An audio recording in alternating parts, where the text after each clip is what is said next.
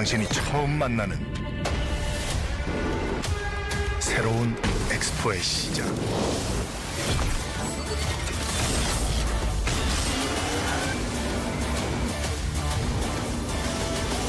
(2030) 부산 세계 박람회. 새로운 엑스포를 원해 부산에 유치해. Hi everyone. The 240Hz XL2546K monitor was launched in 2020. It didn't come with the market's highest available refresh rate back then. But still, it has been widely acclaimed by pros and tournaments as the top choice for FPS equipment for its distinct motion clarity. Today, we'd like to introduce our latest DIAC monitor with a 360Hz TN panel, XL2566K. With DIAC 360, XL2566K delivers a higher level of visual accuracy in-game that either XL2546K or any monitor with the same 360Hz refresh rate can live up to. But it doesn't mean a new XL2566K will get an instant upgrade in your gameplay. Monitors are a computer peripheral. It alone can't guarantee smooth and clear visual presentation. There are other things to look after. The first thing is to make sure your PC game can run at 360 frames per second. And your graphics card is up to par. Last but not least, we've always believed that monitors should be designed with players' needs and habits in mind. A specification-loaded product is not our goal. We hope to create products that can deliver better overall experiences to all players and help those to find one that fits him or her the best. Thanks for watching. Please DM us if you have any questions.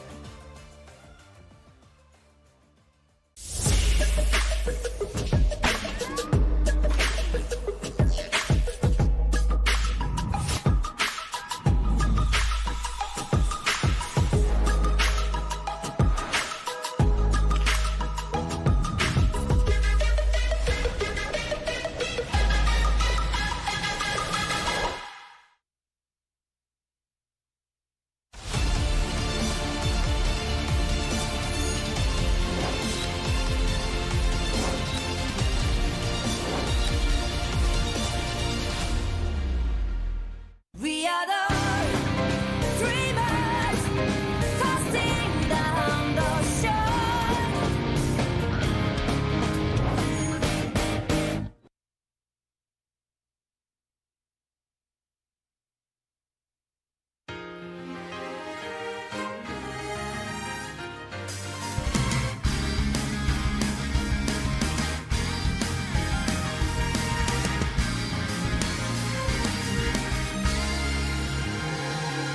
Keep me sinking in this darkness.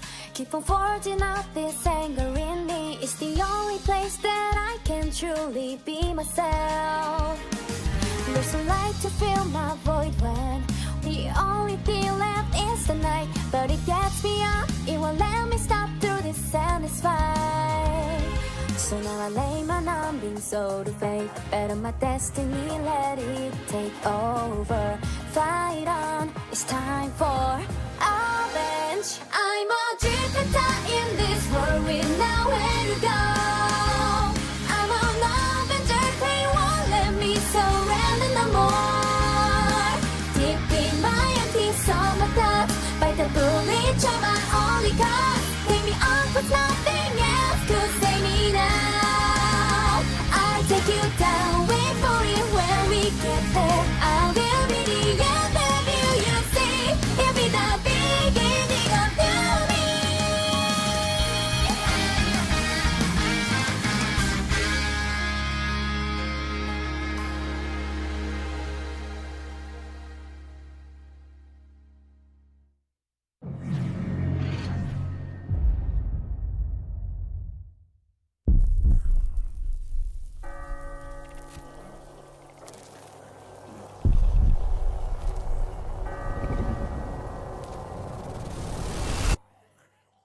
지금 우리 학교는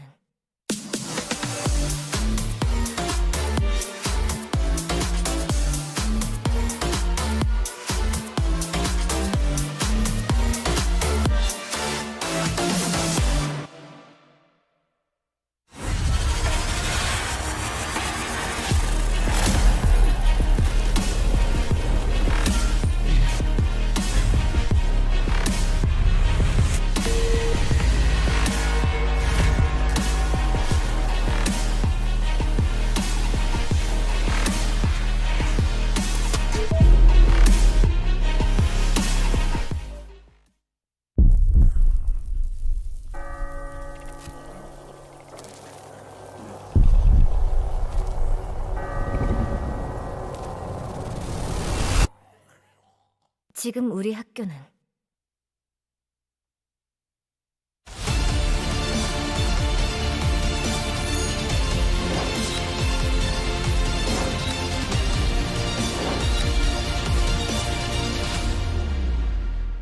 We are the dreamers, casting down the shore.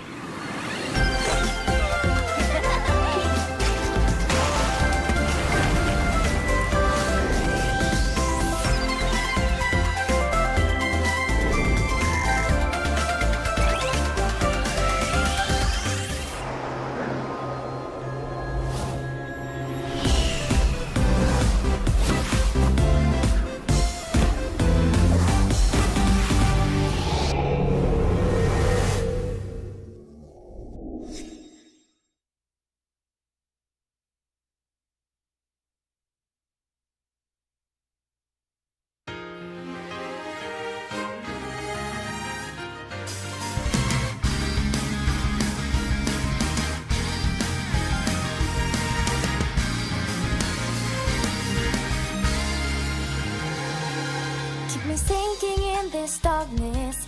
Keep on forging out this anger in me. It's the only place that I can truly be myself. There's a light to fill my void when the only thing left is the night. But it gets me up, it won't let me stop through this satisfied. So now I lay my numbing soul to fate. Bet on my destiny, let it take over. Fight on, it's time for revenge. I'm a drifter in this world with nowhere to go. I'm an avenger, they won't let me surrender no more. Deep in my empty soul, my thoughts by the bullet, you're my only cause. Take me on, cause nothing else could save me now. I'll take you down, wait for you when we get there. I will be the end of you, you see. It'll be the beginning of beauty.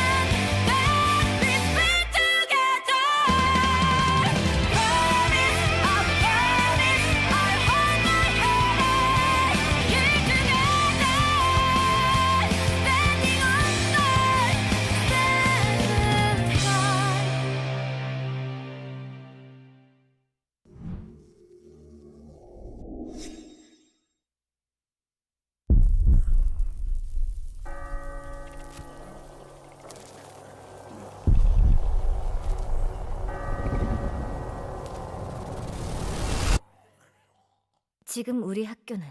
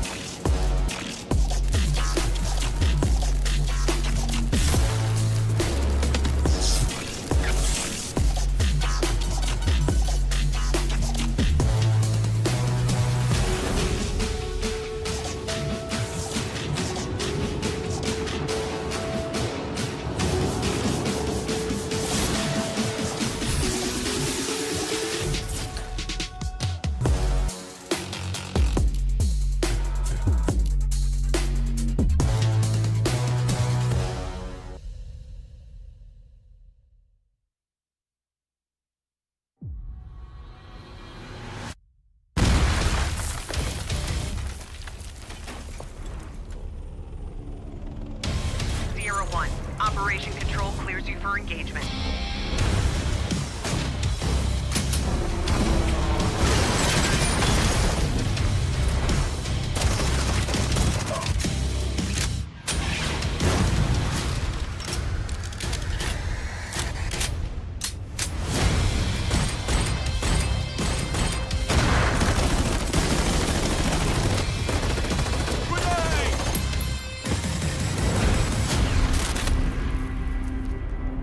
Let's go!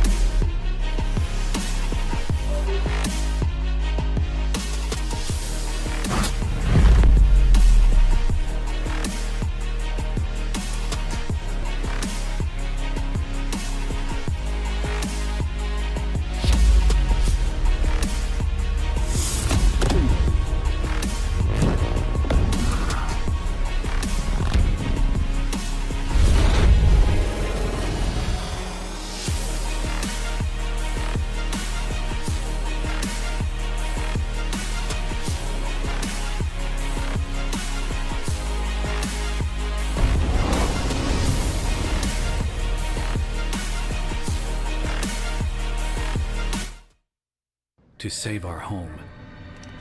We must travel through the gateway to find new energy.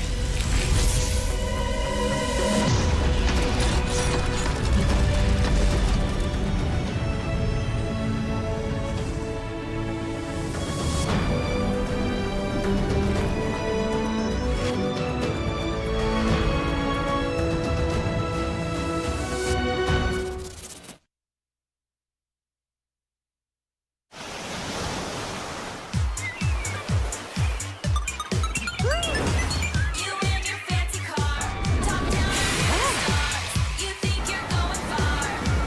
Whatever, you gotta beg and please. I've got you on your knees.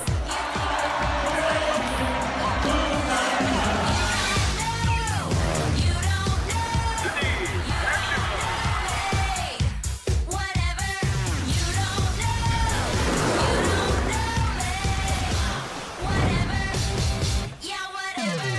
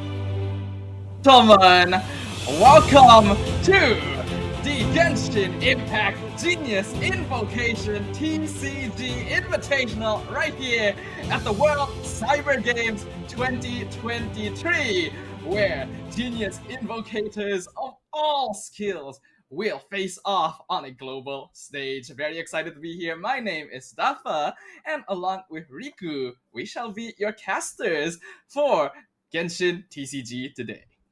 Yeah, it's going to be a very, very exciting series of matches for sure, especially that, again, we've gathered a lot of players from around the globe to take part in the WCG 2023. And I do believe this is the very first time, Genius Invocation TCG has joined WCG this year.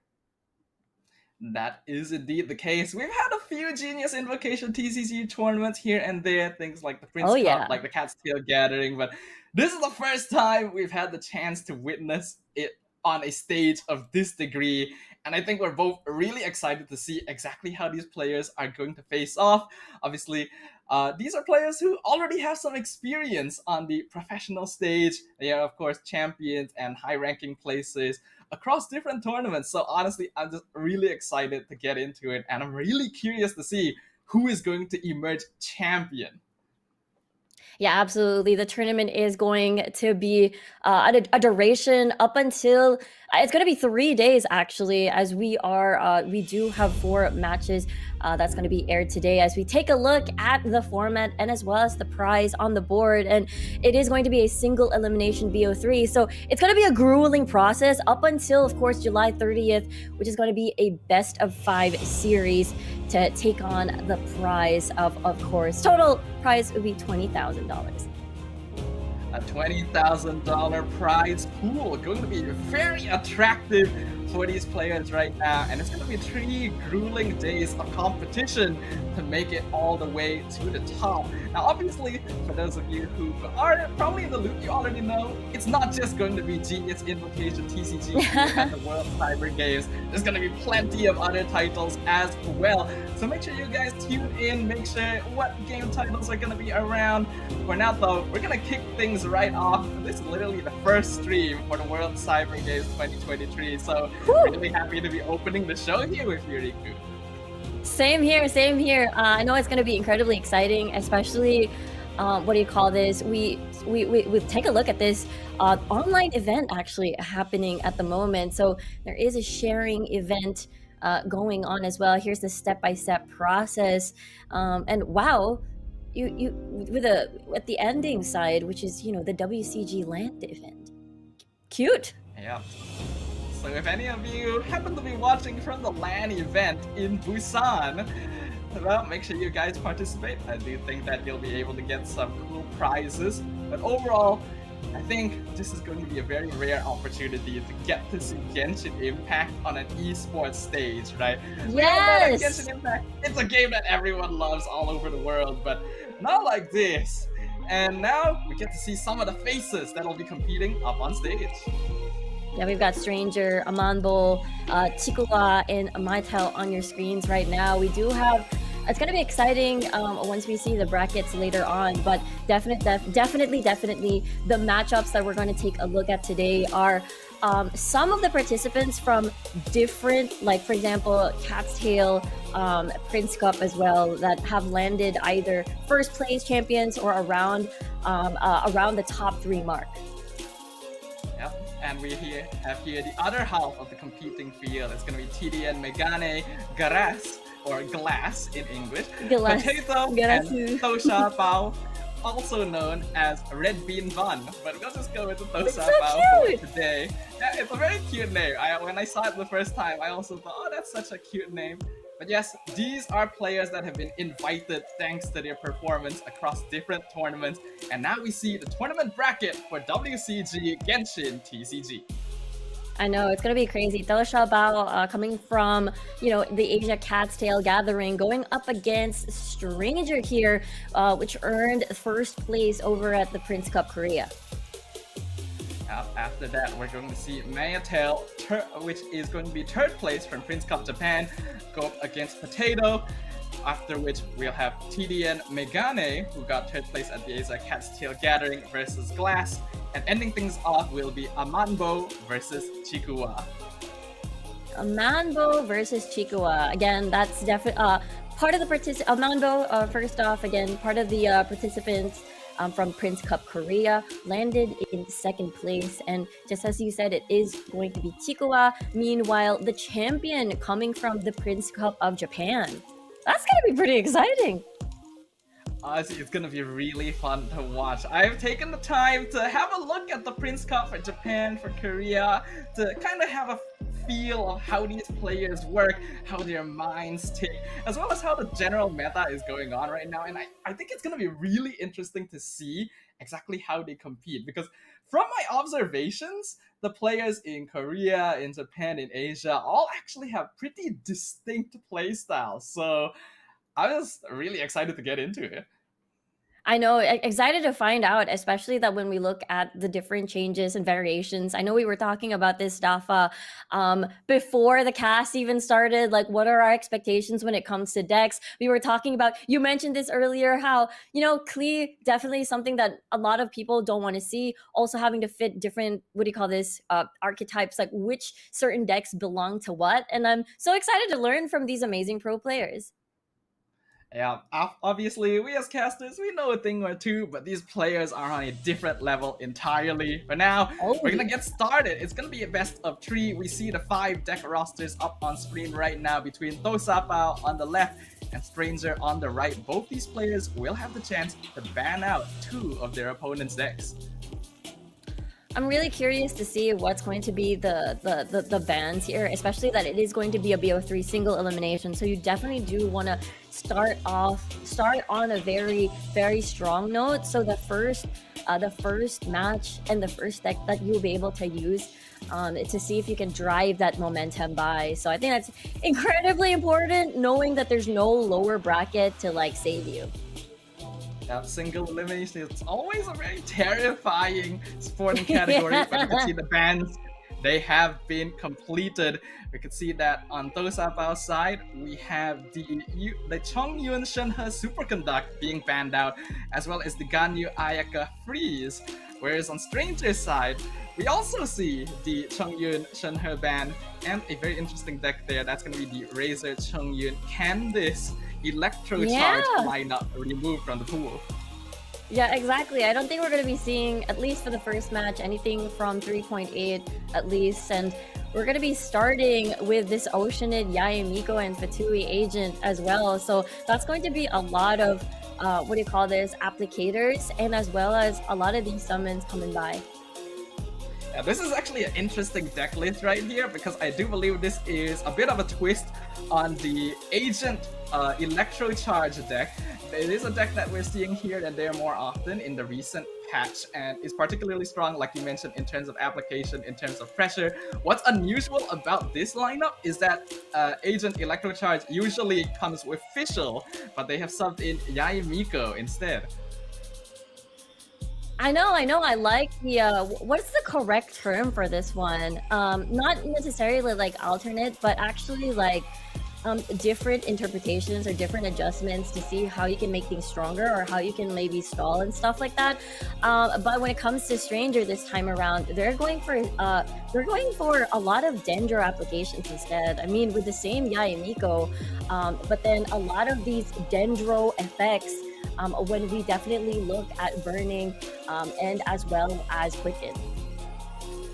This is going to be a rainbow deck right here. For those of you who may not quite know, it is when a deck has 3 different elements, no notable elemental resonance there. And the value of it is, like you said, a lot of applications, a lot of potential elemental reactions. This is as well a pretty unusual deck list. You don't get to see this often. When you see the Nahida, it's usually in the Nahida Electro Charge, in a similar way to Agent Electro Charge with Oceanid and Fischl. So both these players trying something a little bit different. Yeah, exactly. I think it's a very good combination when we look at the Nahida composition, where there's a lot of aside from application, but a lot of chip damage for the long haul. So let's see the mulligans now at this point. Ooh. Some very nice ramp coming in from those Zapao. Good mulligans right there. Stranger going to be starting off with the Liu Su, going to mulligan one card. Adeptus' Temptation. Adeptus! Not really a card you want on turn 1. Oh, unfortunate. Let's see the dice rolls though, if anyone gets lucky for their first turn.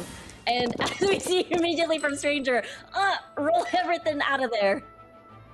After re-rolling, that definitely does look better right now. And nowadays, being able to make sure that you have the correct dice to pull things off is going to be very important. We now see it's going to be the Yaimiko start for Stranger, Oceanid start for Tosapao, so pretty normal starts right here. Tosapao instantly getting the frog out. That is actually really lucky. This is very, very good here on that summon start. A lot of hydro damage for sure going to be on the board, and a lot of setups actually on the ends of Dao Shabao. So I think, at least for the very first few rounds, I think it's a very, very amazing start for Dao Shabao.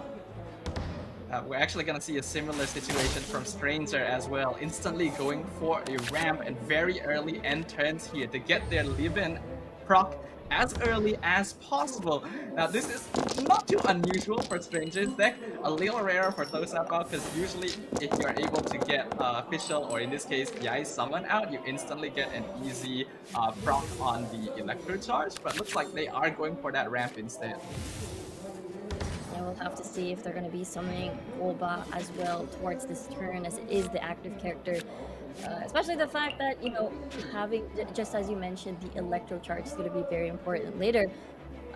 Let's see what the move is at the moment, because that's a lot of Omni Dices on the ends of the Shabao, so there's a lot of options for him to take on his end.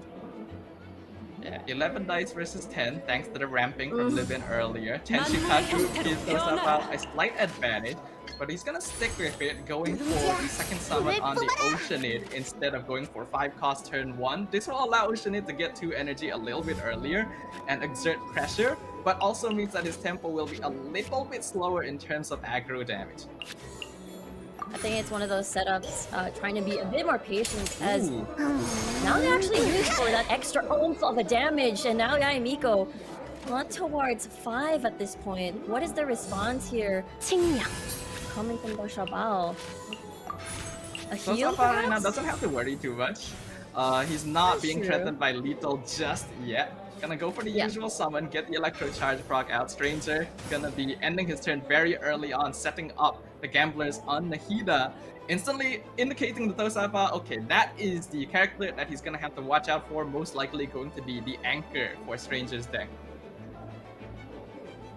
That's already the setup, just as you mentioned, and I feel like with the 2 dice now remaining on the ends of Doshabao, and it feels like... Was it the heal? No. I'm a little blind, but at least 2 energy now.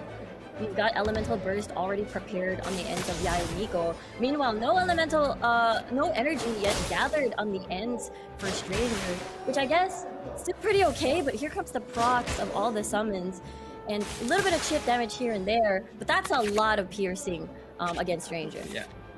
And that was an interesting play coming out from Tosapao right there. One of the reasons why Fischl is usually valued over Yaimiko in an Electro Charge deck is because Fischl instantly applies Electro, and therefore you can match it up better with the Oceanid summons. But by refreshing the duration and stacking it on, Yaimiko actually procs her summon instantly upon end phase, and that allowed for Tosapao to get 2 Electro Charge procs instantly, causing quite a lot of damage. But now Nahida comes onto the field, and because Overload switched Agent out, which is a very important anchor for Tosapao's team, he's gonna take a lot more damage than he would like to at this stage. Yeah, the fact that Yaimiko is already pretty much lethal if ever any piercing comes through on their end, which is a very high possibility, which may add pressure onto Doshabao's end. We've got food on the deck, so we'll see if they're going for more of an aggressive standpoint, or or go defense a little bit. I do feel like as of this point, Tosapao may have played the tempo a bit too slow. He has a lot of energy on Oceanid and Yaimiko, and that is the benefit of it, but he may not have been able to pressure enough. Usually on this deck, you want Oceanid and Yai to kind of swap around, stall out, and take most of the damage so that Agent can come in and clean up high health enemy characters. But unfortunately, because of the overload proc, Agent is already on 3 health right now. He can be easily lethal by Nahida and thus cannot really start generating energy for himself. 지식을 Yeah, that's 너와 quite unfortunate. 공유할게. Decided they want to build, and there you go. Yayamiko now down. They aren't able to build up that combo or unleash the elemental burst before Yayamiko proceeds, and now Oceanid is the most healthiest member of this deck at this point. Let's see where he decides to switch first, because with 3 health, that's going to be very risky. Ooh, that's a big risk right there. But one I think Yeah. Dosafal does have to take right now. Unfortunately, he doesn't really have enough energy generation. If he was able to get 1 attack off with Agent before this, he has a Star Signs in hand. He also has the Agent talent card right there, which is very unusual. You almost never see this played in a deck. I imagine that he probably brought it for a little additional pyro application since he has Yae, so his elemental Yeah. aura is going to be a bit less frequent. But if he attacks with the Agent right now, he is basically sacrificing it and hoping that Oceanid will be able to close out the game.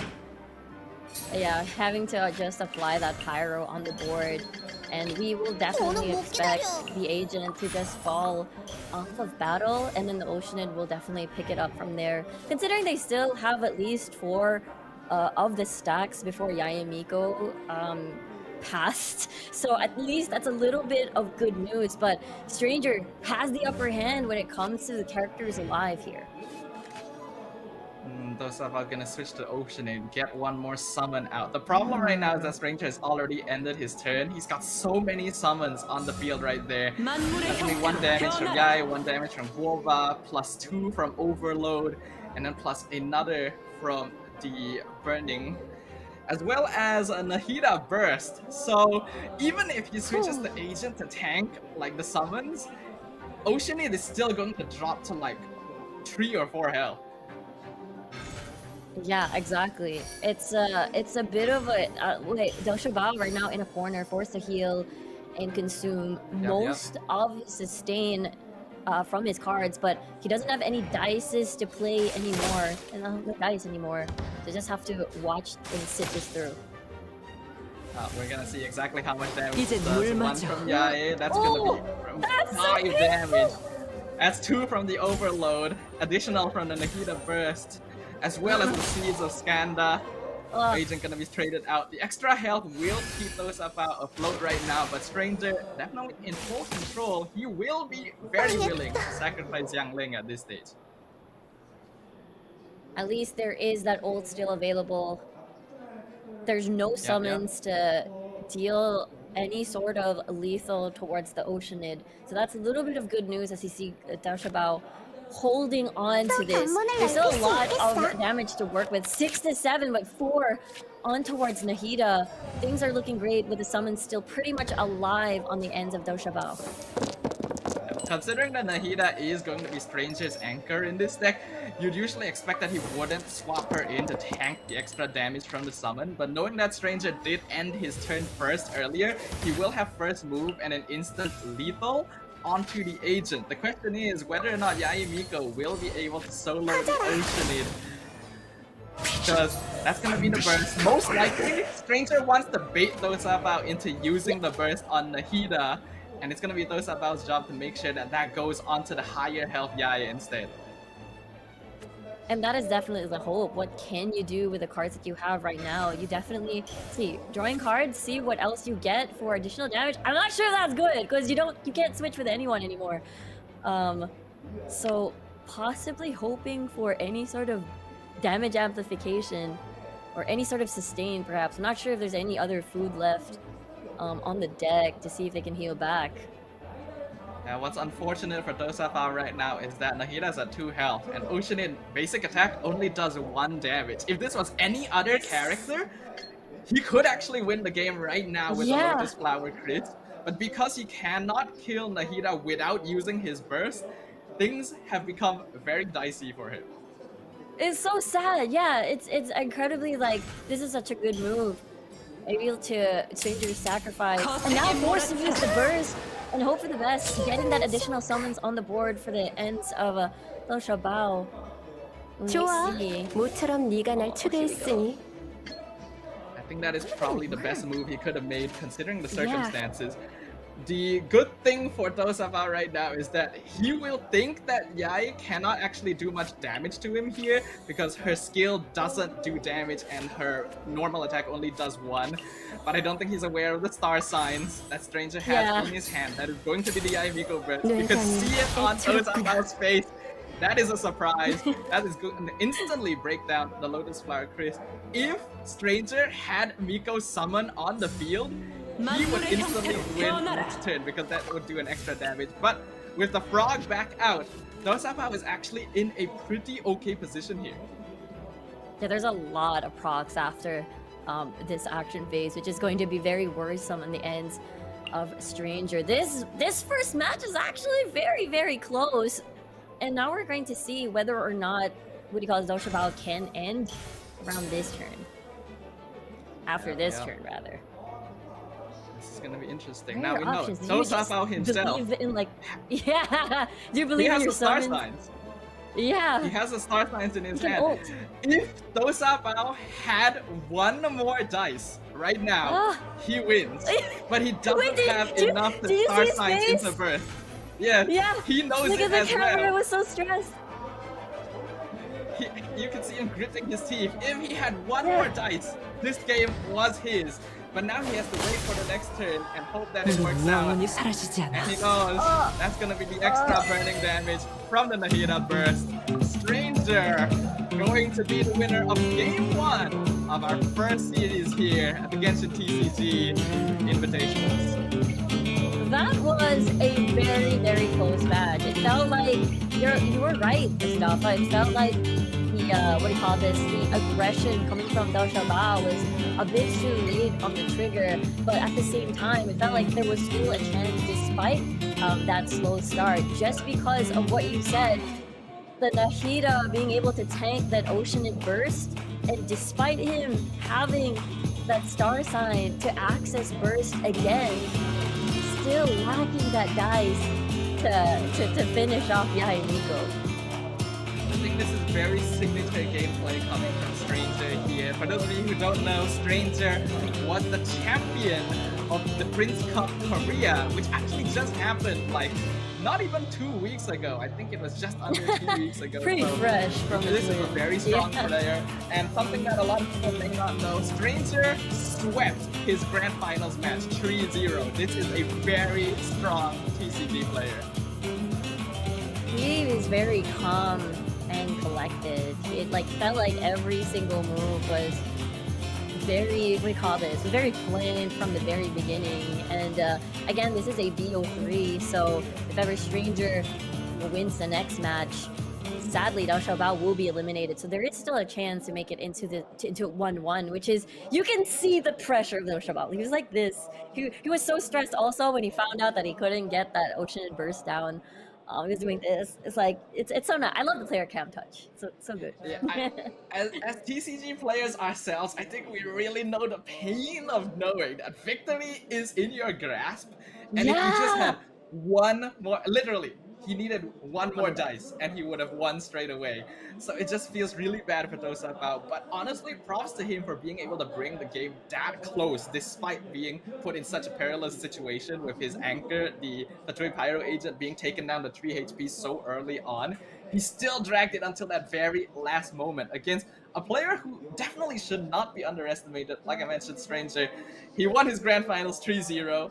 He actually won his semifinals before that 2-0 as well for Prince Cup. This is a player that's incredibly decisive.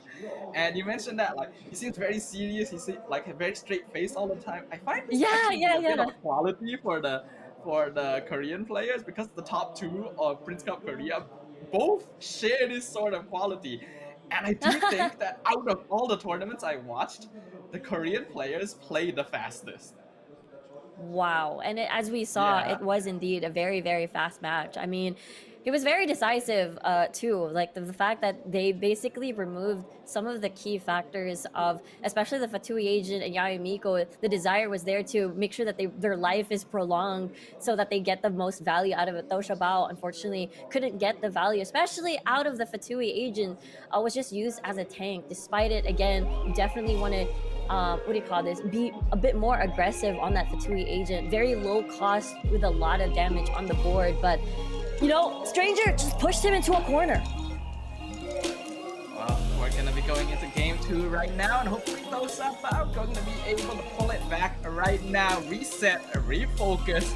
Don't think too much about the loss in game number 1. That's gonna be an interesting one. It's gonna be the Nahida Hyper Bloom with Mona and Official, and on Stranger's side, we have the absolute terror of 3.8. This is going to be the Mona Klee Vaporized deck. This is going to be absolutely painful, especially once the setups. If you talked about how they play fast, I'm pretty sure this is going to be incredibly fast with the switching, free switch coming at the ends of Mona. But let's see now what the mulligan's going to look like for now. So one of the most dangerous things about the Mona Klee deck here, this is the most banned deck in Prince Cups across all of the regions. Players know to fear this deck, and a lot of its strength comes from the recent addition of the Arcane Legends cards in 3.8. We actually saw one in the Stranger's hand, the Covenant of Rock, which allows him to get 2 extra dice when he has no dice left. If the setup is correct and he's against a deck setup that usually wants to stay on one character for a long time, the Mona Klee deck can proc first turn kill.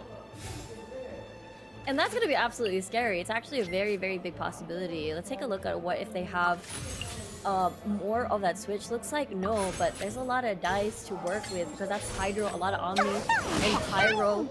Here comes the 4 damage kicking in with the application already. Where's the trigger? It's going to come from Mona most definitely. So the fact that Stranger has played the Skyward Atlas and gone for a Klee start, and the fact that Tosabao has Mona, instantly you can tell he's not going for a first turn kill because it's not going to be possible in this game specifically. So he's going to get started by setting up and just basically being as annoying as possible. Klee Vape is a very aggressive deck that aims to end the game as fast as possible. And that's the setup already. Forced to switch already towards Nahida. Already using the elemental skill at least for that setup. So good to go with that switch over to Nahida. Let's see what the play is with 3 dice left on the board. I think at this point, Toshabao, hopefully he's not stuck in a corner just yet, as again, the application has to happen once more with this switch. Typically on the Nahida Hyper Bloom deck, the process is to go Mona skill into Official skill, get Oz out, proc Electro Charge, and then bring Nahida in for some extra damage. But Tosaba has decided to go for Nahida here to get the Bloom proc out, perhaps to try and remove Klee from the field as fast as possible with potential Hyper Bloom reaction. Yeah, absolutely. Also building up that elemental burst as well, considering it's a 2 cost. Let's take a look at the dice rolls. And Stranger forced to remove most of everything. See if it can get a play here. That's just 2 Pyro and 1 Hydro here. Not a lot to work with. Not as expected. They decided to roll again. Yeah, not the They're thinking. best Oh, dice. I on the thought side they were of just looking at their Stranger. dice. Thought they had the Yeah, Ningguang the players card are where they can thinking. re-roll again. Yeah, they're thinking about this right now. When you have a matchup like this, where you have the Mona Klee on one side, you have to be very careful about what you decide to do. Oftentimes, players may just decide, okay, I'm just going to get as many dice of my character's elements as possible, and then adjust based on the situation. But when you're against an aggro deck, and when you're playing an aggro deck, there needs to be a defined game plan. And that is definitely very reliant on how much dice you can get, and especially the moves that you can do in a single turn, considering the fact that, again, you want to take advantage of this Mona's passive to be able to get that free switch in. And there you go, forced to re-roll once more to maximize this aggro deck, exactly what Stranger has in mind. Let's see what he rolls for now. Oh, he rolled one. He already rolled this. Changed one. This doesn't roll off the tongue. Stop. I don't know what kind of sound effect we just heard right there. Not like any animation voice line I've ever heard. And we can see he's gone for the reroll. Dice definitely looking better. Go for the Mona skill. We're gonna see Oz come out. Unfortunately, it's not gonna have the synergy with the Mona skill since he used that as a proc with Nahida earlier. And Mona gonna be able to tank a lot of damage coming out here. Even switching back to Klee. Now that we're seeing this, Stranger is very much willing to sacrifice Klee in this situation. He's forcing Tosapao into a situation where he has to invest energy into trying to take advantage of this aggressive play. And this is the value of bringing in Yanfei as a third character, because she as well has a lot of carry potential. Yeah, absolutely. Able to also proc that vaporize as well on the board. And again, there is, you get to see Dosha Bao now. Of course, you want to kill Klee in this move, considering that there is that burst that's gonna come in. But let's see, Stranger already in his thinking pose. Yep. Use one of the cards from 3.8 already. 얼마든지 덤벼. That's the Arcane Legends Covenant of Rock right there. The reason why Klee is so valuable in this meta with this card specifically is because she is one of the characters that can naturally reduce her own normal attack cost and doesn't actually necessarily require a Pyro dice for it. So you're not relying on dice RNG from the Covenant of Rock to get an extra attack out. But looks like Stranger isn't actually thinking of sacrificing Klee right here, even going as far as setting the gamblers on her, letting Yanfei tank the damage. He wants to end the game with this little Spartan Knight. And I feel like Dosha Bao now forced to keep Nahida on the board as an active character, considering that you get to see 6 and 3 as the health official, and as well as Mona, and that's going to be incredibly scary once you basically feel the wrath of Klee, especially on the burst. Not very good on the dice rolls on the ends of Stranger here. Not exactly what he expected. Yeah, I don't think it's looking the best on Tosapao's side either, but he at least has dice that are workable in comparison. And now I can see Nahida going to be on the board. I don't think Yanfei is going to use an attack here, though it is very possible considering the Hydro application. I think Stranger definitely wishing he had a Pyro Resonance in his hand right now, because that almost proc lethal. But you can see that you gotta avoid having that Hydro Aura against a Vaporized deck. The Pyro reactions are just way too powerful. Yeah, I agree. It's very, very risky considering that we've got Klee already with a Hydro. And you get to see Dosha Bao hovering a little bit, thinking if he wants to switch towards Mona, the healthiest character at this point, and might consider sacrificing and see an apply Hydro onto Yanfei perhaps. But again, there's a lot of tension towards this match, because like, you get Stranger already fully decked onto its Klee, but not making sure that they don't wanna let this Klee die. There's the weapon. There's 3 energy cost already. There's pretty much everything for this setup. So, I can't tell who's actually the one pushed into the corner, but it feels like Dosha Bao when it comes to HP at this point. Yeah, unfortunately, Tosapao is being forced to react very defensively here, which is expected when you're up against an aggro deck. But the value of bringing both Klee and Yanfei around is that Stranger can trade health for additional pressure. If either Klee or Yanfei falls, it's actually okay as long as the other is still in battle-ready condition. Yeah, absolutely. Still be able to apply that Vaporize. And Mona, actually, Yanfei already ready for that Elemental Burst with 3 dice on the board. Not Pyro. Not really going to be a possibility. So we'll see what setup Stranger can do before he ends his turn. Now, actually, Stranger has already ended his turn, as you can see there. Me silly. That's true. So you'll note that Stranger has a tendency to be willing to just float dice, as in he will not use dice. He actually has 3 dice left on his turn, but he's just not going to use it, and he's even going to sacrifice Yanfei just so he will get priority next turn. This is something that I saw him do during his Grand Finals match in Prince Cup Korea quite often, and it will usually catch opponents off guard because they expect for maximum efficiency to be taken advantage of. And it's the scary part against Stranger. It's like, what is he thinking? Of course, he's gonna get like first dibs to unleash Klee before he falls. And I think that's, well, actually no, never mind. Because of that application, it's -5, and now it's. I think this is looking pretty good because Stranger's not even close to burst. No star sign, no nothing, and it does feel like this is Dao Shabao's game.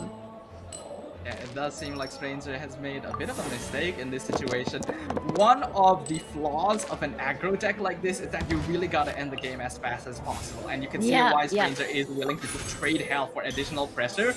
But because of all the health that was traded out, when you're up against a deck like Nahida Hyperblue, where you just have so many different summons out, it can be difficult to calculate the end phase damage. And now we can see that's gonna be it right there. Those are about clutching it back, going to claim victory for game number 2. Ooh. Oh wow. Wow. The stress, the pressure. Despite Dao Shabao acknowledges that he is able to survive this PO3. He was close from that elimination because Stranger won the first match. But at this point, it is now a reset. It is now 1-1. And whoever wins the next is going to move forward into this tournament. And sadly, the other is going to be eliminated. And that match was very, very exciting. You're right. The unfortunate thing about what you said about the aggro deck that that Stranger used, couldn't get everything off the board. Klee was immediately in very, very dangerous health. Was forced to give up any sort of that setups, any sort of that proc to make sure that Klee was alive, but it was already too late.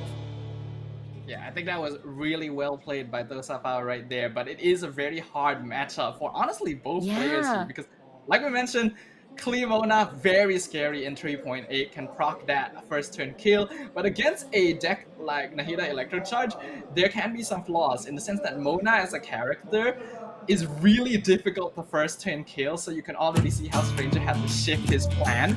And Stranger as a player really likes playing a ramp, even on aggro decks. So usually on a deck like this, you see him try to get a bit more dice for turn 2.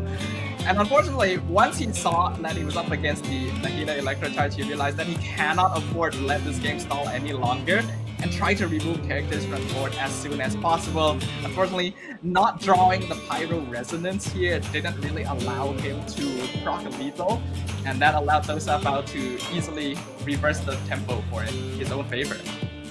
Yeah, there were a lot of instances where Stranger was forced to use that Ningguang card to re-roll again, and it was quite unfortunate that, again, just as you said, he couldn't really get the dice necessary for him to really double down on the damage. But also it's all props to Dao Shabao as well for really spreading the damage across the characters to make sure that the pressure will transfer towards Stranger instead. But as we take a look at the last match, you guys saw the decks that they will be playing. They will be playing, and for Stranger, we're seeing the Bennett and the Fatui Agent come in.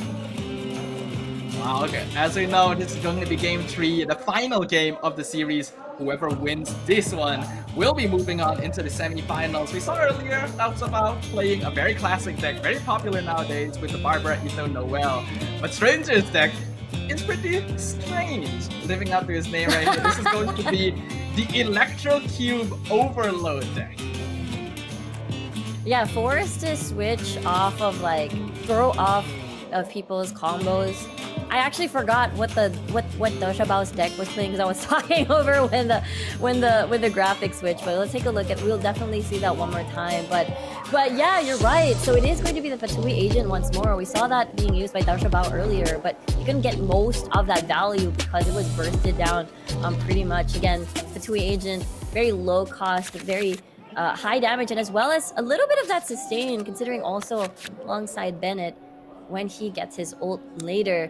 Just going to be helpful in surviving some of these rounds or finishing off characters.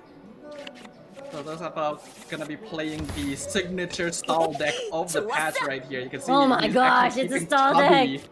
Yep, he's keeping Tubby in his hand, so he's gonna be playing a lot of support cards to ramp up and just keep himself alive. A lot of players will have difficulty facing a deck like this because Ito, Noel, Barbara not only has a lot of defensive utility, but is able to put out a ton of aggressive pressure once Ito is able to get his tenacity of the middle lane and the bell. Yeah, that's the thing, and there's not really any sort of pierce happening on the ends of Stranger's composition. So you'll find Stranger will definitely have a hard time just removing past the shields first before dealing the actual face damage down. And once Da Xiaobao is able to set up and apply all of these shields, once they get their elemental burst, I do feel like Stranger is going to get out sustained in the long run. So what we have here, Stranger's deck definitely a little bit more aggro to mid-range, whereas those about we all know this is a stall deck true and true. Gonna start things off with Barbara. We can see that he was able to draw the tenacity of the Millilith. If he's able to get the bell soon, Ito can instantly start dishing out damage and applying pressure. On the side of Stranger, he was able to start off with a Bennett Talon card in round 1, and that's going to be very valuable. But things do need to get off the ground pretty quickly here. I think Electrocube, a very interesting way of approaching a stall deck, because Overload as well as his Rock Paper Scissors combo will be able to force switches that Dosabao probably doesn't want. But will it be enough to break through the rock hard defenses of this deck? Yeah, I think so too. It will definitely prevent Da Xiaobao into, you know, spreading damage effectively across the characters. But I think the difficult part is after the setup of the shields and the healing. I don't think Stranger is going to have a lot of time, but I think this is pretty decent damage already on the ends of Stranger for the first round. So we can see the cards here on the side of Barbara, Ethan, Noel. We have the Leo, Warp Harbor, very common card for this deck, as well as Sumeru City. These two cards tend to be quite synergistic here, because you want to draw as many cards as possible on this deck specifically to try and get Ito both of his artifact and his weapon. And because you'll tend to have so many hand cards after that, Sumeru City just lets you play stuff for a lot cheaper. But right now, Stranger, I think, is in a pretty good position. He's already got Bennett set up. He can easily burst on his next turn. Whereas Dosapao, we'll see what his plan is. He can try to cleanse the Pyro off of Barbara, but I feel like he'll probably want to go for his skill and then swap off into Noel right afterwards. Yeah, we talked about having to spread and make sure the damage is tanked. Considering the fact that, again, while you want the shields, you also definitely want the heal towards Barbara. But now with I thought 1 HP left, but looks like this Barbara is still pretty much A-okay.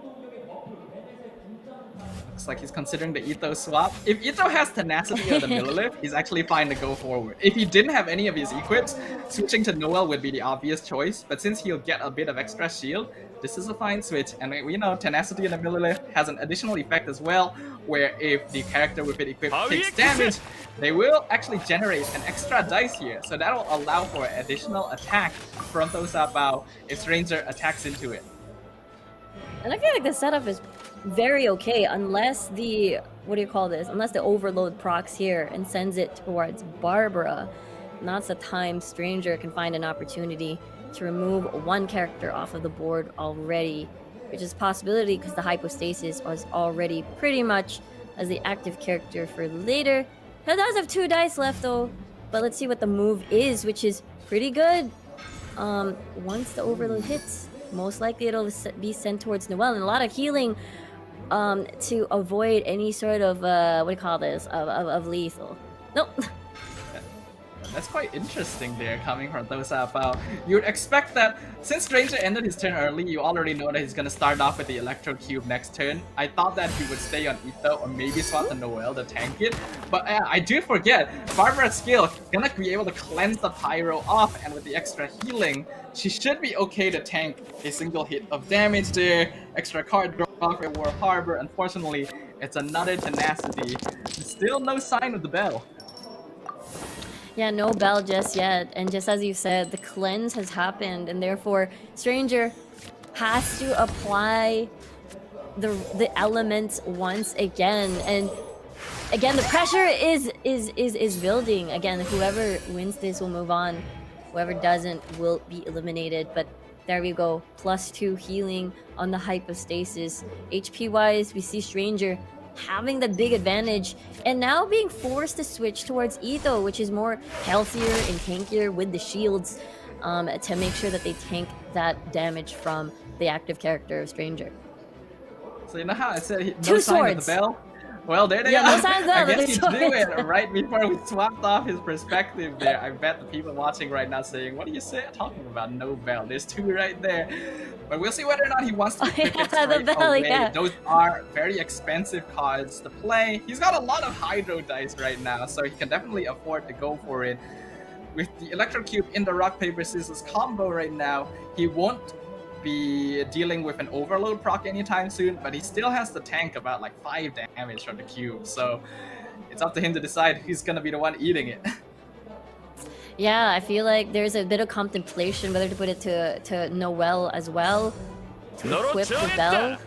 No, going to attack for 1 here, and there comes Ushi, now summoned, and with a shield, it's Ito is definitely going to be fine. No, So I was noted it that those have- they swapped the element? I thought the bell is equipped already. Yeah, no, actually they tuned it, which is very interesting. tuned it, Now yeah. he does have 2 like this is very unusual. Like players of this deck will spend ages looking for the bell, so seeing one getting tuned is very strange. Of course, he has 2 in his hand. If he kept it, he could have had the chance of potentially equipping Noel with Tenacity and Bell as well. But I think he's probably imagining that that would be a bit greedy, and hopefully he wants to end the game with Ito instead. So gonna try and go for a slightly more aggressive play here. Gonna go for the Bell setup. Leo War Harbor instantly ends his turn, gains prio for next one. And now Noel is close to falling here. Actually, already eliminated. Same as what do you call this, Barbara here. So it's all up to Ito to tank all of this. Barbara not even close to his ult or her ult at all for any sort of healing. So Stranger doing an amazing job, sort of like out sustaining this composition. And the Electro Cube comboed with Bennett Burst is terrifying because of just how much value you get from it. That's gonna be the extra damage applied to 3 separate attacks in total. Now you can see the burst comes out, Ito on 2 HP. This is still in an okay position for Tosaba as long as he has enough defensive cards to make sure that Ito can get his burst out. Because once that happens, he becomes a very powerful aggressive threat. 2 Omni and 1 Geo. Rest not being able to be used. Let's see what the play is here for survivability purposes. Close to his ult though. Yeah, unfortunately, no energy generation. You don't usually see energy generation cards run in this sort of deck because it usually lasts long enough for them to get it. You can see the Arcane Legends card as well, Ancient Courtyard, probably a bit too late. He would have liked that last turn and he would have been able to play Bell for 2 dice cheaper. Now with Noel dead as well, he's probably not going to get any value out of that card. But we're going to see the Agent get switched in, and this is where Tosaba has to be very careful.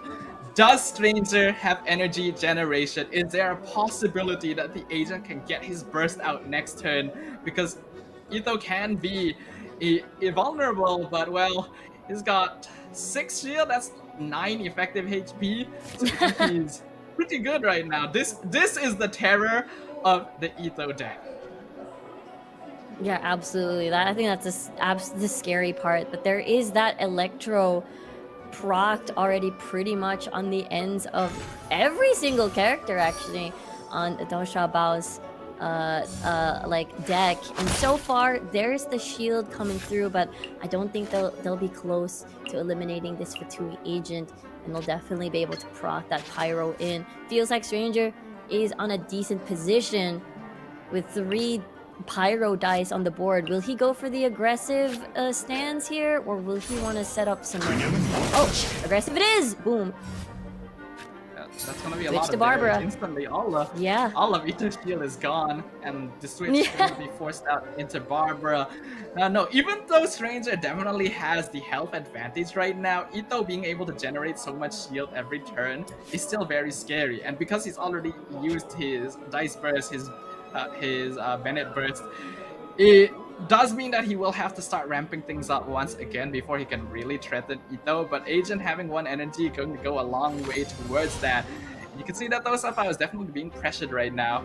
Gonna probably use the middle lane onto Barbara, something you don't see very often, to make sure that his healer survives the turn. Yeah, and we talked about how the burst, the healing coming from Barbara from the elemental burst is going to be very important into out-sustaining and out-surviving Stranger here, considering that Noelle is already off the table. And so far, though, there's going to be the Omni Gems Paimon available for the next action phase, which is going to be very important for Stranger to play more of his combo, and the switch overload happens once more towards Ito, which is okay, no shields for now, but the elemental burst is available. Oh, and there's the Adeptus. That's a Adeptus. top deck Adeptus temptation right there. Is that enough? I'm not sure if it is. Hold on, let me just check real quick. Ito, Okay, his please do ult the math deals for me, because I'm 5 very bad at math. Thank you. His ult deals 5 GAO damage. He has the bell equipped, so that should be an extra damage. So that's 6 damage. Plus 1. Into the Adeptus Temptation, that's 9 damage. Right now, Agent has 7 health, and I think 1 shield. That may be enough. I think lethal. Yeah. I think Ito can proc lethal here. Yeah, absolutely. Remove the Fatui agent and have to deal with the 4. And it feels like maybe Stranger wants to build through Bennett just for that additional sustain, perhaps, or additional damage, depending. So now it feels like both players are now stuck in this corner, considering that, again, they're nowhere near their sustain bursts, with Barbara on the board and as well as Bennett. But it's still, they're both like 2 energy away from their key ults again. Yeah, I think the play right now for Dosapa is definitely go into the Adeptus. He even has the Wind and Freedom actually. So if my math is correct, and I cannot guarantee it is, I feel like that is the he's not gonna do it. Wow, he's not. Have I counted wrong here? Now I'm not sure of myself. I wonder if it's because Dao Shabao is worried that Ito is going to fall, so maybe build Barbara's ult, or maybe heal for the team to out-sustain. But we'll see. There it is. The race for the healing ults, or the damage The race ults. for the heals. Yeah, the race for the healing. I mean, I can imagine that Dosapa wants to be very respectful right here. He doesn't know whether or not Stranger may have his own Adeptus Temptation, and that would definitely be enough to lethal Ito. But I'm not sure. Unless my calculations were wrong, I do feel like he could have killed Agent right there. Wind and Freedom instantly switched to threatening either Bennett or Electrocube. But we will see. For now, as you mentioned, it's going to be the race to get the sustained burst back up. Bennett obviously going to get it first since his burst is cheaper in terms of energy. Yeah, he already has the 2, but he also has the cost with 3 elemental dice and Omni dice rather, and 1 pyro. Definitely more than enough here, but no shields onto Barbara already, so it's a bit risky to keep her active. So I wonder what the play is here with 4 dice left, but definitely enough for something for more setups with a lot of cards here on the board. Bennett definitely doesn't do enough damage to lethal Barbara right now, even with his burst. So Dosapa will be very comfortable staying on this and getting the Barbara burst out, instantly topping up Barbara and Ito. And now things are going to get a little bit tenser for Stranger, because Ito, like we mentioned, he's got the Wind and Freedom, he's got the Adeptus Temptation, even 2 heavy strikes in his hand. There's a lot of potential damage coming out of Dosapa next turn. Oh yeah, absolutely. And the fact that there's no elemental application yet for any sort of overload setup on the ends for Stranger. So now Stranger feels like he's in an awkward position. Have to battle through all of the shields from Ito and as well as from Barbara now with that +2. So what do you do? Of course, Bennett ult. But again, because of the shields, that's you just break through the shields. That's it. Yeah, but he doesn't mind that right now for those about again. That should deal. Yeah, that's 7 damage. That's instant lethal. He doesn't even need the Adeptus Temptation. Go for the win in freedom. Go into the burst. Take down Bennett. This will probably force Stranger to go into Agent normally, but there's a chance he might look to sack the Electro Cube instead, since it will have the ability to revive and potentially waste a turn from Ito. But you can see, those about, this is his time right now. We're gonna see the big smack from the one and Oni right here.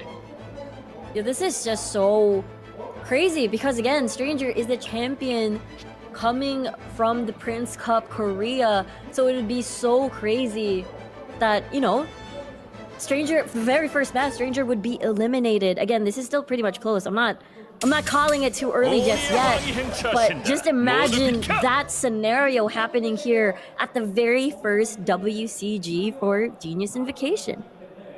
It would be insane. If you had asked me going into this tournament who my favorite was for champion, I would have said Stranger. The way that he cleaned up his grand final was like perfectly played.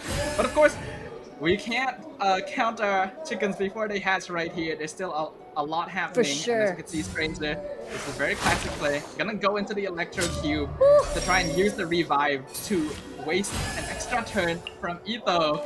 But that's gonna be a lot of damage here. He's hoping to be able to get... Ooh! Wait, how much damage does this do? 7! Ooh, that hurts! Oh, that's painful! There's a force switch onto Barbara. But there is still, after they end the turn, there is still that little bit of healing. There is a bunch of food as well. And Adeptus even kept. I can see the heavy strike. Heal The first, heavy or- strike on Barbara. You would have thought you'd ever see the day, but it's perfect in this situation. Take down the cube. I think it was a very smart play by Stranger. That's something I didn't even see myself. I thought the Adeptus would be for Agent for sure, but he had an Adeptus Pyro Res into the Electro Cube burst there. Unfortunately, just 2 damage short of taking down Ito. And now with Agent as one man standing against a full health Barbara, as well as a fully equipped Ito, we could be seeing the champion of Prince Cup Korea go home in the first series of the day.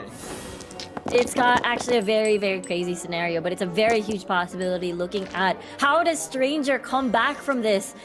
He only has 1 at least he has 3 Omni Dice. What cards does he have? What can he do with the cards on his hand? Does Xiaoxiao feel like he has this in the bag? There's an overload proc possibly towards Ito here. Yeah, I think and that's Xiaoxiao 4 damage. definitely in the situation where he will feel like he has this in the bag. Even like if Agent had used the Pyro Resonance there, it wouldn't have been enough to take down Barbara. He doesn't want to use his burst on Barbara. He needs that for Ito. That's his only tool for removing Arataki Ito from the field. But Dosaba can use that. He knows that's the only resource Stranger has right now to potentially win the game. And as long as he plays around that, this game is as good as he is. Whew. And the thing is, wasn't Stranger's Adeptus used already? And there it is, breaking Yes, it through. was. That's the burst. Oh, 1 damage short here to eliminate Barbara. And the tension is growing! The tension is growing here! Safa! Yeah, we can see. No, somehow he's been doing a great job. He's just being very efficient with his dice. He knows that as long as he can end the turn later than Stranger and still have enough dice for 1 or 2 attacks left, he'll be in perfect position. He's even gonna use the Lotus Chris on Barbara. Oh my goodness. He's forcing And now has ult Stranger again. to use everything. Yeah, This is raw. this is very rough. We can see Stranger already on his thinking pose again. And attuning everything for this Fatui agent. Using all of his dice. First, 기운이 없어. that's the win Xiaoxiao con. still has Adeptus. He kept it. He was very patient. He's gonna use the heavy strike. Right now, Ito does a lot of damage. That's gonna be 5. Oh, that's it. Oh! That's enough. That's it! So GG!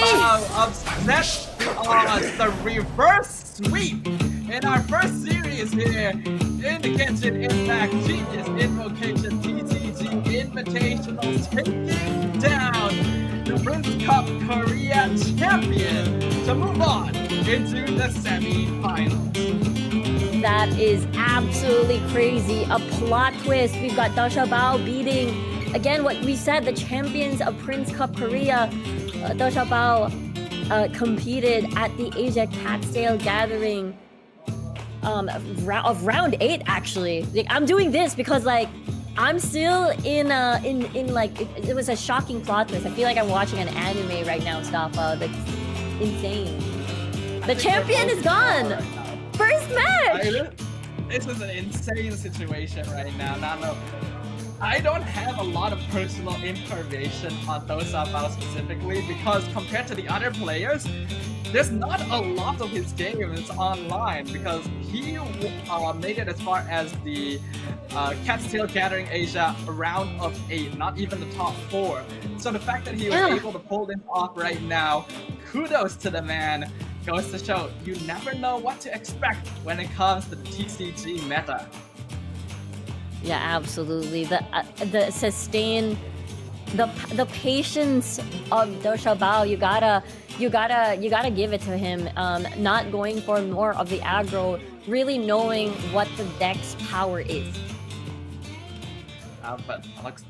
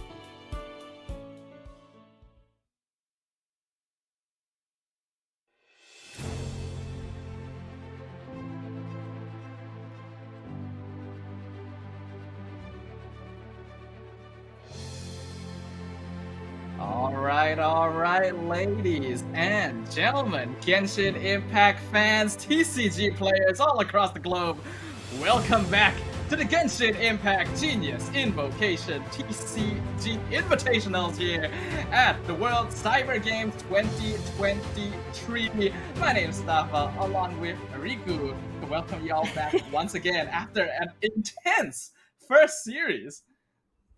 Yeah, it started off, it felt like Stranger was going to 2-0, but we saw or were able to see Dao Xiaobao being able to take it 1-1 and finish off that BO3 series with a very, very crazy sustain deck. It was just full sustain. It was Barbara, Ito, and as well as Noelle. It was very, very hard to like penetrate through the defenses, and it's just a big rush. But we're moving on to our second match of the day. It's Metal versus Potato. We've got Metal coming from the Prince Cup of Japan, coming from third place, and Potato also coming from the Asia Cat's Tail round of 8.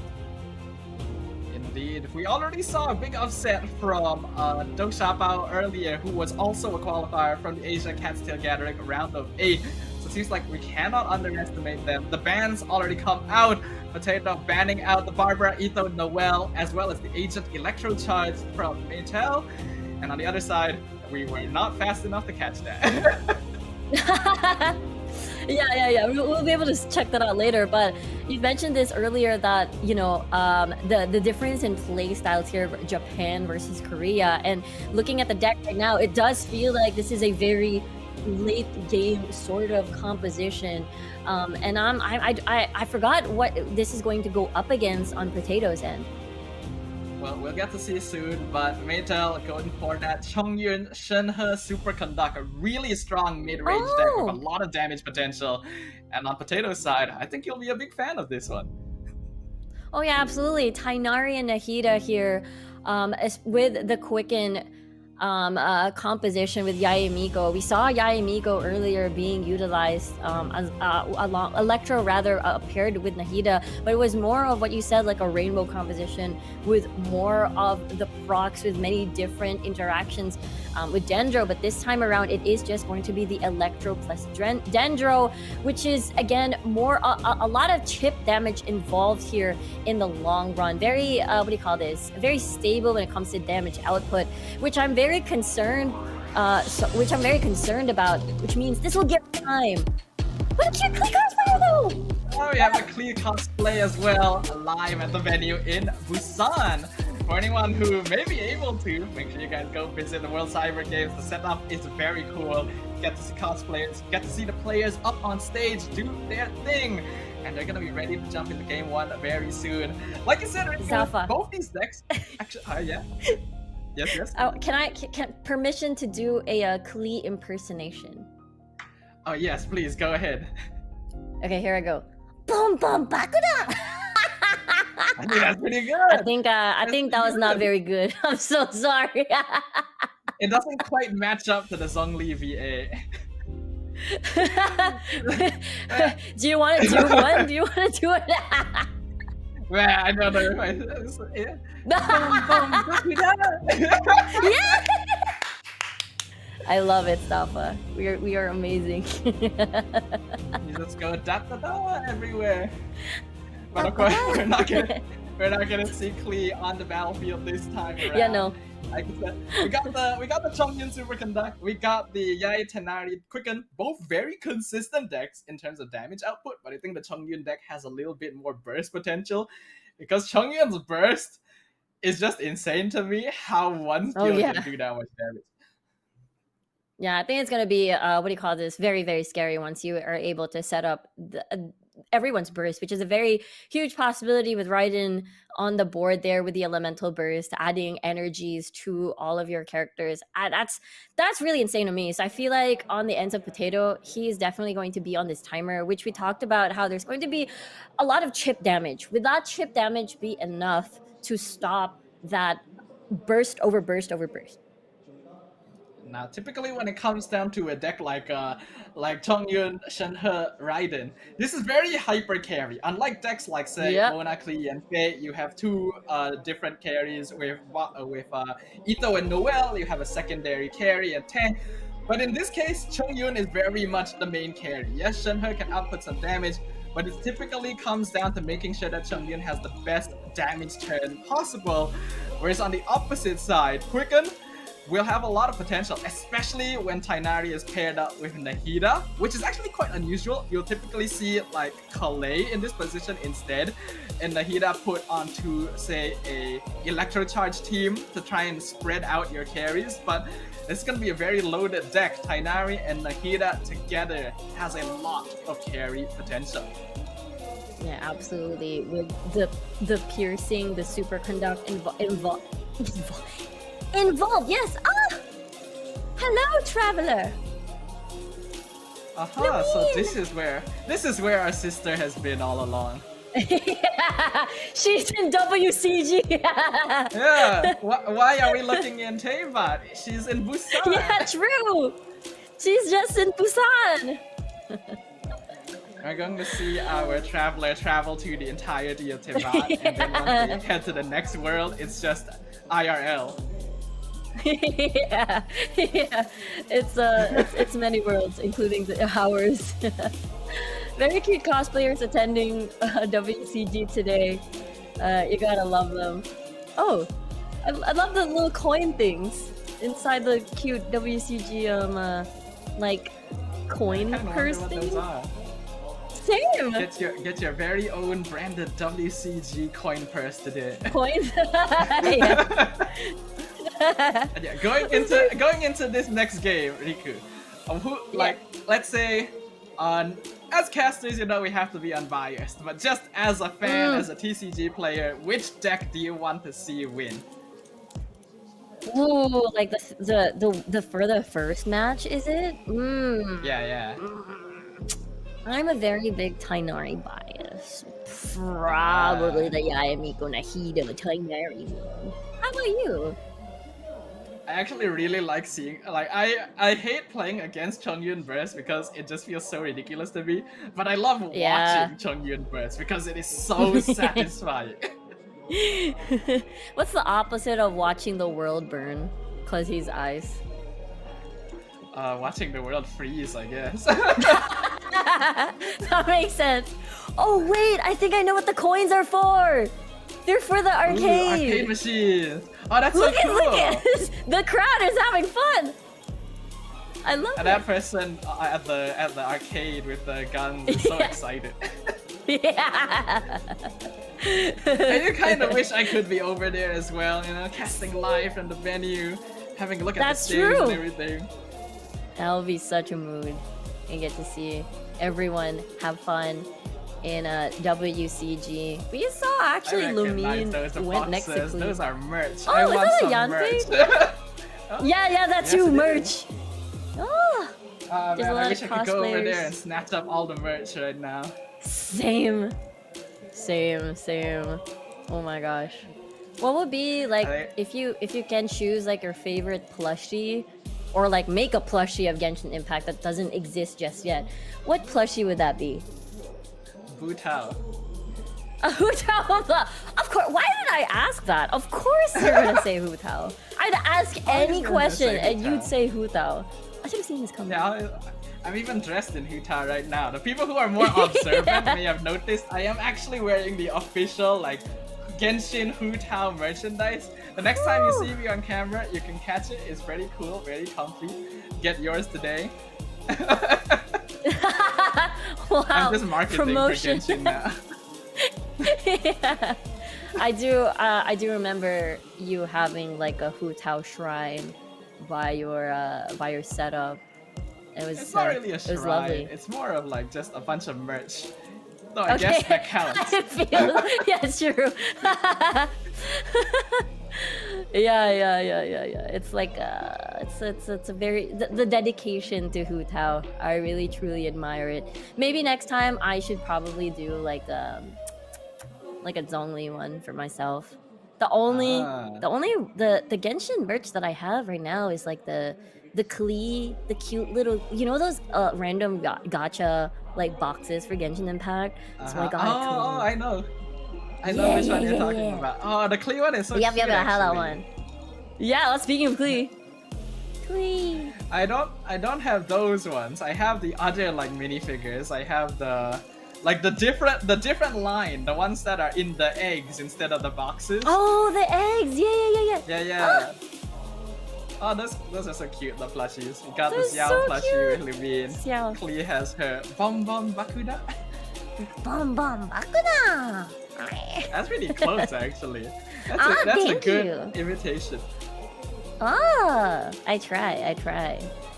Nice. It I does try, seem like we're gonna try. take a short moment before getting into the game right here. I assume we're facing some small technical difficulties, but no worries. We'll be jumping in very soon. We have already the crew up on stage to make sure that everything is in tip-top shape and that the players will be able to duel to their heart's content. Yeah, especially it's single elimination. A lot of pressure. We already see our first player to be eliminated, which is Stranger, coming from, again, the Prince Cup Korea. It's such a big deal because he is the champion. You said this, Safa. He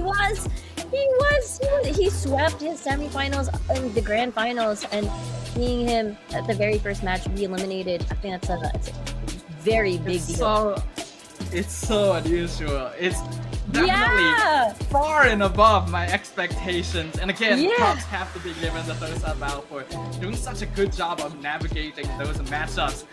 And now it just seems like all bets are off the table. Like you have first place players, third place players, and now we don't know whether or not they're the favorites in this competition at all. Yeah, it just shows that anything can definitely happen in this BO3 series. And again, we're currently at our second match of the day, Mateo versus Potato. We've got Mateo as the third placer coming from the Prince Cup of Japan. As we head on over to our game, it's starting, here we go. Alright, it's been a long wait, ladies and gentlemen, but thank you for being patient with us. We're jumping straight in. Potato going to be on top, Maytail on the bottom. We're already seeing some mulligan. Maytail actually considering mulliganing his entire hand right here.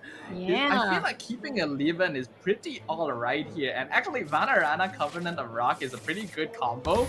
But he's gonna switch, get two Liu Su's out, which actually is since you huge. asked so Getting Liu nicely. Su out on turn 1 is massive, and it actually shifts the way he wants to play the deck. He usually start with Raiden, but with Liu Su, he can actually start with maybe Chongyun and then switch into Raiden for a free energy. Yeah, the fact that you can just, what do you call this, generate energy over energy is very, very scary to think about. Considering that just you said Chongyun by base attack alone, 7 damage, that's without weapons, that's without Adeptus and all of the damage amplifiers and effects. So really, really good start, Do just they as have you the said same on the ends dice? of the tail. Are those Wait, the same what? dice? It looks like it's the What are same the dice on both odds? sides. Yeah. Oh my goodness, it actually is. Shine down! Wow. Wait, good What are eye. the Good chances? catch. How does that even Speaking of happen? good eye, we see the Yeah, Raiden you good eye. Mm. So he Yeah. did decide not to go for the Chongyun switch into Raiden. I guess he realizes he's gonna be up against Miko, so Shit. Raiden will not take any damage turn 1, so he feels comfortable to just charge up the energy manually and then get Liu Su out for Shenhe and Chongyun. So perfect start with this ramp here. Able to get again into that 2 energy or like extra energy on the ends of the characters that don't have yet. So here we go. Shenhe. Really good start here on the I've been ends of waiting Mattel. for What you does for Potato decide to ages. do? Is he pressured? Question mark. This is a pretty normal opening for Chongyun Superconduct. On the other side, Potato, you usually go from Yai into Tainari, but that's usually when you have Kale as the third character. Unleash. So since they have Nahida, they're going into her first to try and spread the seeds of Skanda onto the enemy team. Does he have 5 dice? No, it's only 3, so he's only going to be able to apply it to Shenhe, who already has her burst up thanks to the Liu Su. Very, very fast here. Conversions on towards these energy bursts. And the fact that Raiden is also pretty much very close on her end as well. So it's going to be burst after burst. Honestly, really scary. I actually want to see this into fruition here for sure. Oh, no, not enough for Paimon with only 1 dice left. So unable to set up that Omni dice for the next action phase. he just used Leave It to Me. I actually thought he would potentially end his turn on Shenhe. Yeah. But he's actually gonna use the switch to try and top up Swap. Raiden's energy. Now the unfortunate fact of this is that it's not gonna be as efficient, because if you want to burst on Raiden, you usually want to take full advantage of it and like make sure that Shenhe is on 0 energy so that like you can instantly get it. But looks like now he's gonna switch back into. Alright, Lee Su only procs once per turn as well, so interesting choice here. I guess it's to make sure that he doesn't proc the quicken from the Yai summon. Yeah, that's true. I think that's the call. It was a 2 birds in 1 stone kind of thing where they don't want to proc that quicken, plus you want to make sure that your Raiden is already prepared for the burst, and that's the time that you switch. Well, Leave It to Me already been used. I'm guessing there's another one somewhere in the deck. That's a rough dice. Oh dear. Oh, it's okay. There's like 2 Potato there. is a little better, but Mytel's not looking the best. Yeah. Oh no, 4 pyro. That's rough.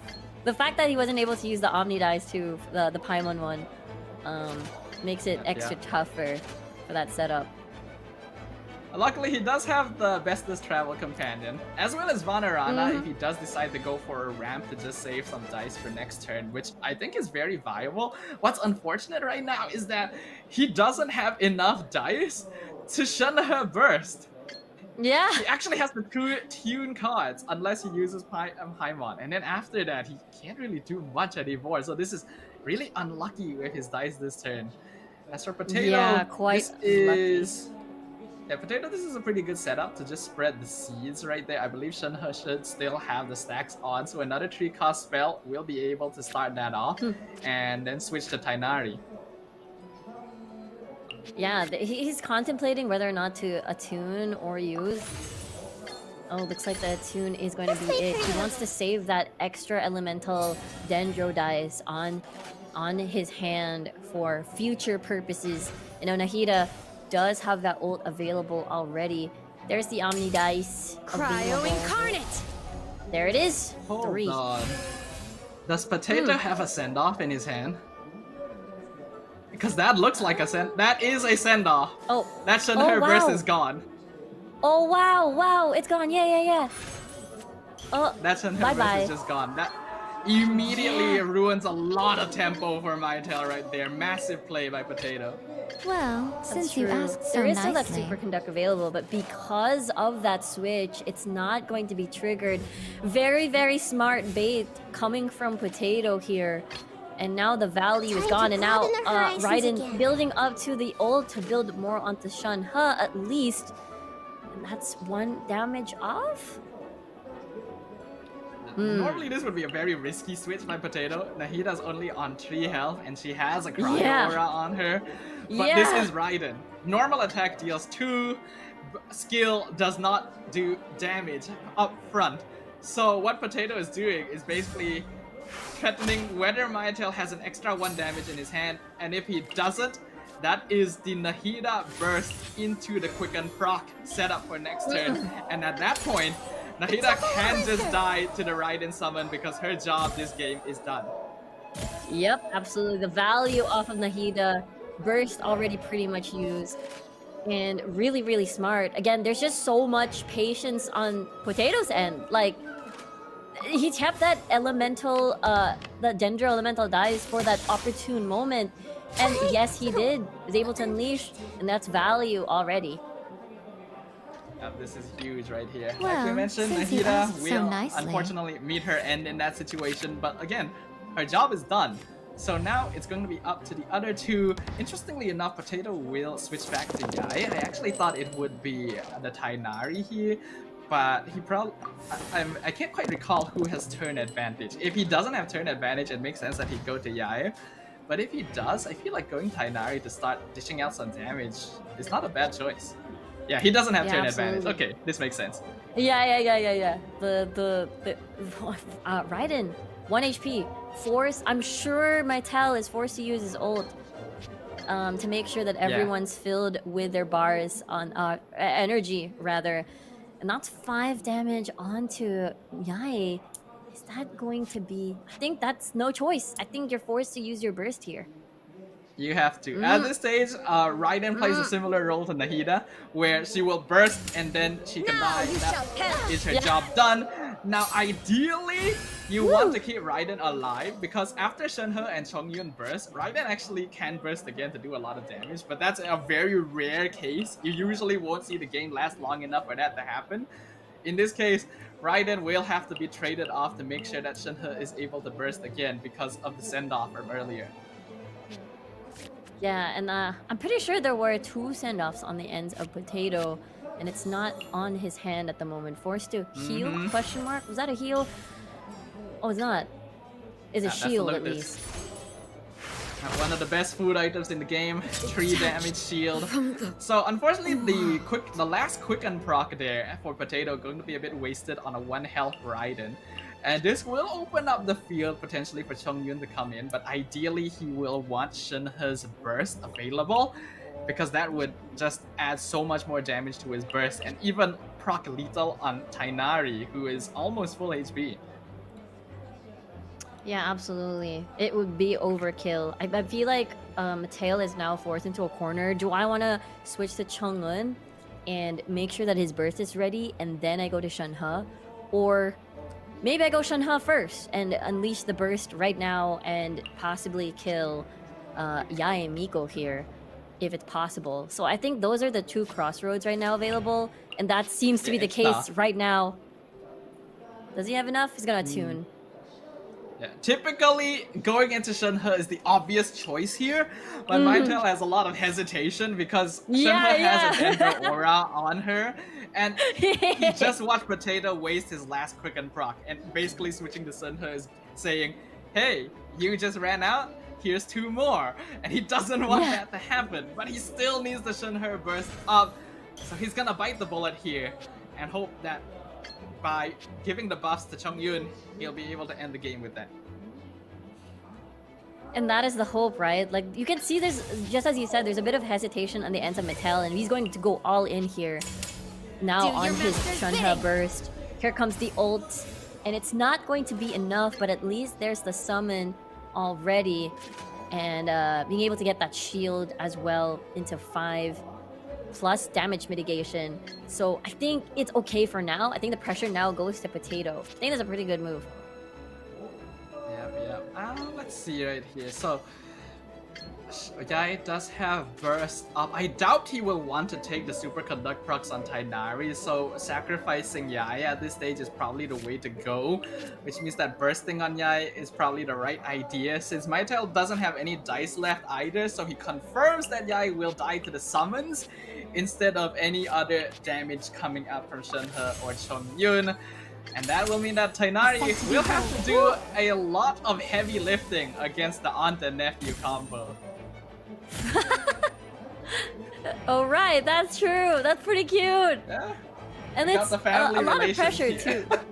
too. Yeah. Roar. Okay, Shenhe gone, and it's now almost, it's gonna be like a 1v1 eventually versus Chongyun, which is gonna be scary considering that the burst is very, very close. That's like, you don't have that Lotus. I don't think Potato has any sort of cards for damage mitigation at the moment. So a little bit worried on for him with Mattel close to whatchamacallit, to his burst, and it's 7. And that's lethal if he does get that burst on. Oh my god! Oh Okay, dear! I'm gonna say here, he doesn't That's actually need the Adeptus Temptation. Yeah, he doesn't need the burst, yeah. If anything, he needed energy generation, something like Star Signs. But I'm not sure if he Yeah. has it in this deck, so this is fine. So the problem right now is that this seems like a shoe-in game for Mattel, unless Potato drew like a Lotus Flower Crisp or something. I do see he has food, but I'm not sure what food it is. Chongyun can go for a basic attack, and then his burst will confirm lethal next turn. Whereas Tainari, although he has a catalyzing field, doesn't have any energy. So he can only drop Chongyun down to like 4 HP at most. He has a hash brown. That's not It's a going to be heal. enough. This is going to be Mytel's game, confirm. Yeah, confirm. There's no way. There's no draw opportunities for the side of Potato. Whatever he has now, which is just that Ningguang card to reroll, and then that's it. GG's.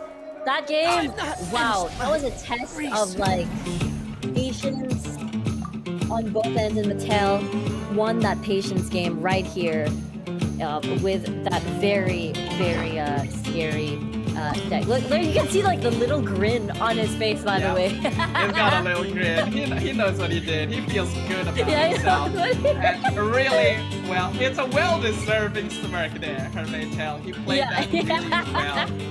He was able to deal with the tempo disruption from the send-off amazingly too. I think being able to start off with Liu Su was massive, because if he didn't have that in his starting hand, he would not have been able to get the second Shenhe burst off in time before Shenhe died, and that would have changed the game entirely. So sometimes it's small things like that that really make the difference. Yeah, that setup, again, the deck of Mattel was all about that energy, all about ramping up on that energy, getting what do you call this?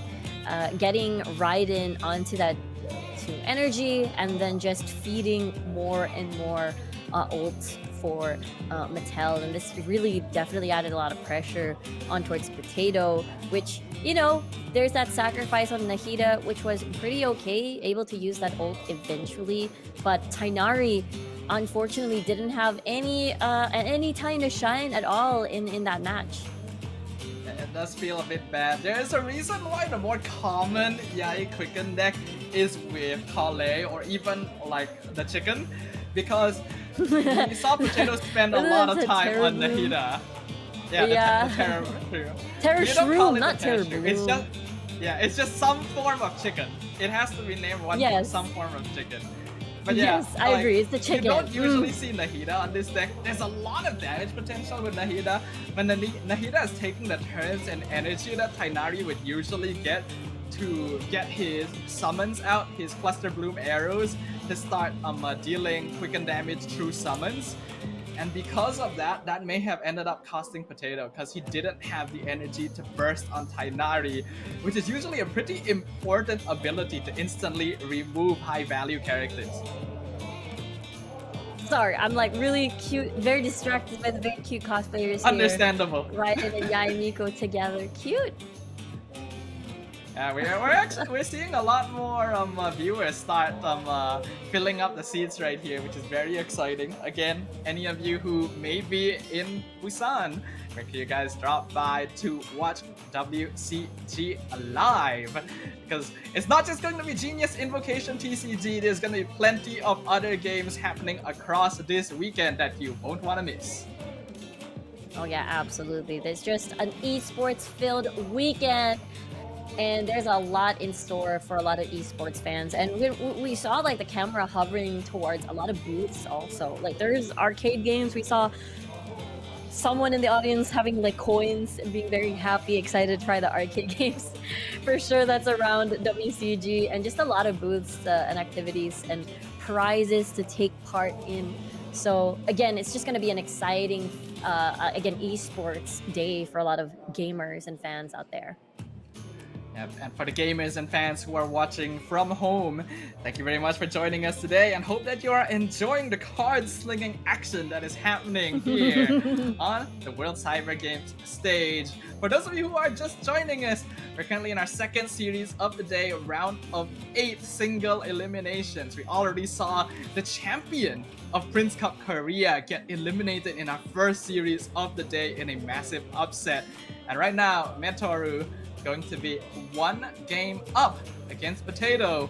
Will we get to see another game 3 like before? Oh, I mean, it's a possibility, because remember, Stranger had a difficult time making this Klee deck work from earlier, and this is the exact same setup that Stranger did, and it was just a lot of pressure to deal a lot of damage with this aggro deck. Curious to see what deck is this going up against? It's a mirror matchup! Oh, it's a mirror match! It's a mirror matchup! we got the Mona Klee Yanfei mirror match up on stage. Potato staking it all. Now this is gonna be very interesting. As you know, when you have a Mona start, a first turn kill is nearly impossible. So neither player will be going for that. A lot of this will come down to card draws, who is able to get like pyro resonances, set up auras more efficiently, will be able to win out this matchup. I'm so curious. I'm really curious how this is going to pan out, because while there are, just as you said, mirror matchups, there is going to be the draws, and here it is. Oh, Klee someone has talent the in Klee hand. skill already for sure. That's going to be kept. Both have Paimons. Both have the pyro free That's dice the woe on the then. board. Interesting. So Klee talent card. Honestly, I don't actually see this very often because it doesn't do all that much for Klee. All it does is provide her with an extra charged attack stack. And maybe that could be useful in a mirror matchup here because his Klee will be able to output more aggressive damage over time. Maita with very interesting opening, starting with Yanfei. Yeah, Yanfei first. What will Potato do this time around? Will it be a similar setup? Because what we saw from Stranger's approach, it was definitely a Klee start to get that summon immediately on the board. So Next very... time, be sure to make a proper appointment. It's a Oh, it's the mirror same. start! Oh! Alright, both these players are on the same wavelength right now. Now you would typically anticipate a Mona start in this situation. So I think or even a Klee start if they want to feel more aggressive. So I think what both these players were thinking with the Yanfei start was to try and tank the first hit and then swap off the Mona or Klee to prevent vaporizing on the initial elemental aura. Yeah, I think that's definitely the call right there. Both trying their best to play safe, taking care of that Klee. But I do think, yeah, you're like what we discussed earlier. I do feel like it's a big deal to have this Klee talent. You said it is going to be that +1 on that summon later on, which is going to be very helpful for that extra damage output, which is going to be one of the biggest differences I feel coming into this matchup. The dice though. One of the biggest Very differences we're seeing different. right now is the dice, yes. Potato's dice definitely looking a lot nicer than Maytel's. Yeah. We can see a switch from Potato to Klee. Maytel switching to Mona instead. So I think Mona. from now, Maytel's gonna This try is and destiny. go for the typical opening, but Potato not gonna let that happen. Goes for the quick swap into Mona and gets his skill set up first. Typically when you start with Mona, you want to be the one to attack first because by getting the shield, you will confirm that you are at 10 health and they are at 9. Yeah, being able to mitigate damage. And of course, the trade isn't going to be the same with the shield on the board.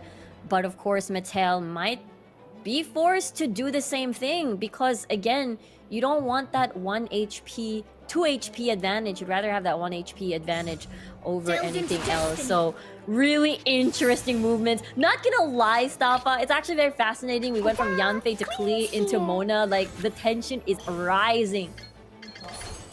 You can see now the switch into Klee from Potato, gets the skill out, Pain. gets the Vaporize proc.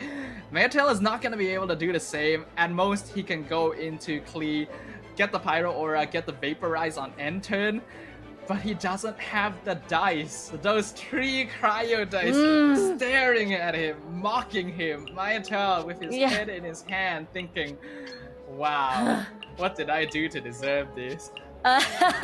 Yeah, it was incredibly, again, not the best start. Especially we talked about this deck being very aggro. You want to be able to set up again the auras to make sure you get the reactions and the cards in his hand. Mattel, he doesn't want to attune anything because everything in his hand is very valuable for the next turn, especially He's gonna tune it. He's gonna tune He's it. gonna tune the talent. He's pressured. Now note, He has to both do these something. players have Covenant of Rock in their hand. Potato is absolutely going to use Covenant of Rock into one more Klee attack, and that's the reason why this synergy is so good. Klee gets a free 2 dice attack, and now instantly Klee has a Pyro aura on him, will get that vape proc. Of course, the same can be said for Potato. Now, Maytel has the option to do the same, but Potato's Klee already has the Pyro aura on her, so it would be less efficient, and that's why you see him end his turn to gain advantage.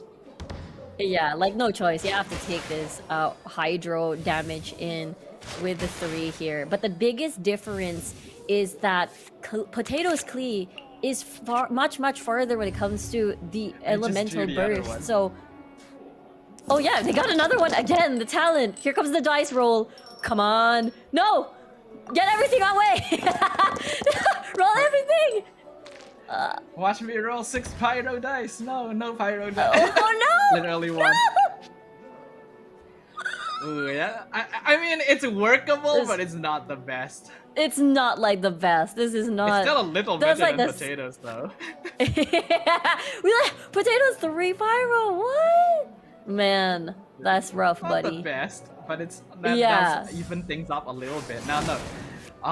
Maytel still has the Covenant of Rock. He has drawn a Pyro Resonance, something that Potato does not have right now. So he has his eyes on that Mona with the Hydro Aura. He can potentially like drop her down to 2 or 3 HP in a single hit. And that's absolutely the scary part. We can already see Mattel leaning closer towards his left. Like, you can see the stress from Mattel's face at the moment. And here comes the reroll coming through. What is he looking for? Oh, Actually, maybe we a rolled Hydro? one of the Pyro dice. That's interesting. Yeah, no. He And then didn't he get gets any it right Hydro back. at all. Yeah. Yeah, it's back. He's shaking Yeah, look his at it. head so Look at much. his head shake. He was looking for Hydro. He wanted to switch to Mona to get some more application up. But in a way, that may have saved him. I don't think he realizes how much damage potential Maytel has in his hand. If he switched to Mona, that would have been a lot of DPS. So perhaps in a weird way, this is fate. Yeah, it's like a saved Potato right here, and interesting. Makes me wonder why Potato held back on the ult a little bit, or did? Because I'm pretty sure he had 3 energy prior to this, right? It was just Actually, a wasn't paying regular attention. normal attack. I actually have again? no idea if he had 3. Yeah. I'm not sure if he had Yeah. 3 energy before this. If he Maybe. did, it would be really weird that he didn't ult, but I get the feeling he didn't, just based on the fact that Maytel's only getting his 3rd energy now, and they've been Yeah, pretty yeah. even I up just until- know that. Actually, no. Yeah, that's true. That's He true. may you're have right. had bursts. That's weird. I feel like he could Yeah, have yeah, burst yeah. it. Because I know that Potato had energy advantage at least for like 1 turn over. Wait, is he tuning that? Let's see. I feel like he can The save pressure is that. building. Actually, no. Ah, he wants to kill the Klee.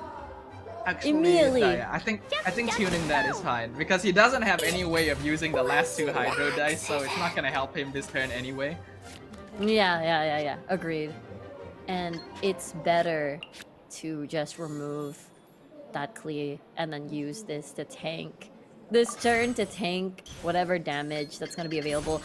Yep, there comes the attack. And because of that shield, it'll save and let that Klee survive a little bit more. Maybe because there's no summons, that means that Klee... who gets first dibs later? Does he end this turn now? I actually don't like what Potato just did. I know it's Yeah. a bit it's a bit of a waste to float 3 dice. But if he had ended turn there, maybe like switch to Mona and end turn there, and then he could have gained advantage and instantly gotten the kill on Klee next turn. Now, Yeah. it's understandable that he would be respectful. He doesn't know, like, if Maytel had a Pyro Resonance Adeptus Temptation, then Mona dies next turn. That wouldn't be the best either. So Yeah. playing a lit, but I don't know. I don't really think he needed to attack on Yanfei there. He could have just ended, like, even if he didn't switch to Mona, he could have ended turn on Yanfei and had been totally fine, and would have gained a.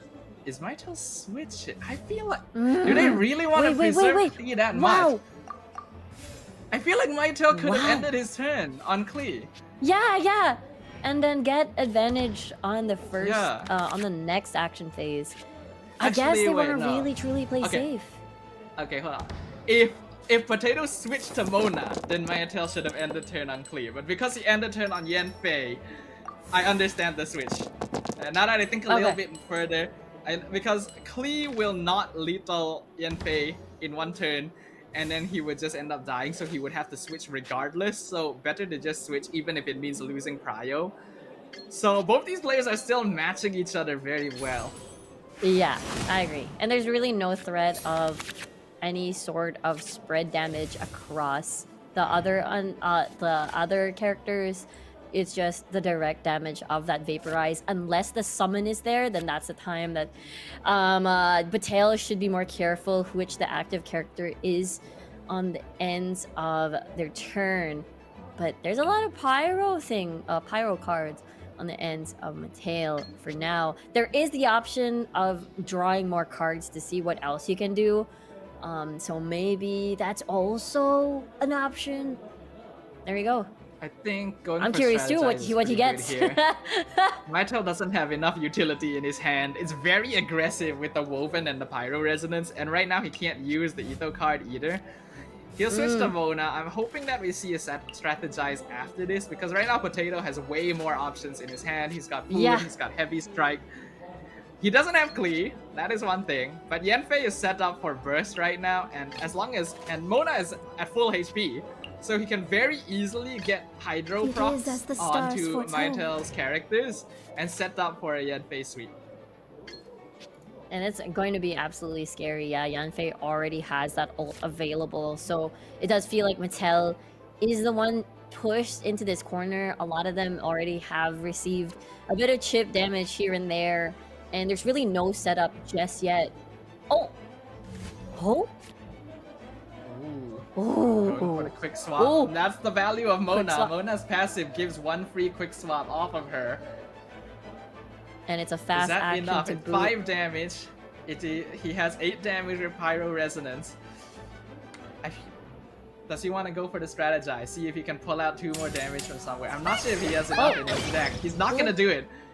It's gonna be the Klee sack right here to get that Klee burst out. And that's actually gonna be pretty valuable here. With Klee burst on the enemy team, Mytel now has the option of using Mona as his endgame anchor. That's true. Having that elemental burst as well for double the damage. And as well as a little bit mitigation as well. So you're right, that's the sack coming through. Having to attune some of the cards as well. An option to heal is available. And as well as using the elemental skill of Mona for more mitigation. I think that's a pretty sweet deal and a very Let good me turn. Basically removing at least some of the damage that Klee dealt, but also at least the ult of Klee is already used, which will be available on the next few turns. Yeah, this is a good response by Potato. He's not gonna fall for the aggro coming out from Klee here. Yes, using Mona's skill will result in Pyro Aura being placed on her thanks to the Klee burst, but being able to get her summon out and then instantly proc it will ensure that whoever Mytel ends the turn on will have Hydro application, and that instantly sets up for Yanfei to come in and vape. So I think Mytel will need to end turn on Yanfei to cleanse. He does draw Master Zhang is a bit late here. And the Flute of that's Fulfillment, sad. which is probably a bit too expensive to play. Gets the energy, goes for Mona. He's gonna use the Pyro Res right now. I think that's enough. Yeah, that's a lethal. Exactly 6 damage. Boom! Mona goes down. And that's 2 characters still alive on the ends of Mattel. It's looking very convincing so far because there's no water applicators or hydro applicators anymore to activate any vaporize. There is that summon though, so there's that one single last turn after the action phase for that to proc. But that's it after that. Yeah, that last play instantly switches who Mytel should end turn on. Not that he has much of a choice because he has no dice. Before this, I would have recommended ending turn on Yanfei to cleanse Pyro with the Vaporize. But now that Mona is gone, Mona tanking the Hydro application is absolutely the right play because there's no more Hydro coming out of Potato, and that will give Yanfei a free chance to just dish out damage without having to worry about Vape procs. The question is, can Potato deal with two characters with only Yanfei? That is the best question. I mean, there is that elemental burst already available. It's not going to be lethal, but it will enable double the damage on the next attack, which is going to be Yanfei, and it will proc that Vaporize, which is I can't do the math, but it feels like pretty much pretty enough. Oh, Let's go. it is enough. So There's no Potato ult. will be able to take out Mona. Maytel was expecting that, but he had to use his burst for it. I actually wondered if Maytel may get a bit greedy. No, if Potato might get a bit greedy and go for basic attacks to take down Mona so that I can save the burst Adeptus to take down the enemy Yanfei. But no, he's gonna play it safe, take down Mona straight away. He already has dealt with the Hydro application. So this is just a 1-to-1 mono Yanfei duel. What's the draw? Oh, nice. Okay, there's that damage mitigation at least. That's gonna be For valuable. Mateo. That's helpful. That's helpful. Oh Trying to dear. figure out what the play is. Yeah, he goes for the skill. One could say that I think, yeah, he can't go for Skyward Atlas here. It would be way too greedy. He's like predicting that Yanfei will confirm survive this turn when that's not necessarily the case. On the opposite side, Potato, I think he may still have 2 attacks out. He has the I haven't lost yet. Is it enough? Oh my god, he's ramping. Oh, he's ramping. He's going for the. He's gonna float 1 dice. He's gonna ramp. Proc Leven next turn. Get extra dice. Get extra cards. Get Prio. And he's betting it all on this. Does he get another? He does not get the I haven't lost yet. Is that gonna be enough? He gets another heavy strike, a toss up. That's probably not what he was looking for. Oh dear. The dice. That's not good. Wait. Okay, there's Roll the Pyro. die. There we go. Oh, Mytel. Oh no! That doesn't look good. That He that has forced more to than enough attune for cards to sure. tune. Yeah, good thing. Oh, but Adeptus on the ends of Potato though, that's damage right there. That's why. If he had Tandoori last turn and drew Adeptus now, that would have been really good for him. But he had Adeptus last turn and drew Tandoori now, and that's not going to work out for him. Yeah. Yanfei, in terms of damage, her skill will do 3. He'll do 5 with the yeah, that's Oh, it. there it is. Potato. That's it. He wasn't able to draw the cards he needed. And Maytel will win our second series of the day with a clean sweep and move on to the semi-finals to face off against our previous winner, Tosaba. That's honestly super crazy to me because remember at the second match, you know, the one that just finished, Mattel didn't have the best dice rolls. It didn't have the best starts. He was, you know, he lagged on the energy versus the opposing Klee. He didn't have the best dice rolls. He was pretty much in a corner, but at the end of the day, Mattel was able to still, you know, take advantage of the cards in the situation that he had. And this is a mirror matchup, ended on turn 5, and it was such a close match to begin with. And it's just a crazy setup on the ends of Mattel. Well, we can see that in this game, neither player was really able to take advantage of the extra damage from Adeptus, or I think we only saw the Pyro Resonance being used once.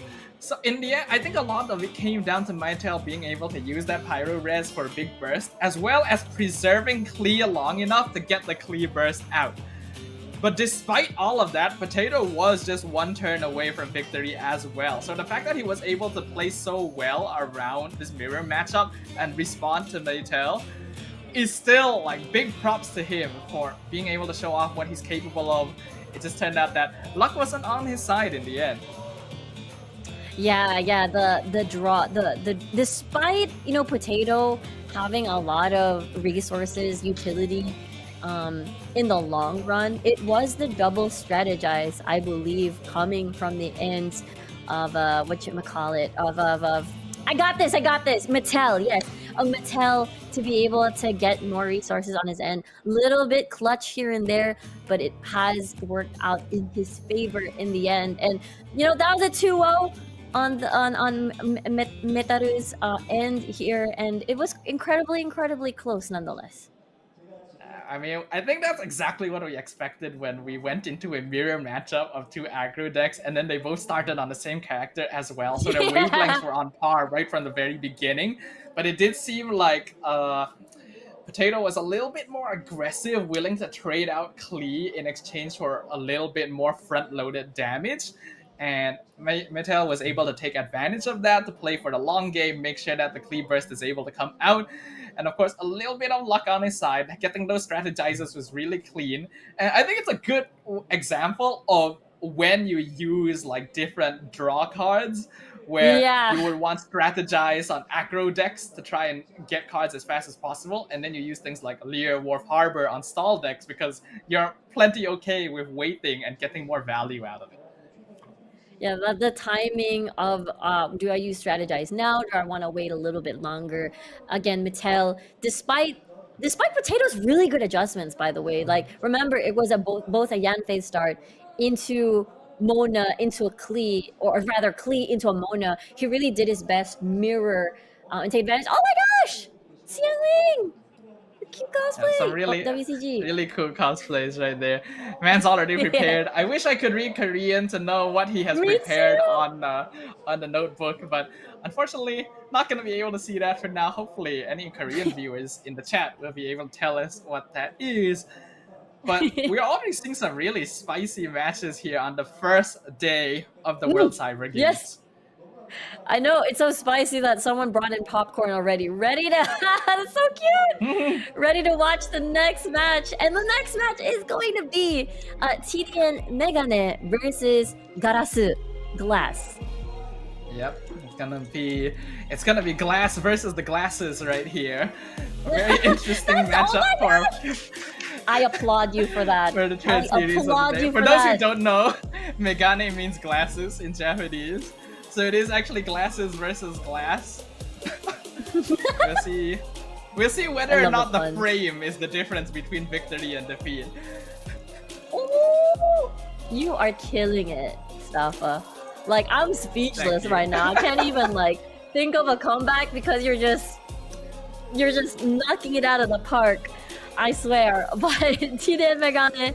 TDN Megane is from the Asia Cat's Tail Gathering and landed 3rd place. He will be up against Garasu, or Glass, which is again Asia Cat's Tail Gathering 4th place this time around. So they fought each other in the same tournament fought each other already. Before, yep. I know, exactly, right? It's crazy, but this is like a rematch. This is like a grudge match, revenge, because it was Garasu that didn't make it to 3rd place. He was in 4th place instead. So honestly, I'm looking forward to this matchup. We can see the bans already. Both sides banning the Nahida Electro Charge. And we see the Chongyun Superconduct ban from Megane's side and the Klee Vape ban from Glass's side. Very interesting choices right here. Now, no, the Asia Cat's Tail Gathering that they played was from quite a while back. I think it was like 1 or 2 months ago, so that was entirely different meta. I do have some notes about their matchup here. As we know, TD and Megane did win against Glass in that matchup to get 3rd place, but it did go all 3 games as well. So I think there's definitely a little bit of a history between these two players, a bit of a rivalry right now, and the fact that they're meeting in their first match here on the World Cyber Games, what else could it be but destiny at work? I know, it feels like, again, this anime tournament arc happening right now here at WCG.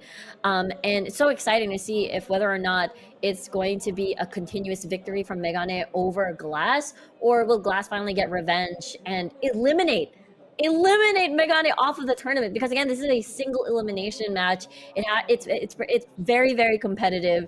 It's again BO3, so you don't have that leeway of that BO5. And I'm very curious to see, because when we looked at the decks that were banned, we're not going to be seeing the typical the Klee Yanfei Mona that we keep seeing. I think every single series so far today, we've been seeing that composition. One mirror matchup, one lost already, pretty much. That was on Strangers, and I'm seeing really a lot of really interesting compositions. I have seen though earlier that the token deck, the Oceanid official and maiden, also being banned as well earlier. So I guess we're not going to be seeing that one anytime soon. Yep.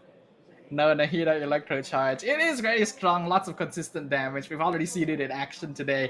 Understandable. What is quite interesting to me is that like a little fun fact about like these two players is the fact that during their game 2 months ago in the Asia Cat's Tail Gathering Season 1, Megane won Game 3 to get third place against Glass by playing Mona Klee Vape.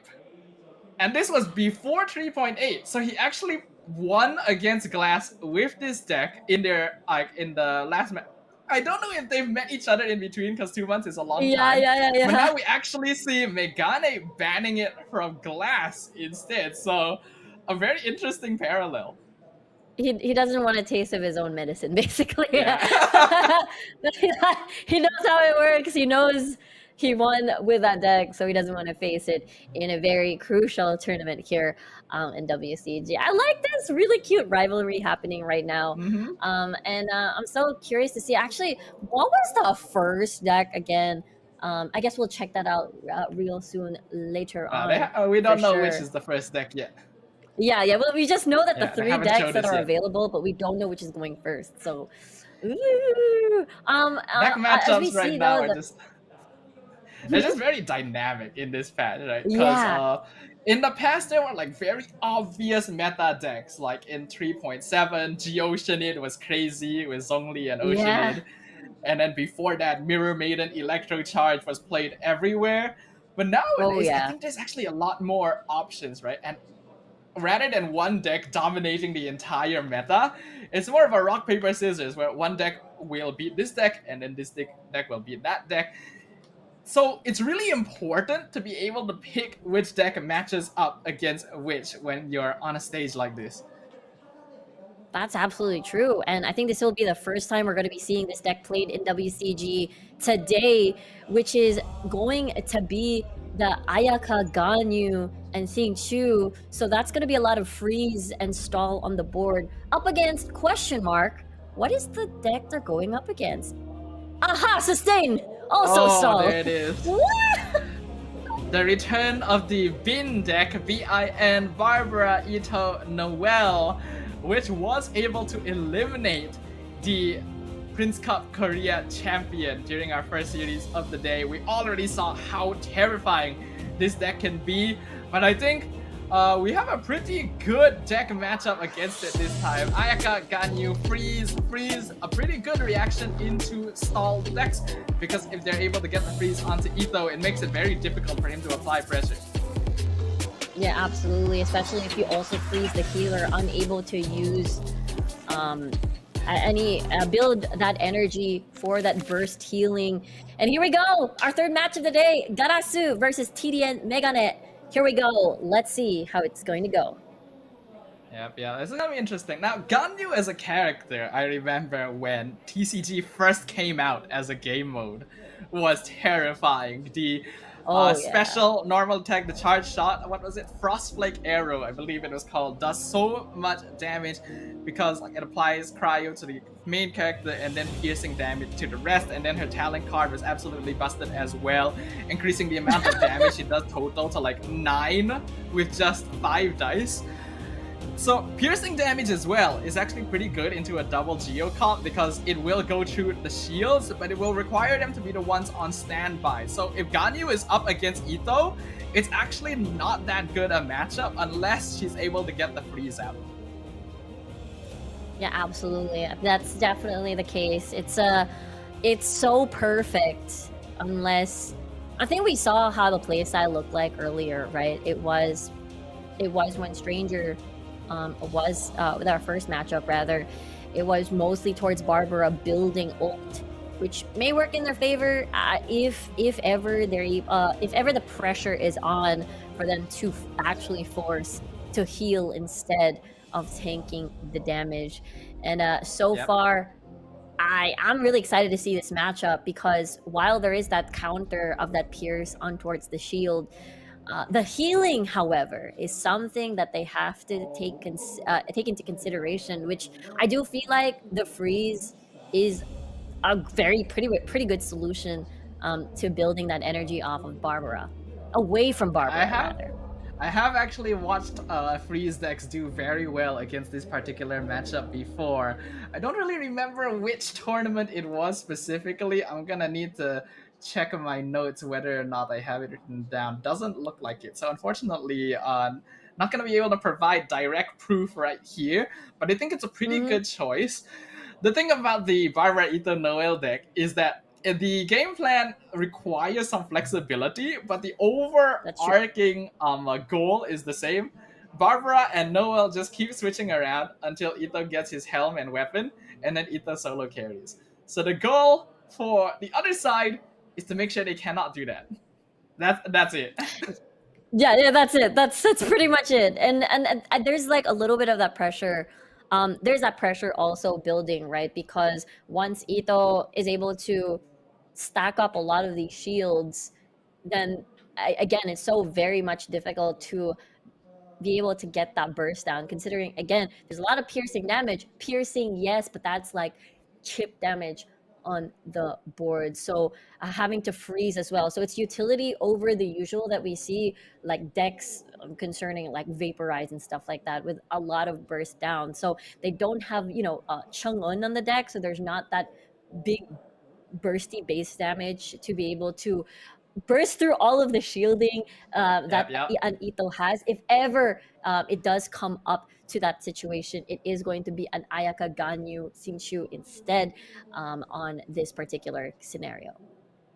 Yeah, that is true. We're not gonna see the big burst from Chung Yun, but I think it can still definitely be a threat. And there is some inherent anti-synergy for Barbara Ito Noel versus a freeze deck, because Barbara will apply Hydro Aura to herself and her teammates depending on who gets the healing. It's usually very useful against like say Pyro decks because it can cleanse the aura away. But against a freeze deck, you are basically setting up for a free freeze. So you need to be very smart about how the Barbara skill is used. Yeah, and it's more like having to mitigate the damage again as a priority. See how slow see how you can slow the damage intake instead, because I know that this deck, the Barbara Ito Noel deck, is very heavily reliant on, well, yes, taking all the damage and then healing everything all back up again, because it's just a 2-cost ultimate on the ends of Barbara. But if she's frozen, Yeah. what's she gonna do? I think all of us Genshin players know the pain of getting frozen on Barbara. Or just spamming spacebar, stop freezing me. Yeah, Let me play the game. yeah. It's just so annoying to deal with, and I remember it makes me the old even more days. excited to see how it's gonna pan out. Yeah. Makes me remember the old days of the abyss at the very beginning of the game. There were some floors that would apply just cryo aura. And then Barbara was like the only healer back then, so you just had to deal with it. Yeah, I know. Like, I was just so happy those now. Ever since I got zombie, those so were good like, times. yay! Yeah, very nightmarish times. Anyway, we're gonna jump from the past into the present and head straight into the game between Glass and TD and Megane. Gonna be their first game right here. Whoever is able to claim the victory will have some pretty good momentum to make it to the semis. And wow, TD and Megane, that is some intense dice roll right there. Xingqiu gonna be eating well. Oh yeah, 4 Omni dice, Hydro. element. Meanwhile, on the ends of Gurasu, I don't think it's a pretty decent, but not exactly what you want. There's no hydro at all. It's just, are you forced to attune? Are you forced to switch for more of that geo dice on your end? But you definitely want to start here with the summon, with the healing. But so far, there's a lot of thinking for now. Oh, it's just an feels attack. like TD and Megane ended up taking Glass's Hydro Dice as well, or something like that. For now, Xingqiu gonna very easily build up his burst and get ready for the ramp next turn. We're probably going to see the Liben Timmy into the early end turn for Megane. So Glass has already gone for full ramp himself and will gain priority next turn with a Lear Harbor Wharf and a Sumeru City on his side. Yeah, absolutely. And with the 2 energy start on to Xingqiu, that means they can get the freeze. It's freezing time so soon. And I think that's really scary how the setup just really happened so fast. So right now, I'm guessing there's going to be a lot of rerolls here for the side of neither TD side and has the Megane. best dice. Will Glass be able to get something better? That definitely looks better right here. as Yeah, the that setup. definitely looks better from earlier. Oh my gosh. Oh, strategize. What do you get? Strategize. What does it get? It's the More Vanarana food. and the hash brown. More food. Lots of food. More healing. So Barbara at least. can definitely get skill out right now. Wouldn't be bad considering she already has the Hydro Aura on her anyway. But you probably want to avoid Barbara tanking too much. I think at most she could take the burst from Xingqiu, and then after that you want to swap to Noel. Because once the Xingqiu burst comes out, Megane will go to Ganyu and start whittling down Ito and Noel.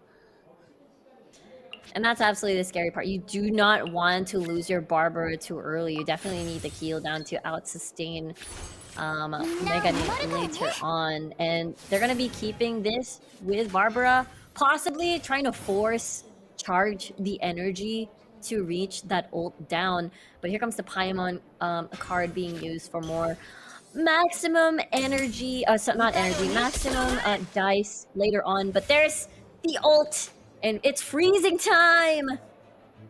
Yeah, this is still very classic openings from both these deck archetypes right here. Barbara will usually tank a lot of damage for the first character and then switch to Noel, whereas Xingqiu, once he bursts, will switch to Ganyu and start setting up some freeze and piercing shots. Unfortunately, in this case, there is no cryo dice for TD and Megane, so it's going to be very difficult for him to pull that off. I think the play for Megane will be get the second Liben out, go for the full ramp turn, and end early to gain prio.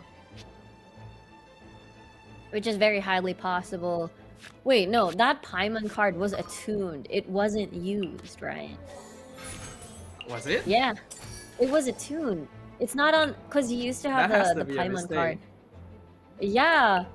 I don't see, am I blind? Please tell me if I'm blind and I don't see like I don't know. the Paimon on the board anymore. Apparently, was a team. apparently I'm just blinded at you because I don't even remember. Yeah, I just remember the Paimon card was there. So it was attuned for the ult to be used because he only had like 1 Hydro. I Interesting. think we're suffering from some erosion right now. That is all true. But either way, the ult is now up, switching towards Ganyu, possibly towards the next turn. This is a very good setup, but again, it's going to be very reliable on the dice rolls later on. Ooh! Cryo Resonance, Interstone and Contracts on the opposite side. Cox's Art, which is going to be very handy for getting Ether's burst out. Glass has been very unlucky so far. No Tenacity, no Bell in his draws until now, which is pretty rough. Yeah, he still doesn't have it. Even with 2 more, you can see it in his face, the disdain. Where is my equipment? Glass is thinking to himself. Yeah, he's getting all the elemental dice, but nothing to set up for Ito at the moment. So he still has to keep stalling for this. But meanwhile, Megane feels like he's on the board here with a lot of Omni dice. Wait, why Doesn't are the even dice use so his own good this turn? contracts yet. So the dice are so good. And thanks to all that ramp Yeah. here. You Yeah. just switch into Ito. Wow, okay. That's quite risky to do when you don't have at least the tenacity of the Millilith here. It looks like he wants to try charging up Burst. But Ganyu will definitely be able to get that Frostflake arrow out. Can even equip the Amos bow. Why not throw on a Cryo Resonance? That may be a bit too greedy. Probably the Amos bow is the way to go here. And Yeah. that'll be more than enough pressure. I super agree with you there. I mean, there's that 1 damage mitigation away from that shield, but that's still a lot of damage. +1. Plus with the freeze Ouch. coming in. Ouchie, ouchie indeed. Ow! Okay, no, there it is. Freeze. 4 HP. Cannot move. Yeah. Of course, I didn't expect that Ito was gonna do much more this turn anyway, so perhaps Glass, part of his thoughts of throwing to Ito here was to tank the Frostflake arrow and get the freeze onto him so that Noel can take the rest of the turn. But this is still gonna be very painful. Megane, you can see he's got 1 more woven. He can go for another Frostflake arrow this turn if he's up for it. Yeah, and if he's greedy, there is, let's see, maybe Stone of Contracts for the next turn. Maybe. I mean, it's a possibility. You still get to wants to keep your greed 2 it out, charges. He goes for a Frostflake now. If he doesn't Yeah, go for yeah. a Stone and Contracts, get dice advantage next turn. Because right now Yep, it doesn't yep. look like Glass has a lot of setup, doesn't have a lot of ramp for the next turn. And that's what he's gonna do. Stone and Contracts, Vanarana, and he's gonna preserve the Xingqiu burst stacks as well to potentially insta-freeze Ito again next turn. That's so sad. And not only insta-freeze, that's going to be a lot of damage also if they don't get the healing done. Like, Barbara right now has little, like, 1 energy away from that healing. And I do feel like it's very, very important. No hash browns anymore on the ends of Gurasu. So there's no innate healing from the actual card at hand. He will definitely need Barbara for this one to keep everyone healthy. I do wonder if the better choice here would have been to swap to Barbara and try to charge up energy for her burst. Yeah. But then you wouldn't have enough to use it this turn as well, unless you were to use both Wovens and tune some dice, which would be very expensive in terms of hand cards, and would still set up Barbara for the insta-freeze next turn anyway.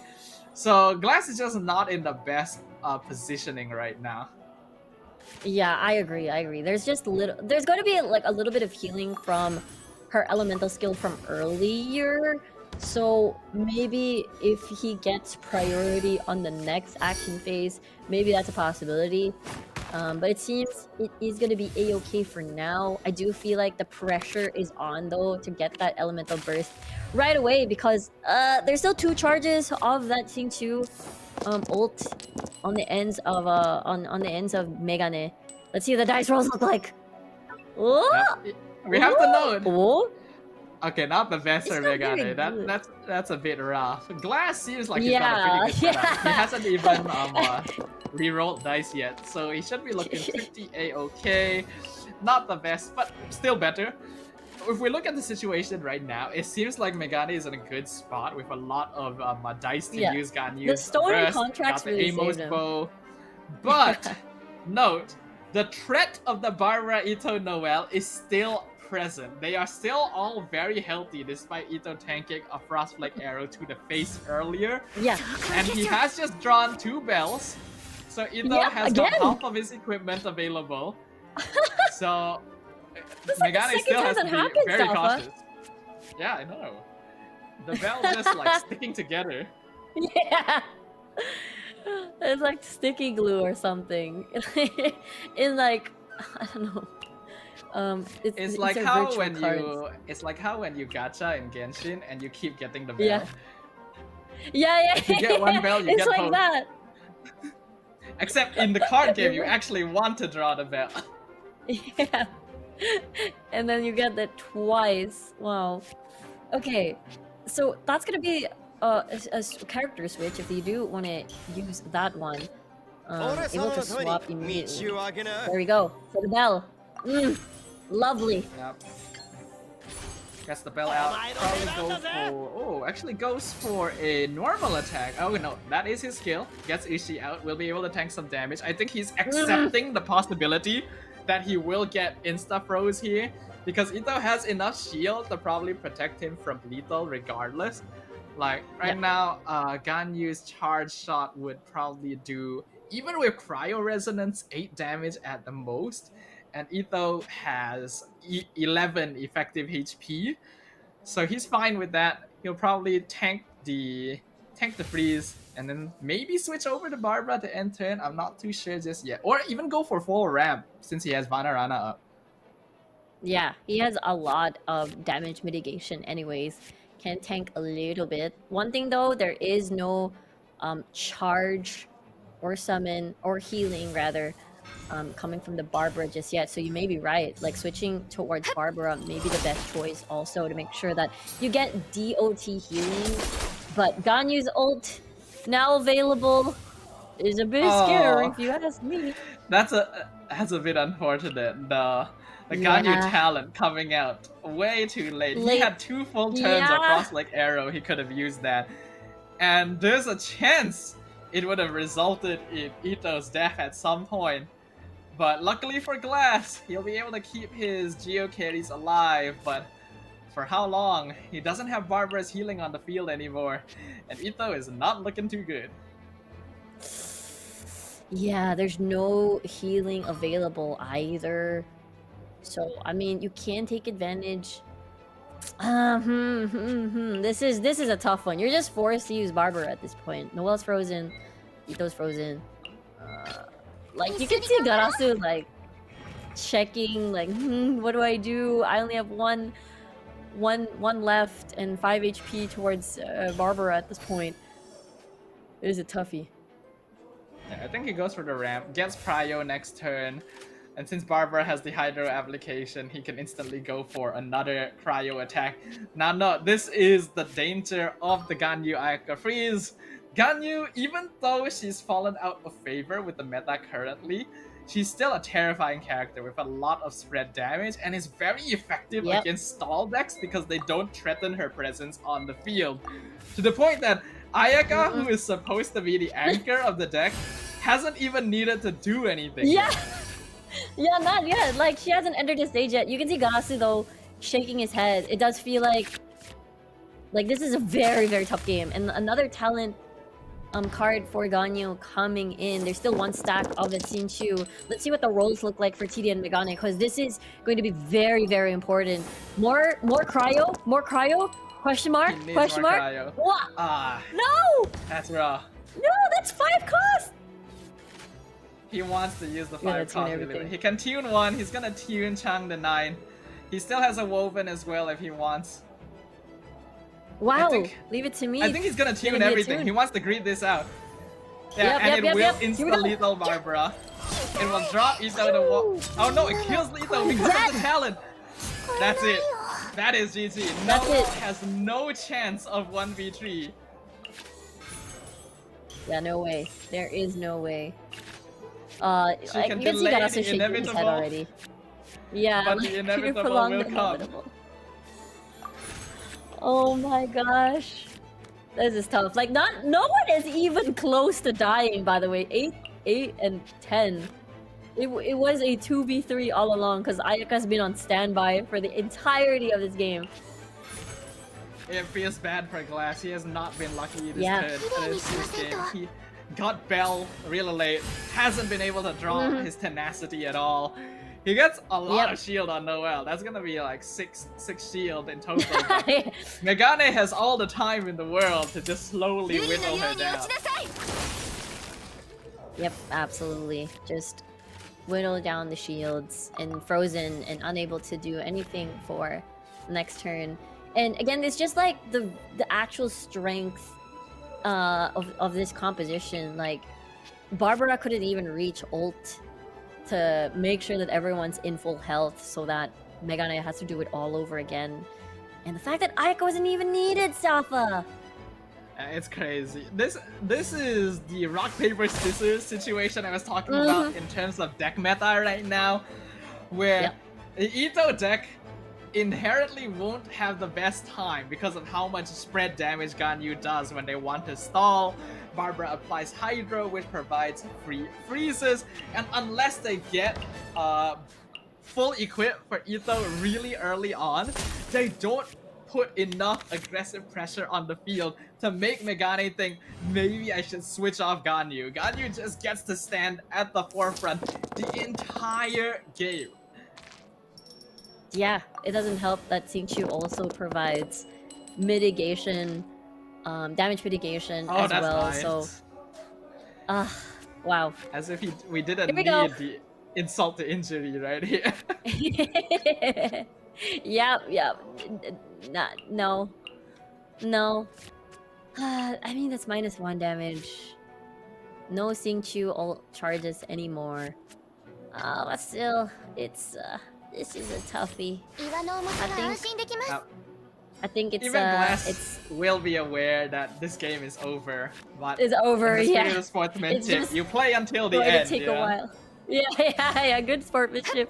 There it With is. the cryo resonance, the final frostflake arrow. How has been like 4 frostflake arrows in one game? That is insane. Coming out of TDN Megane. Got some really nice dice rolls, set up some beautiful ramp turns, and just made it so that the Barbara Ito Noel deck could not stall for their lives.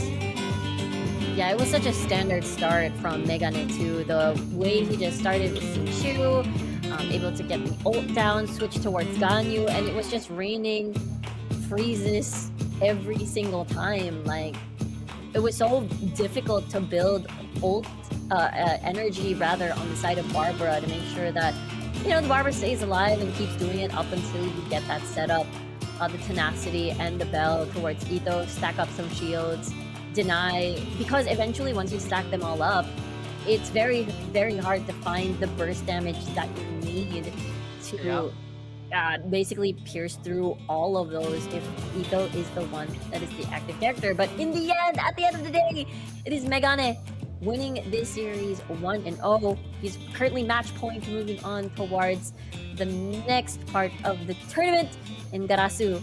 Again, it's his on his end to get that revenge still complete. He's still pretty much open for that revenge if he's able to take this 1-1. Absolutely. Like we mentioned, both these players, they got a little bit of history here. And TD and Megane looking to repeat that history and beat out his rival here on the stage. And for Glass, he's just eating cryo arrow after cryo arrow. It feels like he got transported back to 1.0. Why? We were literally talking about how Barbara was getting perma-frozen in the 1.0 abyss because of the cryo floors. I think Glass started to feel that this game. Yeah, I think so too. Oh, here we go. The premiere of Candice, part of the 3.8 released cards there. Alongside Kazuha. I'm lacking another one. Who is the other one aside from Candice? Or is that Candice, Kazuha, Yanfei in 3.8? Yeah, Yanfei, yeah. Very excited to see Candice. This is an interesting deck right here. I've seen it here and there before. It's going to be the Razor Sino Electro Charge with the Candice support. Candice is going to be a new character, like you mentioned, this pet, and actually has a lot of synergy with normal attack carries like Razor, like Sino, because you can very easily proc Electro Charge damage to just deal consistent poke over the course of the game. Whereas on the opposite side, they're gonna be up against, it's comeback, it's gonna be the Mona Klee on the side of TD and Megane with the most beautiful first turn dice roll. Wow. That's the perfect start. How does he keep doing Actually this? Insane. I don't know. Megane really having an amazing start. Already has the Mona at the very beginning and is able to most likely switch later on and apply that pyro already. Question is, would it be at the Fatui agent or at the Klee to start off that energy ramp? That is the question. Now, Agent is always left as the anchor. You usually won't see Agent come up until Mona and Klee have already set up their first few turns of burst, just because of how much damage they're able to threaten. Note, Megane, Covenant of Rock will always be in the starting hand, but he also has a Pyro Resonance on turn 1. So if Glass Dang. doesn't switch off of Sino, that is going to be very painful. He has the Woven to use it as well. This actually has the potential to be a first turn kill if he doesn't Yeah. get off Sino right now. Yeah, definitely have to switch there. It's going to be absolutely painful on that Vaporize. Let's see what the choice is going to be here, because there's just a lot of utility on the board, but there's no Electro dice to actually use for Sino either way. So it's just going to be a Oh setup. no. and a Oh no, possible don't do switch it. Don't to enter. end Oh, he's ended turn. What? Sino is dead. Oh dear. That's that's a massive pain. mistake. Glass has gone for a very greedy turn 1 full ramp with Paimon and Livin. He has sentenced Sino to death, which is usually Sino's job. But yeah, not in this case. So basically what's I got going to that. happen is you switch to Klee. You use her skill, that's 3 damage plus 2 from the vape, so 5 damage. Drop Sino down to 5 health. You use the Covenant of Rock. You normal attack, get another 2 damage out, apply the Pyro, and then the Mona summon vapes to kill Sino at end turn. That is going to be the Mona Klee first turn kill. Doesn't even need the Pyro Resonance. And there's going to be that switch after you use that elemental skill, but I think it's a bit too late now. So now this is the time where Garasu is Sino gone. Oof. I wasn't sure if we were going to see the signature first turn kill of the Mona Klee deck, but we do get to see it today. We do I get get it. the feeling Glass, like we pointed it out as like a big mistake for him to do that, but it may seem like he intended for that. Like, I think he was ready to actually sacrifice Sino turn 1, because even if he switched to someone else and they don't die because of having no Hydro app, they will take a lot of damage, and he needs both Candice and Razor here. So perhaps Sino just had to bite the bullet. Yeah, that was most likely the plan. Sacrifice Sino, get Candice rolling with already 2 energy on the board, able to use her ult already, and proc that the whatchamacallit, what's it called, the prayer of the Crimson Crown, at least for the beginning. Oh, you but it remember the seems to name. me it's just going to be a, was that a normal attack or was it an elemental skill? It was a That normal was the attack. skill. Oh, And that's then she got the summon okay. out. It was the skill. Oh yeah, Man, wow, crazy stuff. Honestly, and Megane can just set up for another potential kill here. He knows that Glass wants to stay on Candice to get her burst out, and he will. She has Hydro application on her. The only the consolation now is that Megane does not. Oh wait, no. Mona provides a quick swap. He can quick swap. Yeah, quick swap. And how I many think, dice? Okay, there is 2 dice left after the switch. He's got 4 dice left. He can easily tune 1. Klee will do 3 damage with her skill. That will go up to 5 on the vape. He doesn't have Covenant of Rock anymore, but he does have Woven, so he can still output another damage. And if he decides that, he can even burst if he wants to. So, But the Glass is switch- not going to let Candice die here. Yeah. But I Very, kind of wonder very if that may be important. the better idea.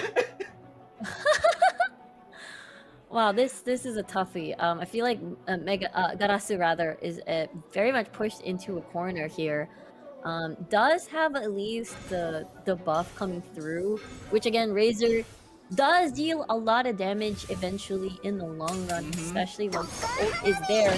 But it doesn't change the fact that, again, he does have that pyro, and as well as being inflicted with that ult. So once a switch happens to Mona, especially once you end their turn as well with the Yeah. summon activated, It's This is pain. bad. You could see it on Glass's It's pain. face once the cleave burst came out. He thought Yeah. he switched to Razor because he thought Megane was gonna end his turn.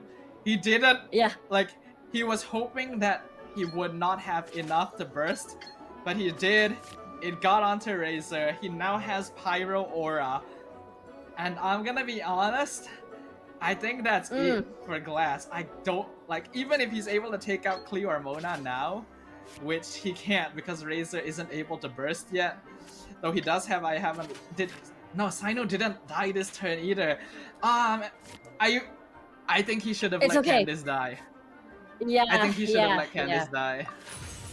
Yeah. I mean, after proccing your elemental skill, you can sacrifice Candice already. You do have that hydro application already pretty much, but in the end, this is painful. Like -2, and then after you end the turn, the action phase, that's the active character.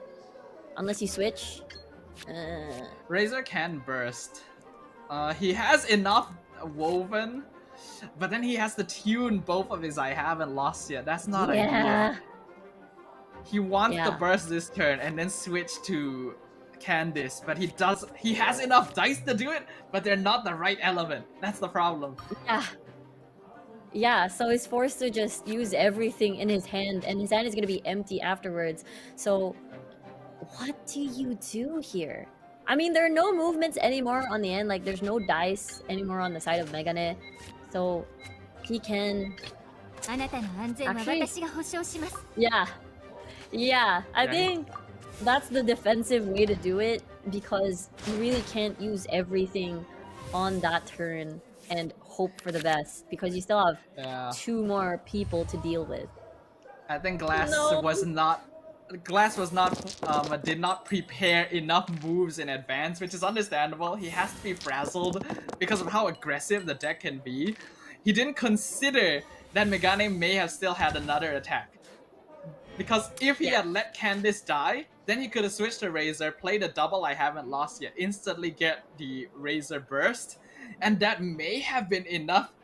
It probably would be enough to kill Klee, maybe even enough to kill Mona because she still has the Hydro Aura on her, but that's in the past. That opportunity has come and gone. The Gamblers goes on to Klee. Candice is dead.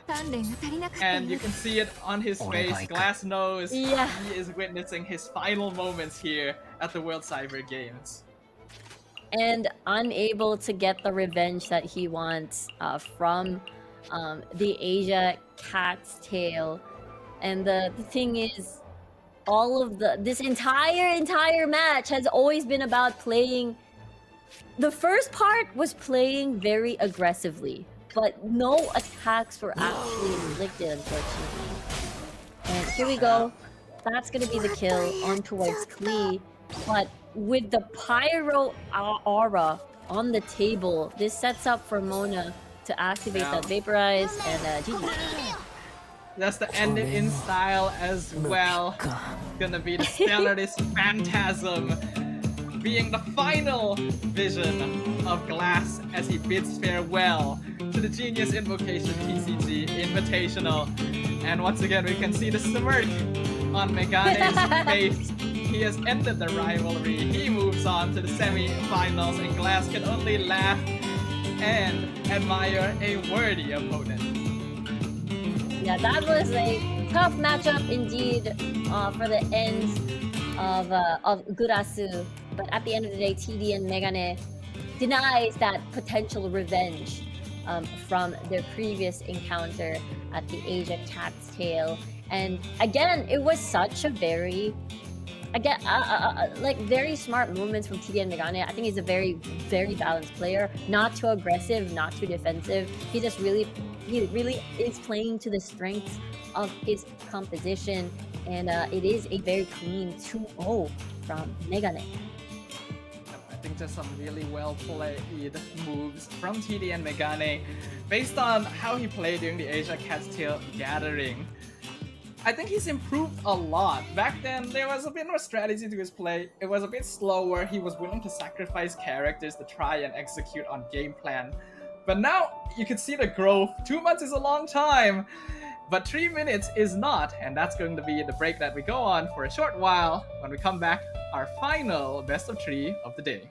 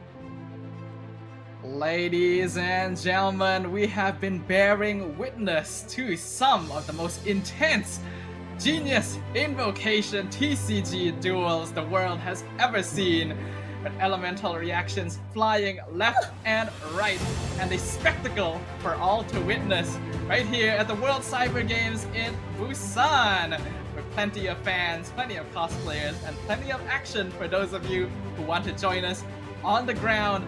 We are back for our final best of 3 series of the day here in the Genius Invocation TCG Invitational. Yep, sirree. And it is going to be an absolutely exciting matchup because the last matchup that we're going to have today is going to be Chikawa, the champion of Prince Cup Japan, and as well as versus Amando, which is the second placer of Prince Cup Korea. So it is going to be a very, very close matchup for sure. And I have very high expectations for this one, Staffa. Yeah, me too. Honestly, I'm surprised that these two players are gonna be meeting up in the round of 8. You'd expect them to have to face off a little later on in the tournament, that That's just how the seeding has gone right here, and only one of them will be able to move on into the semi-finals and become the last member of our Genshin Impact Genius Invocation TCG top 4. I can imagine there's going to be a lot of pressure on their shoulders, especially for Amanbo, especially since Stranger was so unceremoniously eliminated at the start of the day. Yeah, he was definitely one of the favorites to win, considering that he is the champion of Prince Cup Korea. And you even mentioned this earlier, Staffa. He swept the semifinals into the grand finals as well. So him being again not continuing the journey here on WCG Busan is it means that there's a lot of pressure for Amanbo, the second placer, to take it home. And right now, these are the decks available. Let's see what are the bans here. There's a lot of bans. I only have one wish right now for Chikuwa. Please do not ban the Hu Tao deck. Oh yeah, that's true. I have not seen a Hu Tao deck all day. Amanbo has one over there. Please let me see it. I want to see that so badly. But these are going to be the deck lists for these players. These are very strong players overall. Chikuwa. Honestly, I really like watching Chikuwa play because compared to a lot of the other players who tend to be quite serious and stern all the time, Chikuwa is very expressive. Like, you can see exactly what he's feeling on his face. And that's gonna be great for sure. Very what you call it? It's very exciting to see players like that. Very expressive, very expressive. Like in general, period. Those are really fun players to watch. And there's also players where you could see focus, all of the feelings are inside. And it's true. Staffa, you get your Hu Tao deck. Yes, let's go. I'm just gonna have a natural bias for that, everyone. I know as a caster I'm supposed to have a neutral view, but Hu Tao is the rule to bypass that.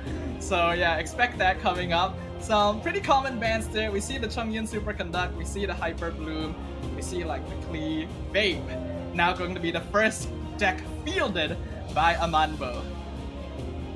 And it is going to be the 100% pick rate of the Klee, Mona, and Yoimiya earlier. Yanfei rather. Earlier it has been a very common trend to swap out Yanfei with a Fatui agent. And so far, there hasn't been exactly a success for the first two series at least. But previously, it was a very, very strong showing of that deck.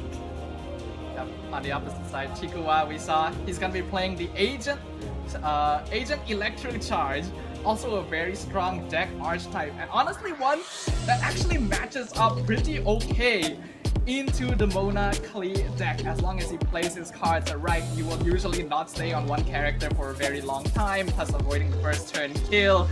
But there's not a lot of healing on it either, so they gotta be able to whittle down the Mona Klee deck before they get taken out themselves. Here we go. Yeah, that is the goal of the game. And what is the mulligan going to be here? And there's a lot of food! Wait! Did Amanbo mulligan food and then just get food anyways? Wait, no. I didn't quite see my what memory he bad? mulliganed before. Oh. Wait, hold on. That's not the Klee Vape. I see a very familiar face on that deck. That's not Klee Vape. Wait. That's the Oh, Hu it's Tao not- deck. It's a Hu Tao deck! Let's go! You get Let's your go, Hu Tao boys! deck! Let's go! The bias is now in order, everyone. I love how happy you are, Staffa. This is the time. This is it. This is it. Everyone. Okay, now that the This variables is what I pretty much wore all my changed Hu Tao here. clothes for. Yeah. You built up towards this moment, and it's not going to be. Oh, it's still going to be the thing that you mentioned with the superconduct, with the agent going up against that the Hu Tao deck. Wait, no. Yes. Sorry. Yes, I indeed. see two Hu Taos and I'm like, no, it's a mirror matchup. No, it's not. No, it's not. All good. So it's gonna be Amanbo with the Hu Tao Yoimiya deck versus the Agent Electro Charge on the side of Chikuwa. Now, these are gonna be very interesting deck matches. I mentioned that Agent Electro Charge matches up pretty okay into Klee Vape. But against the Hu Tao deck, I'm actually not that sure, and I'm gonna be very excited to find out. As we know, Electric Charge has a lot of very consistent damage that can poke people down over time, whereas Hu Tao, a bit more of a mid-range deck that depends on Xingqiu getting his burst, and then using actually both Yoimiya and Hu Tao as anchors, basically taking turns as the main carry of the deck.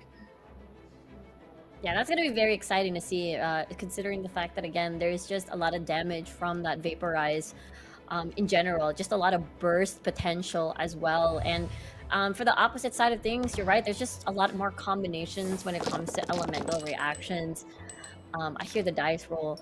And when it comes to what we saw, the Hydro, Electro, and as well as that Pyro, so there is that force switch happening, which may potentially throw off a few combos here and there, but either way, just as you said, as long as Xingqiu gets his ult down, the Vaporize is just going to deal a lot of damage. Was that a lot of Hydro dice? Or did I just We'll have to check. was imagining things? Is it a bunch of Hydro dice? It is oh, that's a lot of Hydro dice, my goodness. What? Why can't I get this dice luck in my games?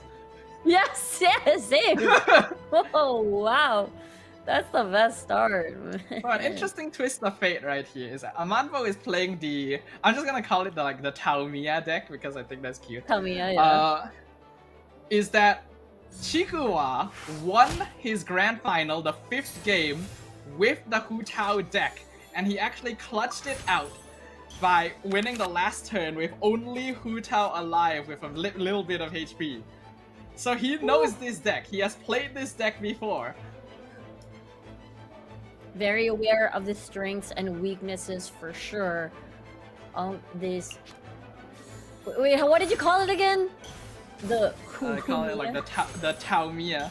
Taomiya. Okay, Taomiya. I don't know if that's there's a an better official name. name, but that's just me calling it that. Taomiya is more. It's catchier for sure. Yeah. I think it's... okay, wow. the summons Chico, now getting already frog initiated. instantly. Yeah. Typically I on Oceanid start, you always want to get Frog first because it gives you a 2 shield and allows you to trade very effectively into the early turns, thereby avoiding Oceanid from tanking too much damage here. Xingqiu gonna be able to get his burst up very easily.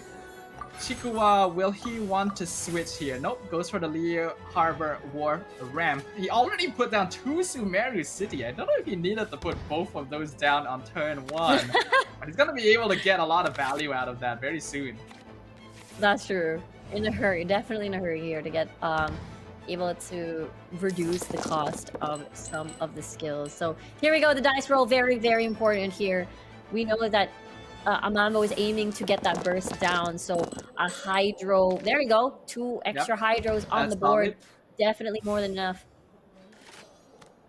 As Here for we go. Chikuwa, he has enough dice to go for 1 more Oceanid skill. Typically, after using 1 skill on Oceanid, you want to swap to Yai to start getting some Electro Charge procs out. But since he did only summon 1 frog earlier, he may be tempted to go for another and maybe build up some extra energy. On the Oceanid, since we know that, yeah, that's what he's gonna do. Since we know that he's not actually gonna take a lot of damage from Xingqiu Burst. And yeah, that's true. But there's the threat of that setup already on the ends of the start of the Vaporize. So the ult will happen whether or not. The shield will break. And do they... I think Amando has a lot of resources to attune a lot of these elemental dice anyway. So I think it's Actually, pretty he's good. got a lot of ramp. Like, I think he can actually... that too. Like, since Xingqiu hasn't taken a lot of damage, I think it's actually perfectly fine for him to go into, like, say... you can even go, like, Paimon Livin. And then, like, end turn. Though it would require some tuning, so it's not the most efficient. Otherwise, Liben Banarana is also very nice, since even if Xingqiu gets electrocharged here, it's not going to affect his team all that much. There's also the Stolen contracts as well for that extra oomph when it comes to resources, Ooh, which that's he will true. indeed use, it seems. And yeah, that's it. He's prepping for the next action phase, for the next round. And just strike there. while it's painful. So Chikuwa has confirmed an Electro Charge proc here. Does he want Yeah. to go for another attack? Yeah, he can charge up the full... Oh, wow. Okay, that's Wow. going to be 2 Six? Electro Charge procs. Yep. So Wow, this that's is a not lot. something you see very often because Yai will usually not get the chance to stack up 2. But when Yai's summon has more than 3 usages, it instantly procs a single electro damage upon end phase. Wow. So you actually get 2 procs per turn. And so Chikuwa was able to get a double electro charge there because Amanbo decided to go for a greedy ramp. Yeah, that's like really, really good. Now Xingqiu with the 3 HP, and they're looking for more of the pyro dice here. That looks pretty good. I think it's because of the stone and contracts also definitely helped Yep, get a yep. lot of the omni dice. So it's really secured here at this point. But Chikuwa, will you be able to land more of that electro aura, perhaps? And then see if you can open it. Maybe an elemental burst is also an opportunity to do so. What I'm gonna be most curious about right now is what Amanbo wants to do next. Typically in this deck, it's a very like the move order is very fixed. You burst on Xingqiu, then you go Yoimiya and let her start plonking away. But because he went for a full ramp, Yaimiko was able to get max energy, and her burst is actually quite painful since she also has the summons out. So he may be a bit hesitant to bring Yoimiya out right now, but he's gonna do so anyway. He does have more dice than Chikuwa, so if he's able to stall things out, which Yoimiya is quite good at doing because of her skill that only costs 1 dice, then he will be able to set up for a very powerful turn since he also has Parametric set up, he's got Covenant of Rock, he's got Minty Meat rolls. This is a very nice hand for the Taomiya deck. Yeah. Yeah, I agree with you there. There's just a lot of resources, utility, and the dice to boot to be able to use all of these. So this is pretty good. So now Chikuwa is thinking of building more of the summons again to proc more of the reactions afterwards, and also at the same time build up that ult for Oceanid. So that's a pretty sweet spot considering that both Yaemiko and Oceanid will get their ults eventually, and at a very low cost as well for some of their skills. So there's still a lot of thinking to be done for sure, even despite it being low cost, but they just want to maximize because in the end the Vaporize is going to kick in with Yoimiya being the active character against Chikuwa. Yeah, this is gonna be an interesting one here because Chikuwa has a hard decision right now. He wants to get more Oceanid summons out to do more end-turn damage, but Oceanid has Hydro Aura applied on it already, and Yoimiya right now with her skill, she'll do 3 damage base, plus 2 on Vaporize, plus 1 from Xingqiu, which is 6 damage actually on the Oceanid, so he cannot afford to leave it out. Which is why he will switch over to the agent to start tanking some damage. Even with the agent's shield, Yoimiya is doing 4 damage already. So this is a moment where Amanbo will be very comfortable. And you have to note, he has the Parametric Transformer out as well. Chikuwa will be very hesitant to use skills because it is going to give Amanbo another free 3 dice once it stacks up. Yeah, it does feel like Chikuwa is forced to play on the defensive right now. I mean, that move was supposed to be additional damage to get more summons, to get more max energy, but in the end, it was this defensive maneuver on the Fatui agent for damage mitigation. And to tank more of the Xingqiu ult, there's still 2 more stacks that he definitely has to tank. Either way, it's so painful no matter what the stack is because the shield is already off. And here we go. Let's see what the call is going to be. Just going to fight back, but that's just -1 damage and 3 shield at least. But that is going to be the agent talent card as well. Again, not something I see often, but this is the 2nd time today, so maybe there's been some changes to the agent Electro Charge deck. It gives his stealth an extra usage, and then he deals pyro damage with his basic attack. However, he's still gonna tank a lot, and that's gonna be the parametric transformer procced for the side of Amanbo, giving him 3 extra dice and extending the potential attacks he has this turn. I feel like Chikuwa, he's not Ooh. switching off of Agent, he's actually sacking Agent. Yeah. Yeah, he's not at all. He's keeping this. Everyone is pretty much already ready for using their ult except that Oceanid. So with that low cost, that's going to be a lot of damage. And you talked about this before, Staffa. Both of these decks are not very good when it comes to healing, but it's pretty decent with just chip damage mitigation. But at the end of the day, once you lose the character, it's pretty much gone. And Xingqiu doesn't have the best health at the moment, and the stacks of the swords are pretty much already running out. So doesn't have any choice but to switch over towards Hu Tao Ooh. instead. That's interesting right there.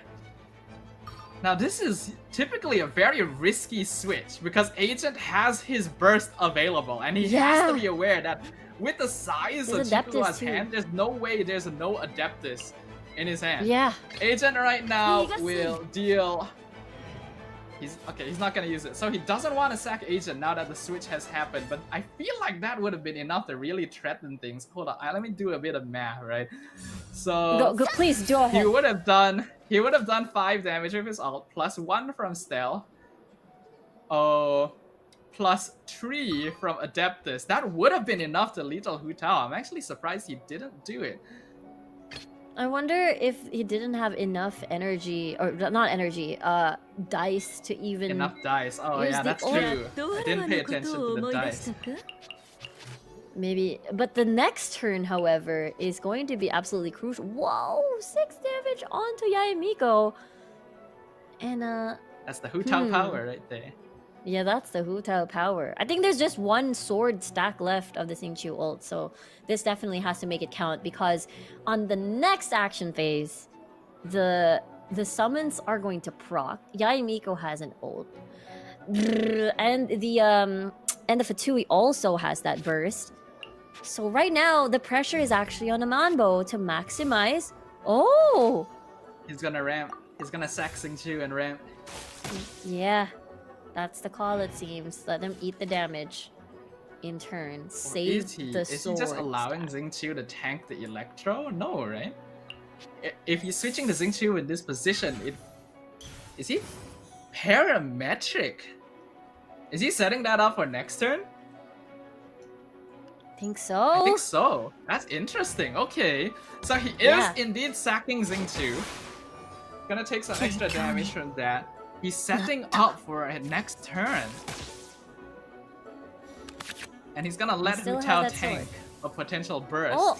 So he's investing into Yoimiya as a potential endgame carry.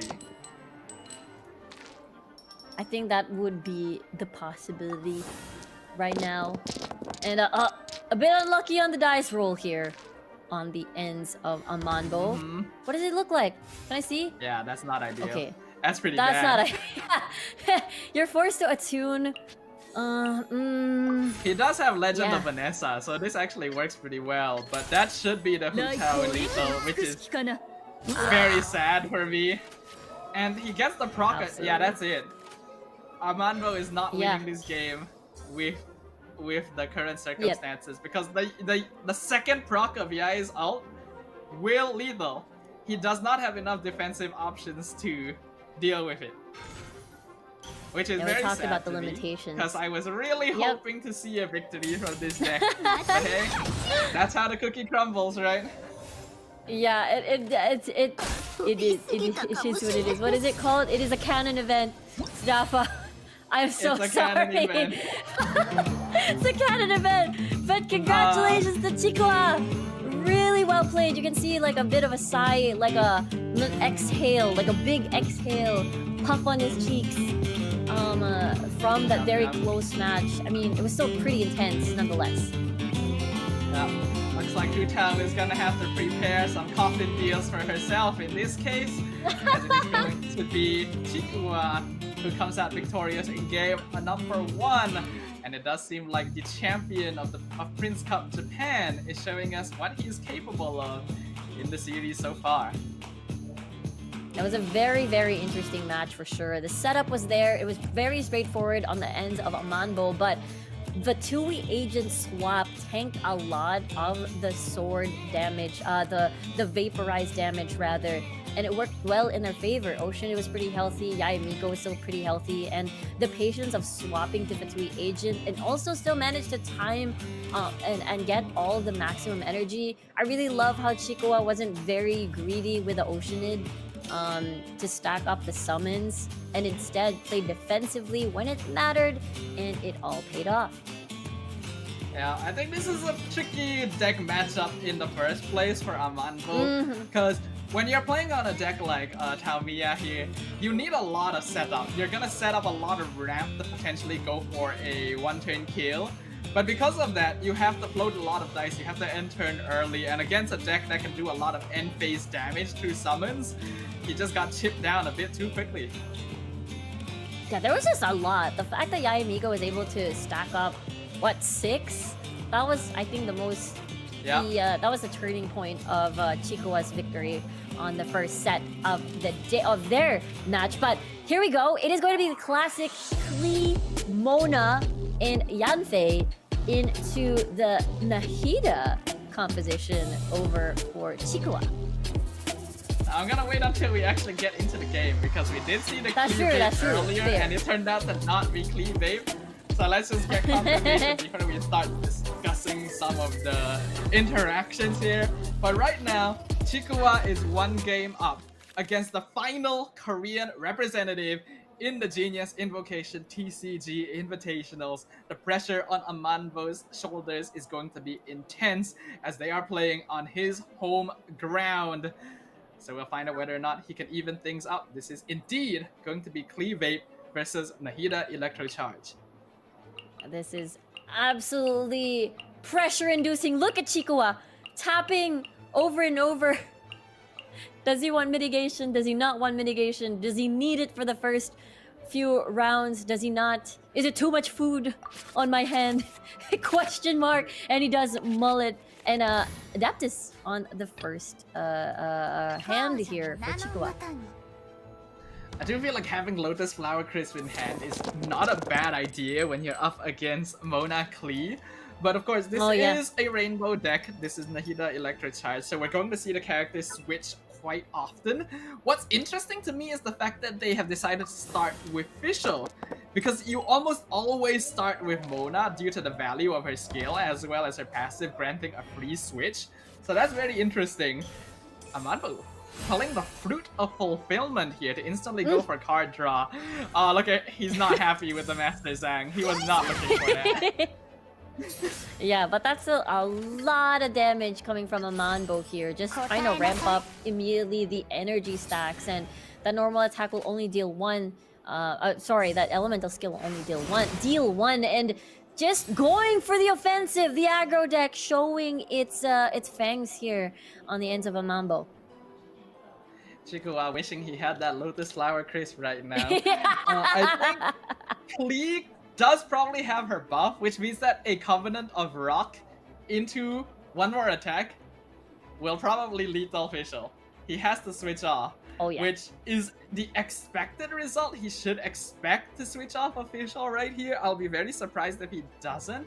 But there's also the chance that he wants to avoid getting another Pyro application on one of his other characters. And, well, Fischl usually only needs to be around to summon Oz the first time, so maybe sacrificing Fischl for the first turn kill in exchange for avoiding Pyro application on his more important characters may be worth it. Yeah, I feel like this is Chikoa's crossroad right now. He doesn't know whether or not he wants to sacrifice Fischl at the moment, but the swap means he's gonna take care and instead risk the Pyro application onto Nahida, and that's gonna be a lot of work. Ult immediately on towards the next action phase for Amanbo, and that's gonna be a lot of damage, especially once you switch on over to Mona after she summons. I'm now realizing why Amanbo seems so torn up over the Master Zhang there.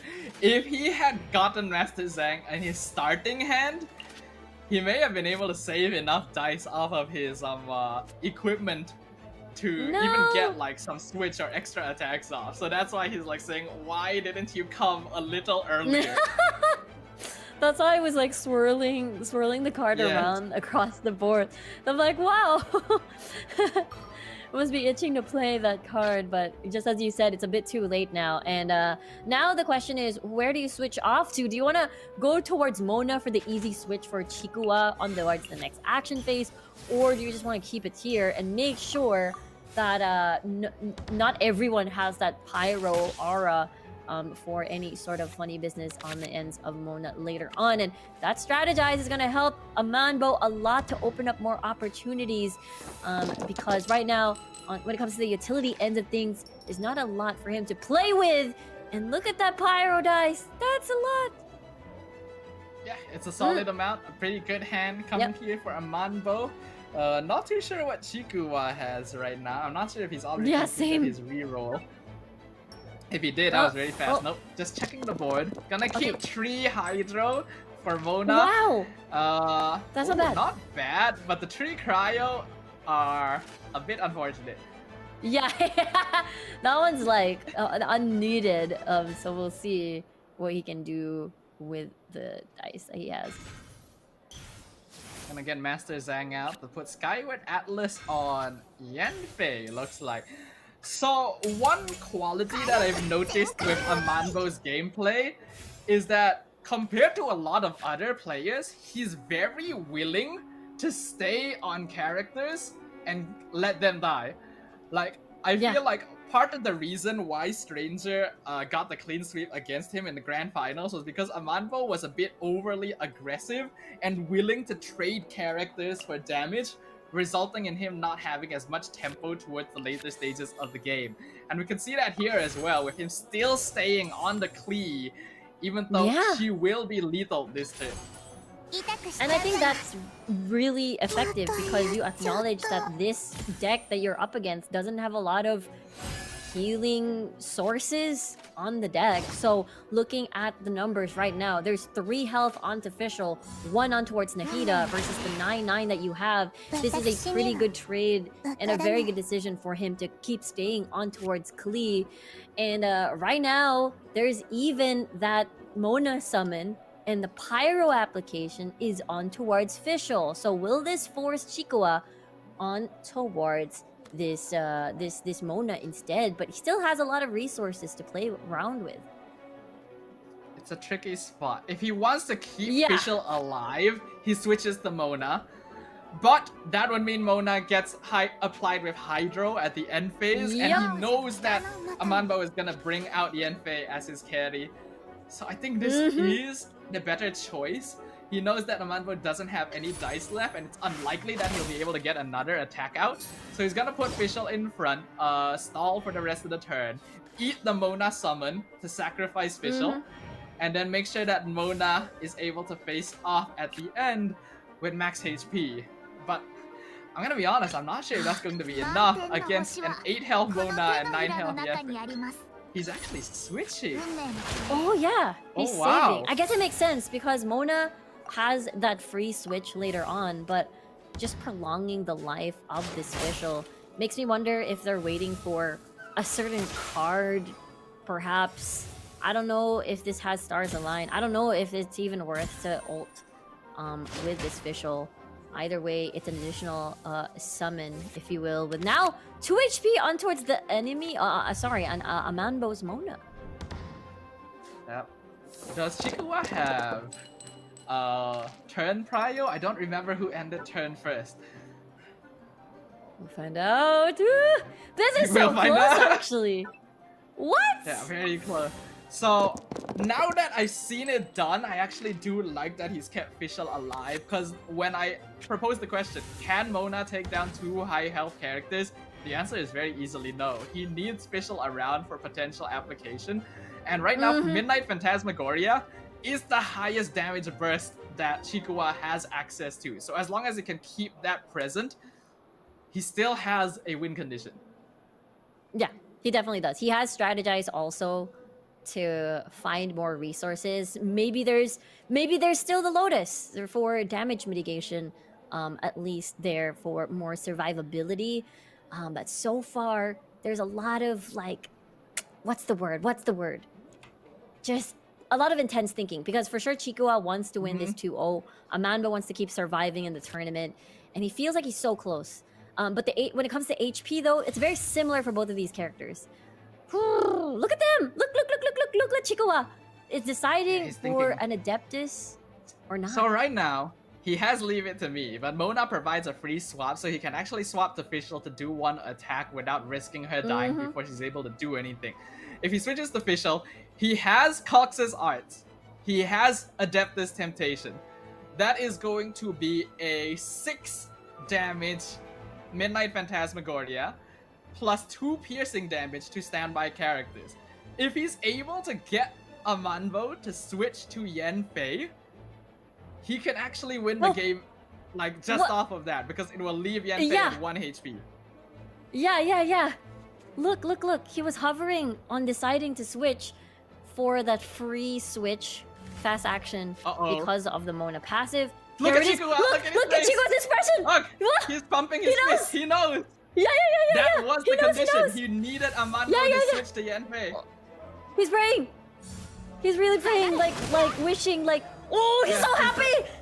This is why I love watching Chikua. He's so expressive. Yes. So basically, he was praying that Manbo didn't There it is. have a Pyro Resonance to take down Mona. Yeah. He's gonna go to Fischl, Cox's Art, Adeptus Yeah. Temptation. That's going to be the Midnight Phantasmagoria. Woo! Possessing Boom. herself into 8 damage, instant pierce, 1 shot, 1 kill. The Princessin Wow. of Urchelong secures victory for Chikua and moves on to the semi-finals. That felt like such a close call. That Calyx Arts card really did save that game. And as well as, just as you said, right, having to switch towards Yanfei was one of the key conditions as well. His hand was so good. Chikua's hand was really good. Whew. Now, this is what I mentioned, is that Manbo has a tendency to play aggressive for damage without thinking too hard about the potential, potential lethal on the other repercussions. side. So, Yeah. I was worried he would switch to Yanfei just to do as much damage as possible, and unfortunately he did end up doing so. It's understandable, Mona's not gonna do anything as the active character, but Chikua, that just played precisely into his win condition. And the champion of Prince Cup Japan moves on to face TDN Megane in the semifinals. That was such an exciting matchup. That was absolutely That was insane. great. Yeah, that was crazy.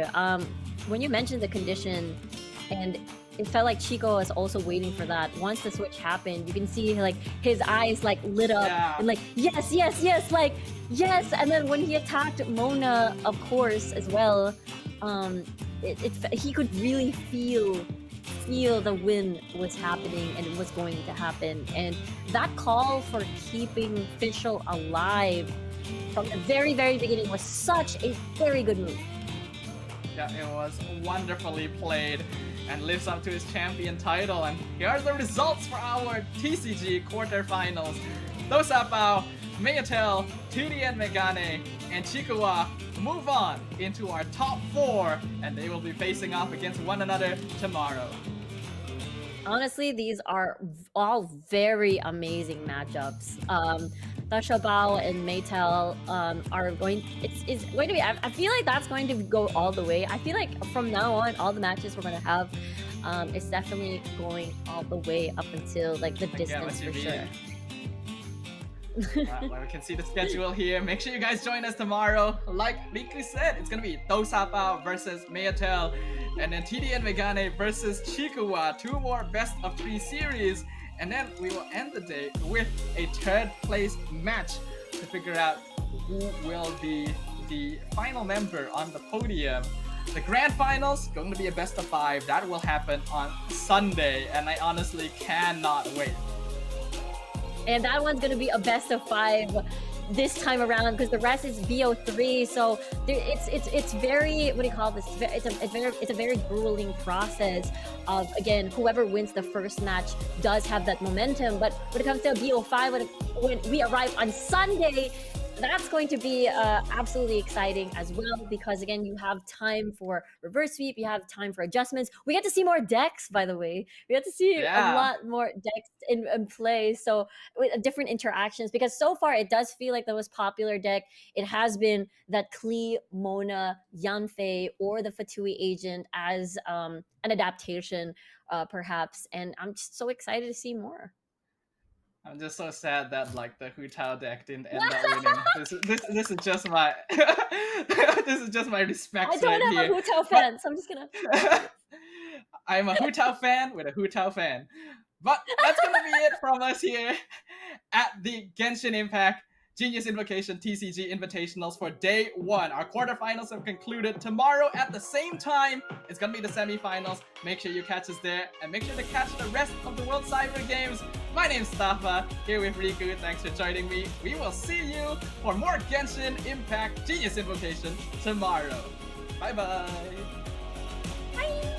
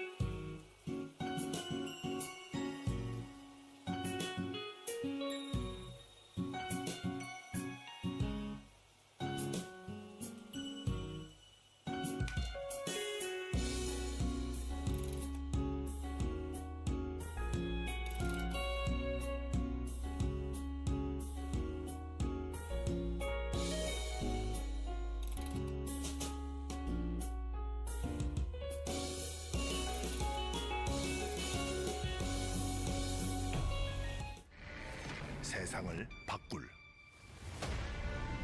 당신이 처음 만나는 새로운 엑스포의 시작.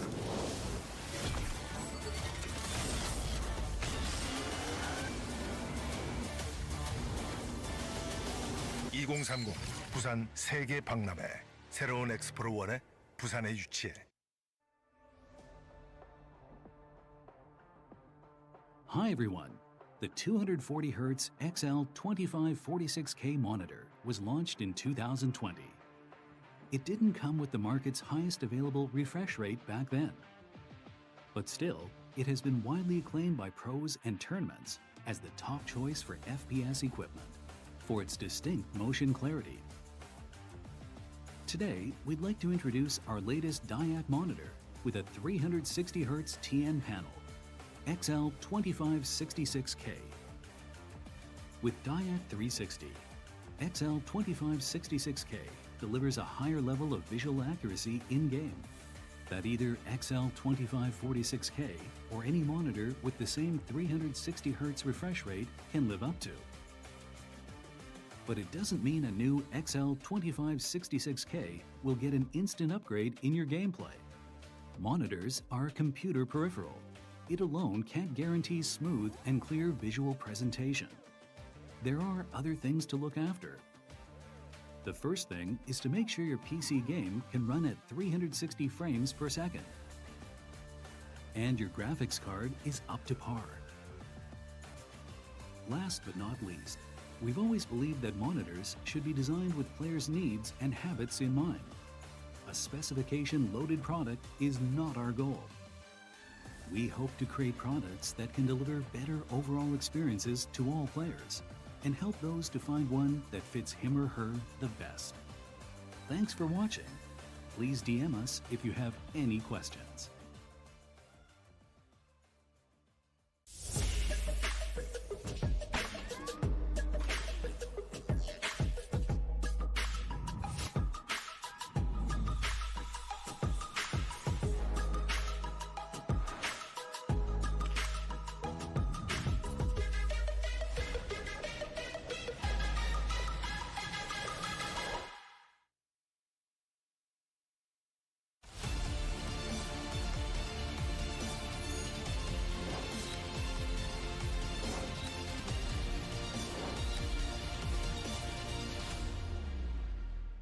We are the dreamers.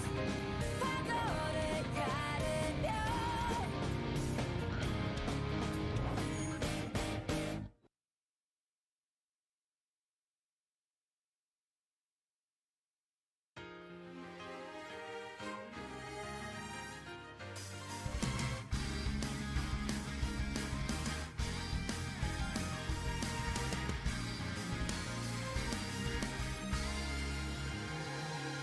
지륵 같은 어두운 나라 내가 나로 있을 유일한 곳 서슬퍼런 증오를 벼려내고 있어 빼앗겨버린 내 삶을 대신 채워버린 어둠이 나를 일으켜 쓰러지지 못하게 붙잡아 짙은 내 영혼을 달래가며 짙은 어둠에 새긴 운명으로 나가 육수를 향해 I'm a drifter 갈 곳 없던 내 세상에 아무 너간 절대 잊지 못할 절망을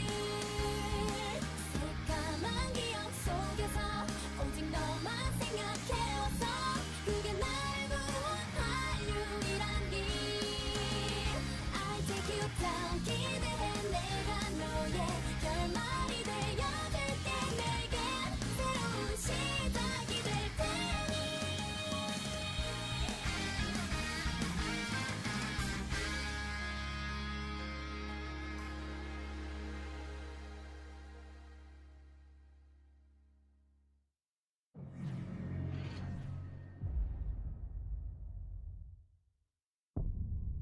이 편지를 읽으실 때쯤이면 학교에 잠깐의 소동이 있었을 것입니다. 소동? 이게 잠깐의 소동이라고요? 애들 아직 밖에 있잖아 너 미쳤어? 빨리 문 닫아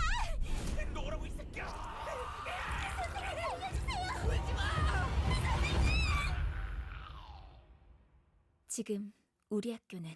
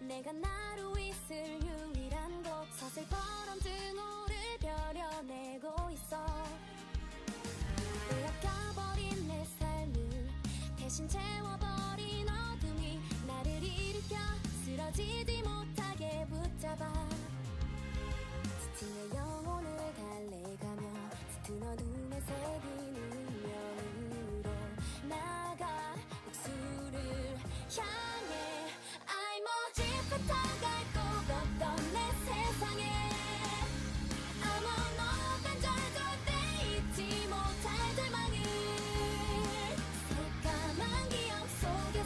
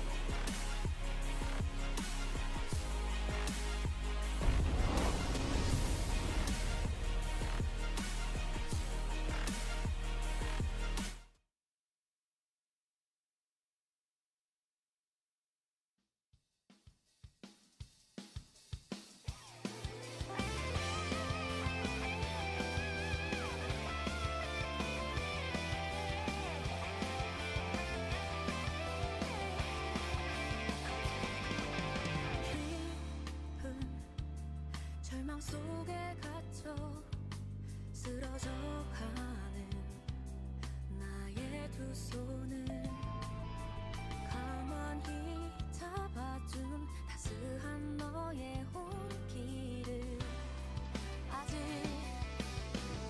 기억해. Now I can hear you. 눈을 감으면 손끝에서 널 느껴. Now I can hear you. I can find you. 이젠 알 수 있어. 약속해 promise, I promise. 잊지 않을게. 우리 함께 많은 약속들을 promise, I promise. 어둠을 지나 행복한 때 하늘 아래 이곳에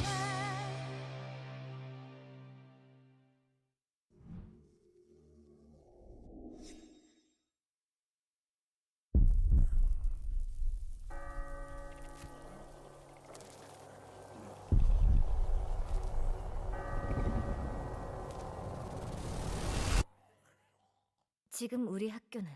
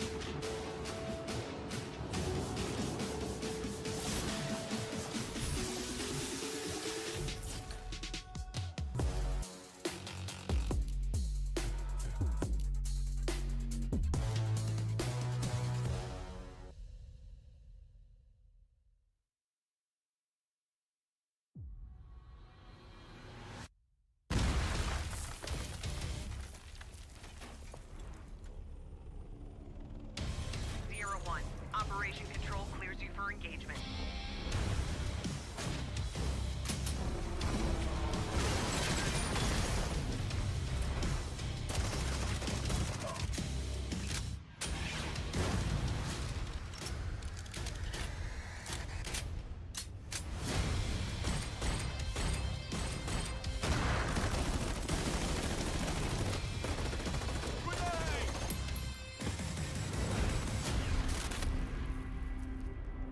Let's go!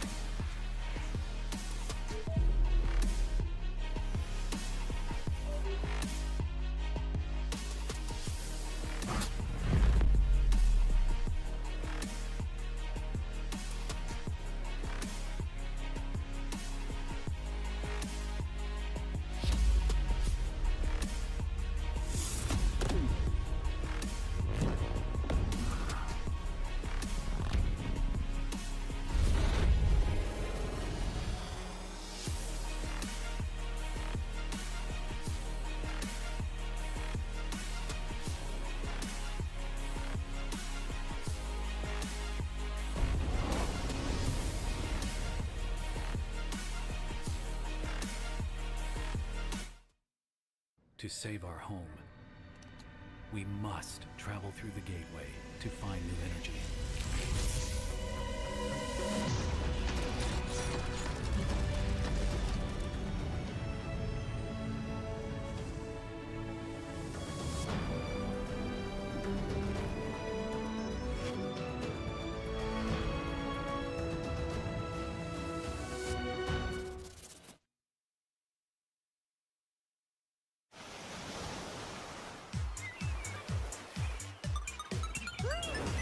You and your fancy car, top down stars. You think you're going far. Whatever, you gotta beg and please. I've got you on your knees.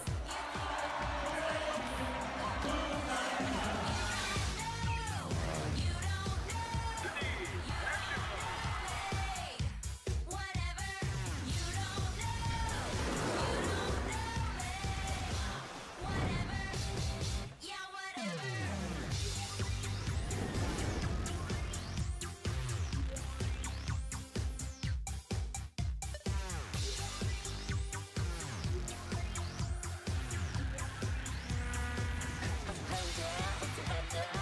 Yeah, whatever. Play or live. Busan.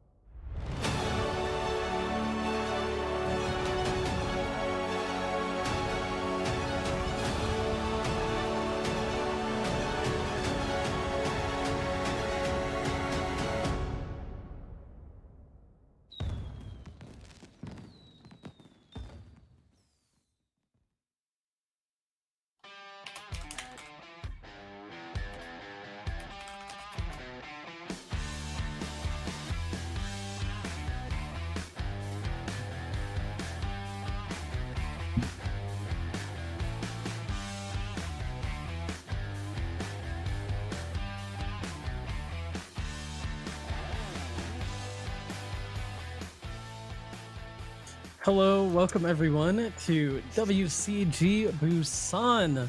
I'm so excited to be here with Hoppa Bear, and ready to cast this amazing tournament. Hoppa Bear, what do you have to say? I'm so excited. I just can't wait to see how the players perform and how everything plays out.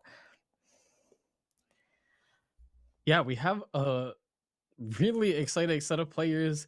We have 6 Korean participants, 1 Japanese participant, and 1 Thai participant, and they all qualified for this tournament. I got to cast the last version back in October, and we talked about it all culminating here at WCG Busan, and all these players are really excited. We don't get to see a lot of lands in battlegrounds, right? Like actually in person, the tension, and certainly not of this caliber of player or for the stakes that we're about to see today. Yeah, it's really exciting to see the stage and the lights, the audience, and everything for this game. I'd love to see even more of this. Yeah, and here, like we said, this is the format that these players went through. There was the WCG Open that they could qualify through, and the Open Qualifier. They got to a top 16, played through a group stage in June, all to make it here into the top 8 and the grand final. Ah, so exciting. It looks like we have a few streamers, one really large streamer with 10k Twitch followers, and he's a bit of a heavy favorite in this tournament, Little Bird. A few other streamers, and then lots of students. Oh, and we're gonna have a check format with a 20-point check setup.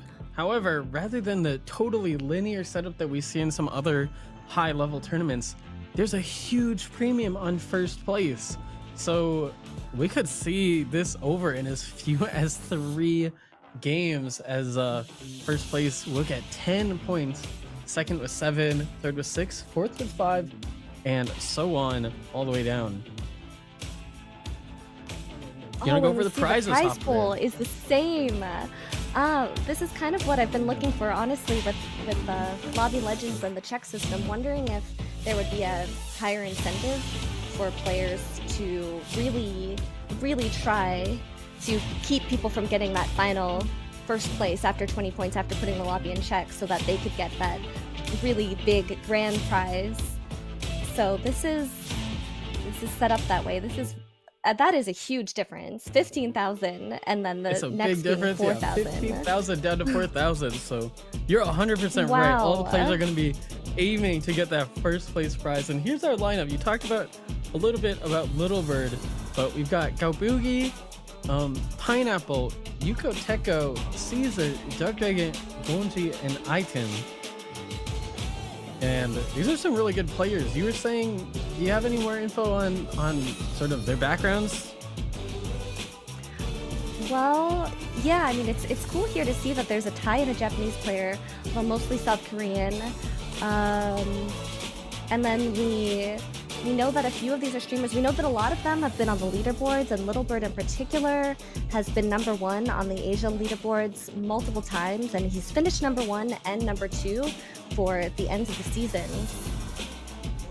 Oh, and then what do we have here? Oh, we got an online event. Wow. So you can spin the roulette and win the prize for the various events. You can share WCG Busan on SNS. You can click the roulette button hidden on the WCG webpage if you can find it. You can guess the answer for the WCG quiz every day. Click banners placed throughout the WCG website, and that one last one that I didn't quite catch, but a lot of stuff that you guys could do to win some pretty cool prizes. I'm sure. I know last time they had like really cool Hearthstone merch. So maybe they'll have some other cool stuff. I was actually really jealous last time. They had like, you know how like the streamers get like the cool like stuff? Like they were giving out like blankets and like, oh my goodness, I was so jealous. Yeah, I know.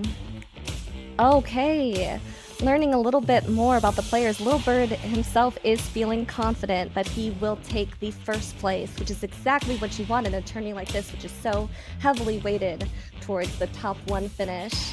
Looking a little bit nervous maybe, or just taking some breaths to center himself. Absolutely, and I mean, I've never actually played on LAN, or at least Battlegrounds, at that level, but it's gotta be nerve-wracking. That being said, Caesar looks ready. Look at him. I think Caesar's feeling. But oh, okay. Little eye contact. I'm gonna win the championship today. He knows the camera's on him. You know what? He's made for the stage. I really like that confidence. He thinks he's gonna win, even if he's not as good as the others. That's confidence. I love it. All right, we've got Duck Dragon. Lost in This thought, quote, thinking, this kind of won me over. well, that's exactly the goal. To find the pinnacle of romance is his goal. Yeah, and he just might. I mean, he looks pretty good looking. You know, anyone out there? He's right there, Duck Dragon. We'll see if he can woo you with those battleground skills. Great I know outfit, a few people great who are eyebrows. big All into he's that. missing is the #1 finish. Oh. Gongi, a little less romantic though. From now on, it's cruel. You know, no mercy, huh? Some women admire that, so we'll see how that works out from him. We've got a little. But either bit way, for the other players Just should be very players. good, because Gongi is clearly not going to be very merciful. Absolutely not. Item, our Thai representative. Yeah, looks like just like you, he has not participated in a LAN tournament before. So this could be you, Pocky. You could be asking us to support you and saying that you will do your best. And how can you not root for yourself? I always do my best. That's true. But right. Item will not be the only person rooting for himself. He'll have lots of fans out there rooting for him, myself included. Oh, first off, I love Pineapple's name, but hey, WCG, I'll show you the fear of a big name storm guy. Pineapple is coming. He's coming. What do you think he means by the storm guy? I mean, you know, if you have a name It's as anyone. good as Pineapple, you can have a second name too. There has to be some kind of connection. All right. So we've got Geobuggy, but you said that it was pronounced differently because this means turtle in Korean. Yeah, I believe it's So from how do you pronounce his Boogie, name? and Boogie. Boogie wants to make sure he'll win, just like the turtle in the hair, or tortoise in the hair, you know. Oh. But Yuka but Teko then has something else to say. I will absolutely win. Which Woohoo! adjective we've is got stronger? a lot of confident. Yeah, we've got a lot of confident players here that are assuring us of their victory. Who are you feeling the confidence for most of? I just have to say that I like that Yuko Teko means business. He does not plan on speaking to anybody. As you can see, his microphone is whipped all the way up. It's not time for socializing. And honestly, all of these players seem really amazing and have a great history, so I think it could go to anyone. We'll see. I don't want to, you know, doubt anyone here. What about you? Yeah, I mean, definitely, you know, we see some differences in experience. Like you said, Little Bird, a regular at the top of the leaderboards, a frequent participant in Lobby Legends, but you need confidence on the main stage, and here they are as we get into our first game. We have our hero select here. We've got Enhanso Mecano, Quick Swamp, Duck Dragon with Pure Mad Cariel, Alakir, and Alex Straza. Any particular hero you like here? Without knowing the minion types. We do know the armor totals. none of these I have to say are my favorite heroes, but I wonder if Duck Dragon will value the armor more heavily, because Pyramid and any of the higher armor heroes, you can always rely on that. If nothing else in the quest meta, you can rely on 18 armor. Looks like we've got an eagle over here for and he Kalbugi. agrees with you as he did take that pyramid. Ooh, Kalbugi feels with special. the low armor eagle, but not the best shop. 2 mistakes, So we can not 1, but 2. The 2 mistakes do not help us as much as I'd hope in determining the minion types for this game, but at least Wrath Reaver's here to tell us that demons are in. If there's anything Wrath Reaver's good for, it's that, indicating what's in. And I imagine that he will take the Wrath Reaver here for the higher stats. It is the pick, and goes for the discover Goes for here the... on Eagle for turn 1. Alright, we've got a potential GuildWar We've got game. Sun Bacon relaxed. Oh, Shutterwalk Yuka with has a a great really nice start. start. Absolutely.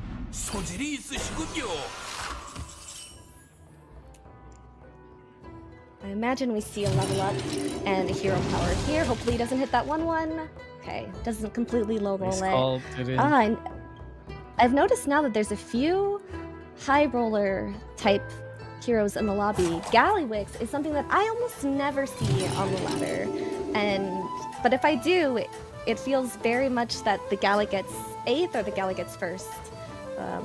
And then ETC has huge potential for high roll, as well as a lot of quest synergy and mid-game strength. What heroes stand out to you here? I think Agazanzrak is pretty interesting as we see Littlebird piloting the hero. And it's a hero that we saw recently get buffed along with ETC, as that secret pool changed up a little bit and made it a lot more consistent without as many misses available on that hero power. However, it is difficult in the quest meta, as you really do want to sort of play into, you know, trying to complete your quest and usually spending money on a hero power rather than having a hero power that gives you some sort of economic benefit can be a little bit more difficult to work with. Many of the heroes that have a hero power that costs anything. That being said, Carol at least has some buffing synergy for that quest. So we're going into the quest turn next turn. This is always an interesting turn. You wonder, how many minions are people going to play? Will anyone dare to 3-on-3? Will people hold one or both of their minions in hopes of synergy for the quest? And it looks like Shutterlock will not opt for holding any minions. They want full value. They don't want to miss out on any of that. But Lich King holds. Wow. I guess just wonder if they went to looking three. at the Oh no, they Shutter, have. well, they have 2 cards in hand, yeah, so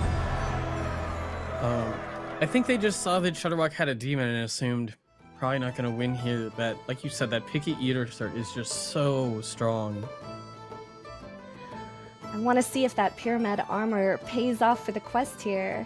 That being said, I think we can't see the pick.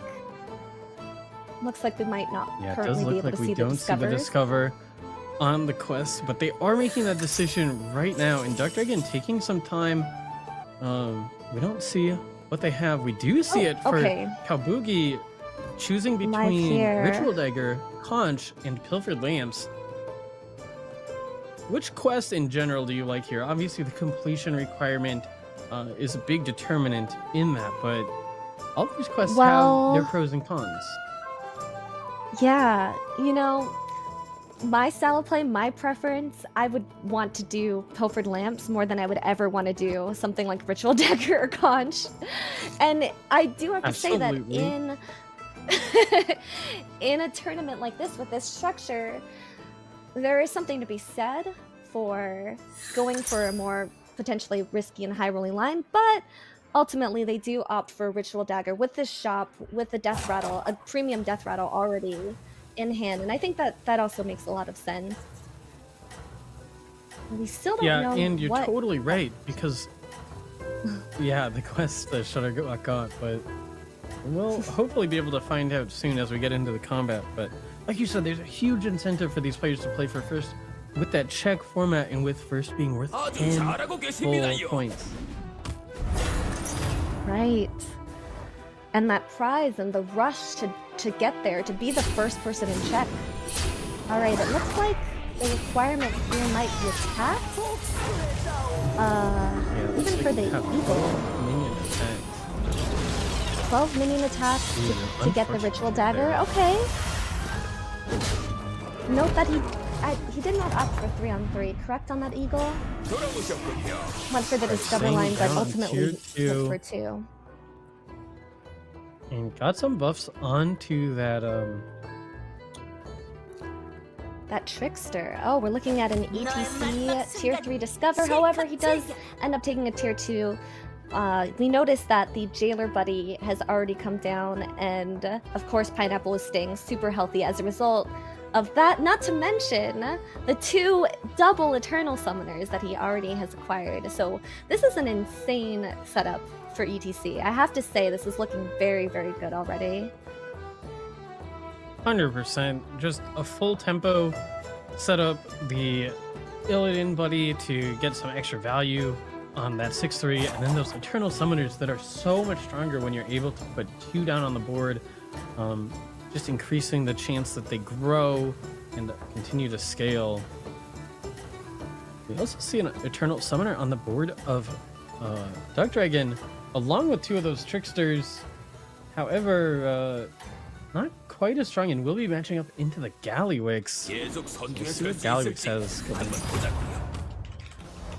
Yeah, Gallywix recently got a buff in armor, but still quite low armor, which does hurt the quest, as well as makes the games a bit scary when it comes to just staying alive past the other high tempo players. But so far, Gallywix is staying pretty healthy, it seems. And For sure. despite no exception, they'll continue that pattern. Alright, and oh no, those demons are not enough. not quite enough. That's always the hard, not the best one to hit, I feel, on the lower tiers, because you're so likely that it's always a mistake. Ooh, we've got a triple here for Akazam. It's always a mistake. It's always a mistake. Triple lined up, down to 20 health already, and only Even on though, tier 2, so it's 8 gold. Right. But Ooh, almost cut the quest there. Duck Dragon with that Deflecto does start buffing it up. Will play into it. It looks like he's considering whether or not to play that Lullabot or hold it for that potential triple. Meanwhile, we also have a Discover for Gelpass here.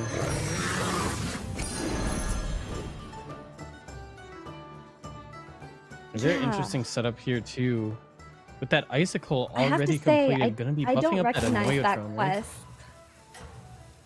It is the Avenge plus 3. Oh! Plus 3 attack. Oh. Yeah. Interesting. Not one that you see very commonly, but with that Divine Shield in hand, it's not the worst minion to be buffing. Of course, we see that mechs are definitely in this game, and it's definitely playable with mechs in because of how magnetics work and allowing you to sort of play those buffs onto existing units, continually scaling them from your hand.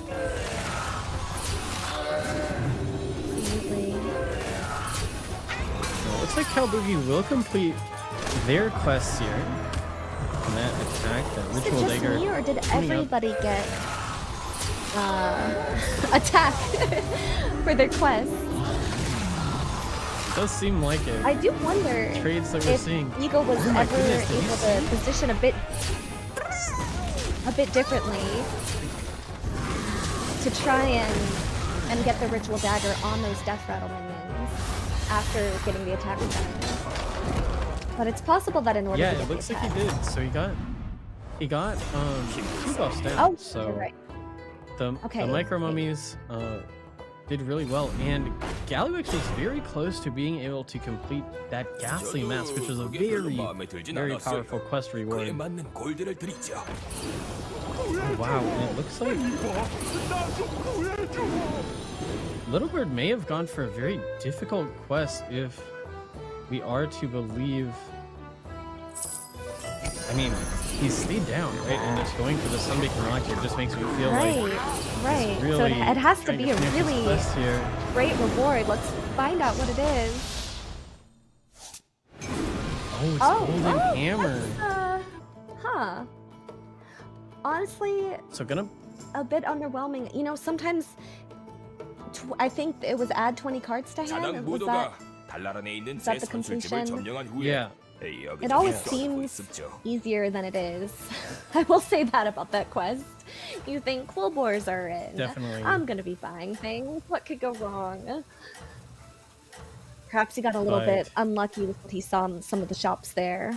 But still a pretty powerful quest, so. We'll see. Yeah, did finish it. We'll be able to, it looked like he was gonna golden that one. Play all those gems for a lot of extra health. Well, tail toss. We've got a brief flash of their board. And wow, look at how strong that low flyer is. It's not flying very low anymore.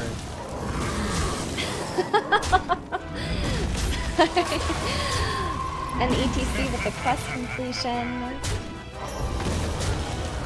But ultimately, Akazam is going to be able to finally take a fight here. She has to feel good from 20 health. Just Especially really that against extra an health ETC. coming in. Perfect use. Living at 1 health. But I'm assuming this is going to be undead, given the direction. Oh, it's dragons! It's dragons for the Scepter of Guidance. So TC going to have dragons on the mind. Interesting. That is not something that I would typically pair with ETC because you don't. A lot of the times with ETC, you tend to fast level and not really buy a lot of minions. But I suppose you could fast level to 4 and go for the Terrac line, or maybe they can use the ETC's tempo to get to 6 and go Kali. Absolutely. I'm totally with you in that. I'm not sure what the best option is there, but it's be interesting. It looks like Little Bird is considering what he wants to play this Golden Hammer on. Has 3 gold left, so could cycle through a unit, but I think the taunt might be coming down.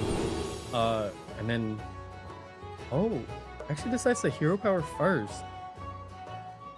We'll get offered Snake Trap, Splitting Image, and Competitive Spirit.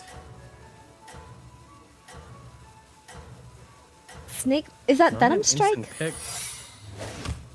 Is that what it is? Yeah, yeah. Snake Trap was the other I think one. so. Venom Strike indeed.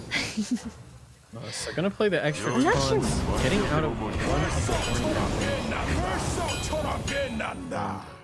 the and then scrap obstacle get those course. extra gems. Now if he's able to find some gem buffs, he is going to be farming a lot of gems per turn, thanks to You see his what Golden I see? Hammer. And something that's nice about it is that it's flexible, so perhaps he can golden a prickly pipe before a turn, speed up the gems. Or he can continue to just farm as many gems as possible. Also, the Shutterwalk is a monster. Absolutely insane. The brand will be doing some serious damage, and they have duo with that brand on board with their hero power, but also Wondrous Wisdom Ball, which is a very, very And strong Lich King has quest. gone down already. Oh my goodness, such an early turn to be going down. I think it's only turn 8 or turn 9, so a very quick game for them. We saw them hold early for that quest turn, and now obviously not get rewarded here.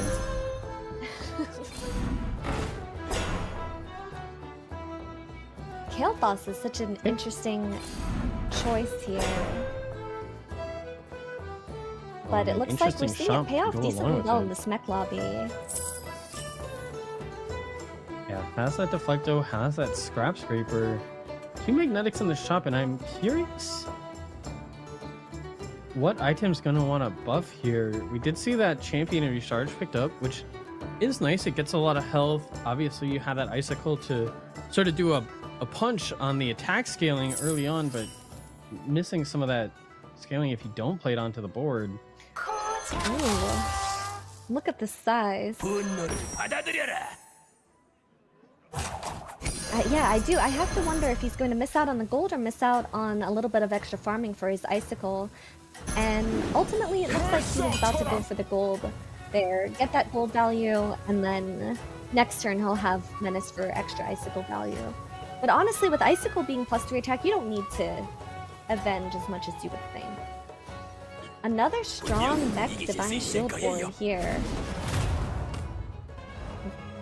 Duck Dragon. Very much so. With that Cyborg Drake, Plateau. And up against the Gallywix, who looks like Rondo Dropper or Duo was the pickup from that Ghastly Man. But down to 4 we health. don't know which Little one. Scary.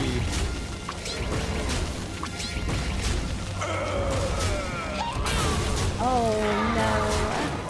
I think that thing is happening. And I was talking about happening with Gallywix. Oh, it feels so sad. There was so much They were just potential about there. to get so strong. Looks like it was Ongi that goes down. Oh. Always disappointing. The risk you take.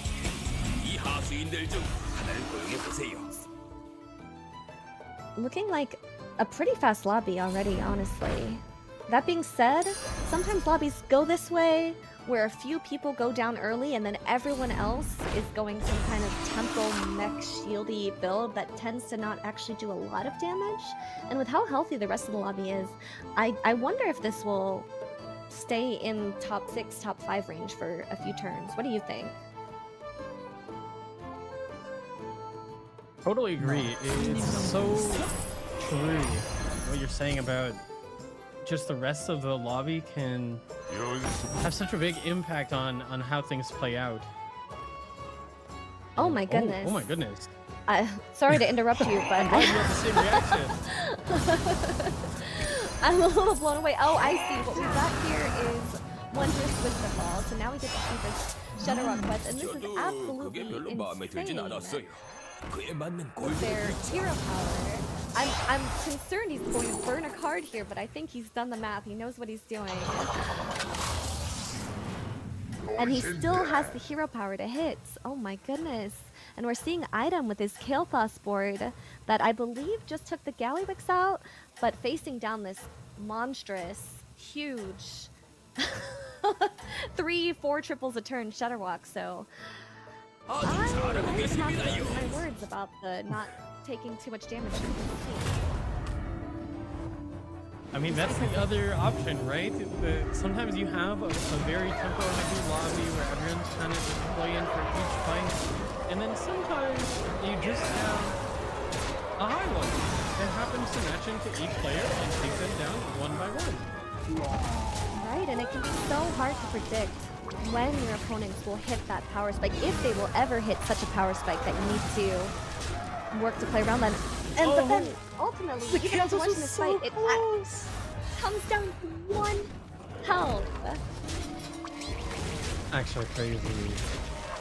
And speaking of close fights, this looks like a very close fight as well. Oh, but the shield does get caught. And so Akazamzarak has stabilized a little bit at 12 health, 11 health with that golden hammer. And the ice block to boot. And it looks like but ice will block's now be still the up, one that matches so up into the Shutterwalk. might be feeling very grateful that ice block. I wonder where he goes from here. Oh.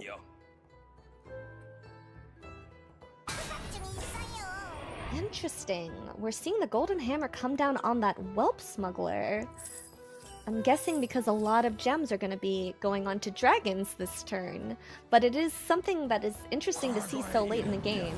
Golden hammer on a whelp smuggler. Love to see it. Yeah, it's so unfortunate when it's like we saw Littlebird really emphasizing and prioritizing that quest, and then just oh, hold on here. We've got really... some really potentially interesting synergy. I don't know exactly how much this is going to. Wait? Why is it? It's not nothing. It's not nothing. I thought that was gonna be a little bit larger. I suppose he didn't there's move more gems, off of There's more anything. gems in hand, you know, like Okay. there's some potential. You know what? I just I do realized think something. Mhm. I think that Shutterwalk with Wisdom Ball is kind of illegal. It seems pretty good here. It seems pretty good here. The hero power not even coming down yet because there's just too much to do. And Yukateco was trying to make sure that all the plays got done. Doesn't even get the freeze the off. goes off.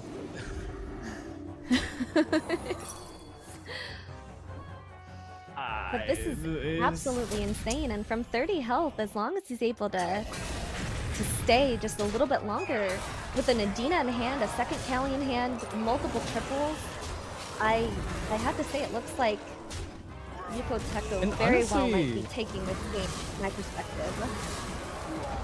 You think any of the mech players can beat this? Or who will be able to stand up against this? I don't think so, but at least in this moment, the Akazanzarak was able to at least take the fight, which is pretty impressive in its own right.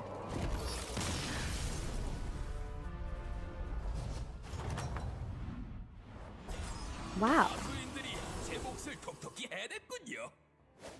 Oh, and a very interesting pickup for Pineapple on the ETC with that Ticketus buddy.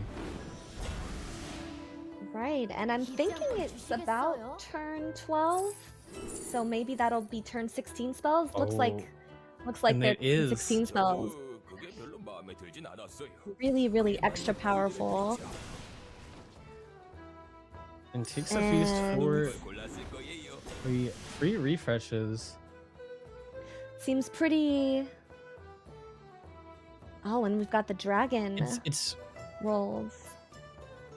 Note that he is it's not such at a nice all. buff, but yeah, not at all dragons, dragon. and it's super contested, and it's such a shame when you have so much potential and you just don't really hit on the quest.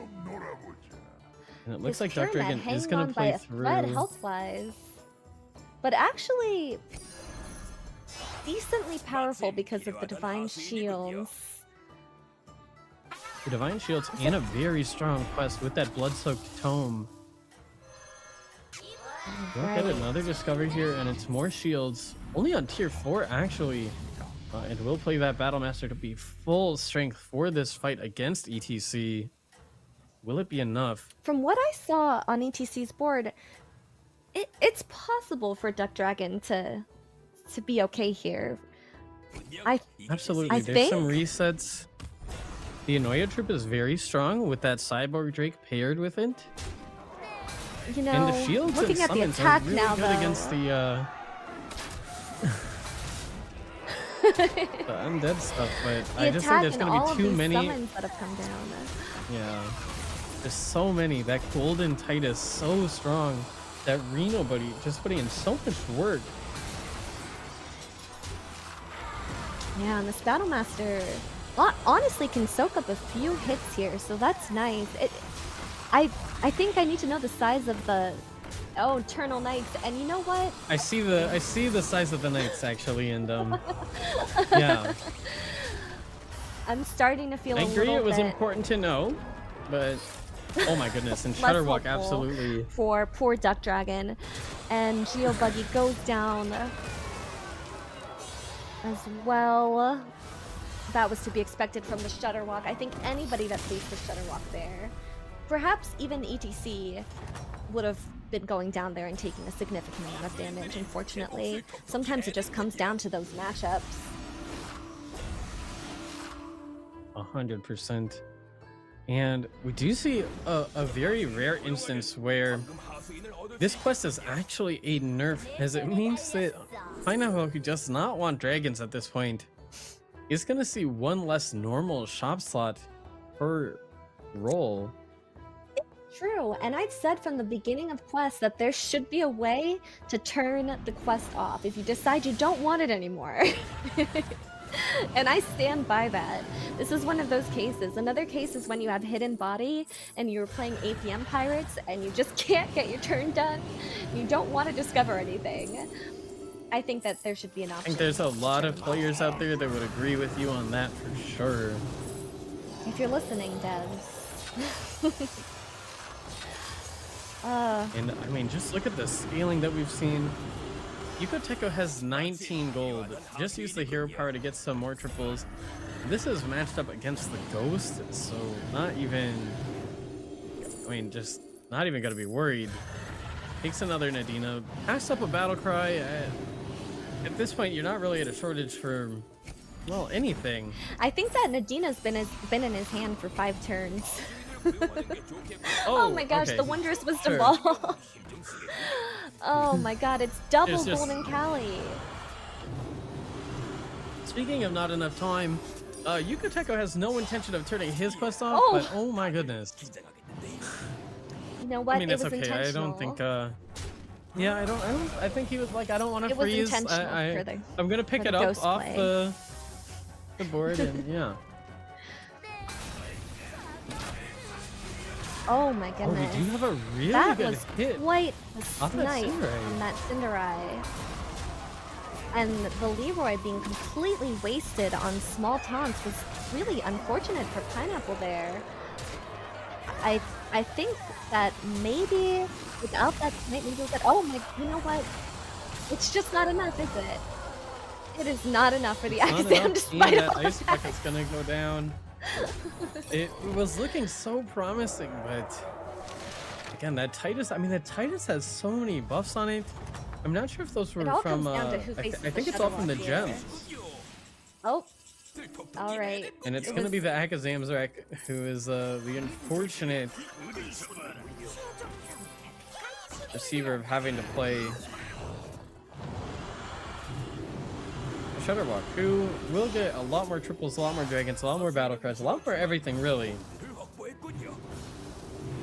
Yuko Teko is an absolute monster. This is honestly one of the biggest Caligos Dragon boards I've seen in months, since the very beginning of, you know, when Cali was very broken, maybe 2 months ago Oh, with I the mean, this is patch and with absolutely Duo being insane. introduced. Yeah, Yeah, I but haven't this seen is- a Caligos board like this. I mean, like you said, in a long time. And Yuko Teko's doing it on the main stage in game 1, looking for those He's doing it 10 live. points.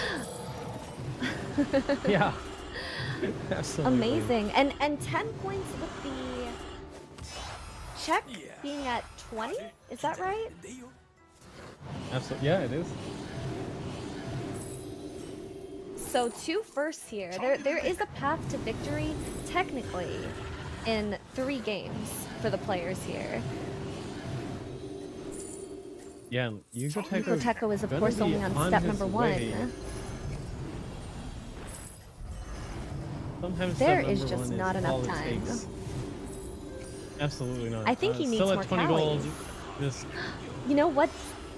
I'm so sorry, but he didn't... Did he get that Nadina in? Well, the animations are still going. the plays are, yeah, the animations. His board is just a line of shining light. And he's still making the plays, doesn't care about the Caligoses, does look like potentially grab a final battle cry. And he gets the and Nadina. does get the Nadina down. And gets the Nadina down. Oh my gosh. Ooh. It was a great Leroy hit, and honestly, a great secret there, but it's just never going to be enough. No, it is, Unfortunately. For unfortunately the not. Akazam, but fortunately for Yuko Teko. So with the power So that the- Ice Block does get that 3rd place, but The question yeah, Yuko becomes, Teko just on a warpath here. could Undead UTC ever beat the giant Caligos monster dragon? Is there some kind of buddy they could discover, something that could happen? And the answer is usually a combination of poison scam and just other tech units. Oh, looks like we're seeing the And here 2 we get final the, fights together. between Yuka Pineapple and understood the Pineapple. assignment. We see all of those pieces in hand. What we're missing is something to counter the Nadina, the Divine Shield, on all of those units. But he did come adequately prepared here to this fight, or as adequately as he could in, 1 to 2 turns. Yeah, certainly not sure what you do here. Does have that hero power available.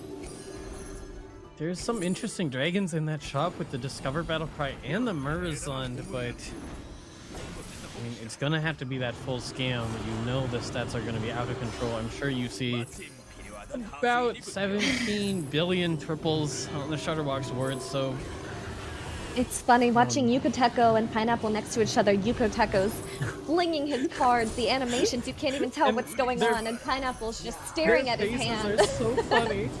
Yeah, their faces are so funny. In comparison, Yukoteko's like having the time of his life playing through the stuff, smiling, and Pineapple is racking his brain on how he could possibly even be able to. Oh no! And it looks like that unfortunately, with the bug is not crazy limited to stats, NA. yeah. No, not indeed. Yukoteko has broken the game with his power level here. That's when you but I know you've think done that- well, is when you've broken the game. It's a hard standard to bear, but Yukoteko I think will be okay with it.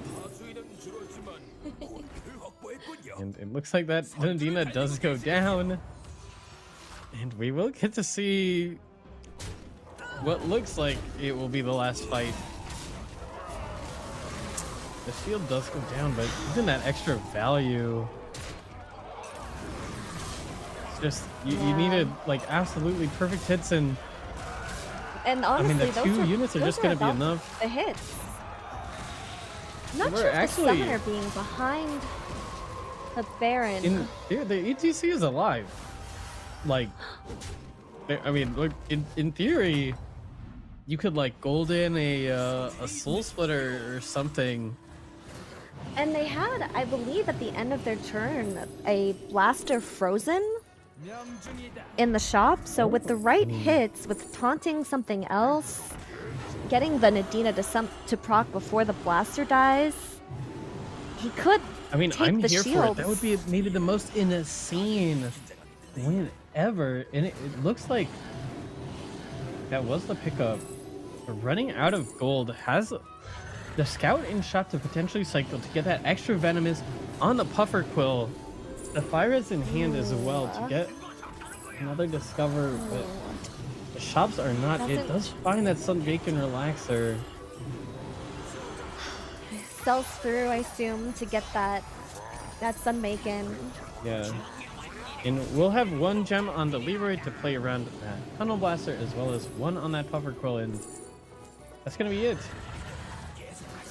Time is up. I feel like Shutterbox animations are gonna go for a while longer. Just a feeling. Well, looking at the other side, we can actually see what's happening in the fight from Pineapple's perspective, and crazy enough, Yukoteko opted to forego putting in another Nadina this turn if he did have one, and actually blastered Pineapple back, making it so that his own blaster helped with his ultimate demise. The crazy part, Which was that also we an saw at the end there epic is Yukoteko actually hit the Blaster Baron on that last Wisdom Ball roll and got it in just in time. And yeah, takes game 1. Wow, what a phenomenal performance. A slight smile, but you don't want to celebrate too early. And like we said before, No, Yukoteko nothing good is here can for come of that. business. He's not here to speak to anyone. No microphone needed. Wow, amazing. That was actually the such an sole insane Japanese performance. player I can't taking the first imagine- game. Yeah, in such an impressive fashion, and I can't imagine what it would be like to be sitting next to him, knowing what was happening on his board after seeing that. Just, I envy these players. Just, being able to like, I lost, but I'm gonna just like watch his face because man, that was just pure joy at the end for him. Oh, he's containing himself well though. Could be celebrating Absolutely. a lot more. And potentially I would be he'll have celebrating a room to lot more with that celebrate. board. Yeah, I mean, it was unbelievably impressive. Unbelievably impressive. And I mean, he's halfway to that check point. We're gonna have to see if Yeah. he's gonna be able to grab a first again. You think he could do it?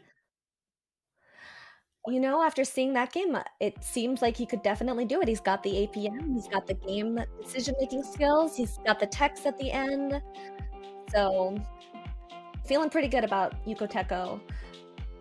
I was going to say that I wasn't expecting a game like that. After seeing the beginning of the game, the types of heroes, the types of quests, I was thinking this is your typical Lobby Legends style mech game. People are going to be at tier 4 with shields and scaling up huge deflectos, but you know, huge is like 60 or 70 attack and health. It's 100%. cool to see this kind of game happen in a professional tournament, and I wonder if it has anything to do with the setup with the prize pool and the huge Absolutely bonus for playing first more place. for that first place. And we're gonna have to see if the players will be able to keep up that performance in game 2 after a short break here. Thanks for watching, guys, and we'll be back in just a moment.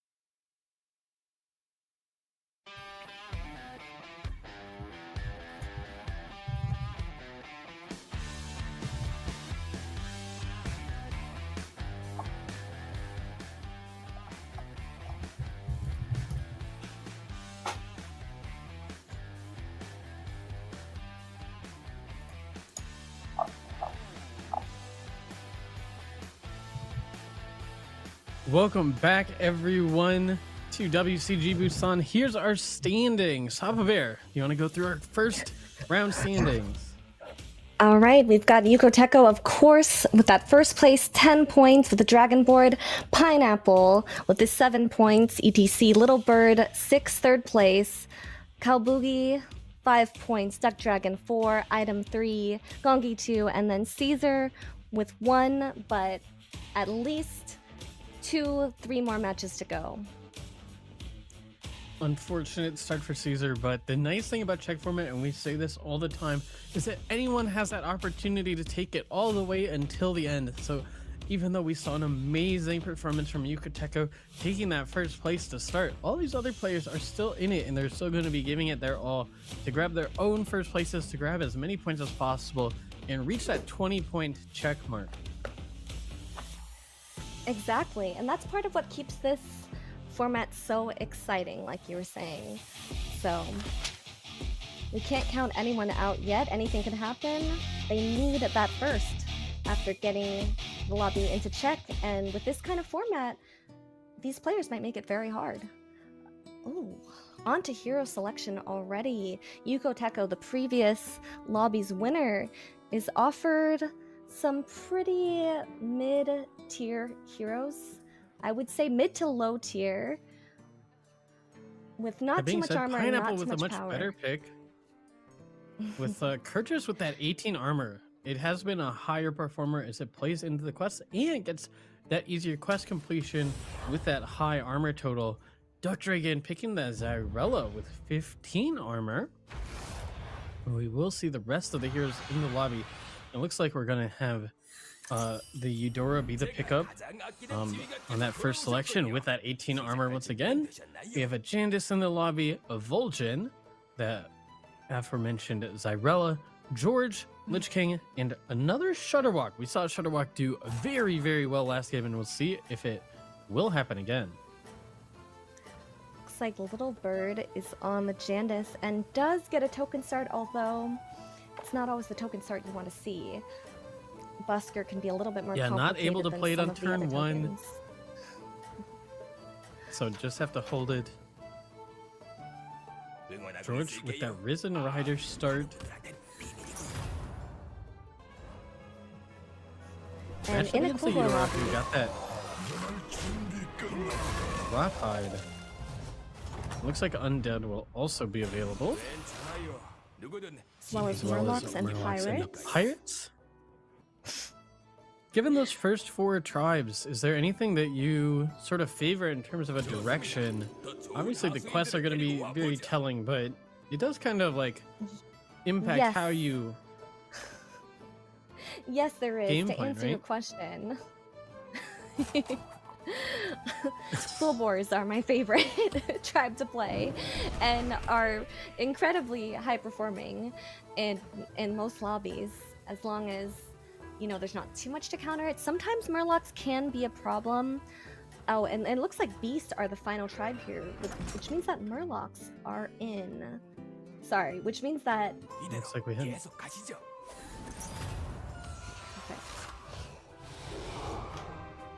So we do see that Vol'jin is in here with Quillboars, which can be really powerful, though a bit tricky to pull off, but there's some great synergy there. Lich King being a bit mean with that.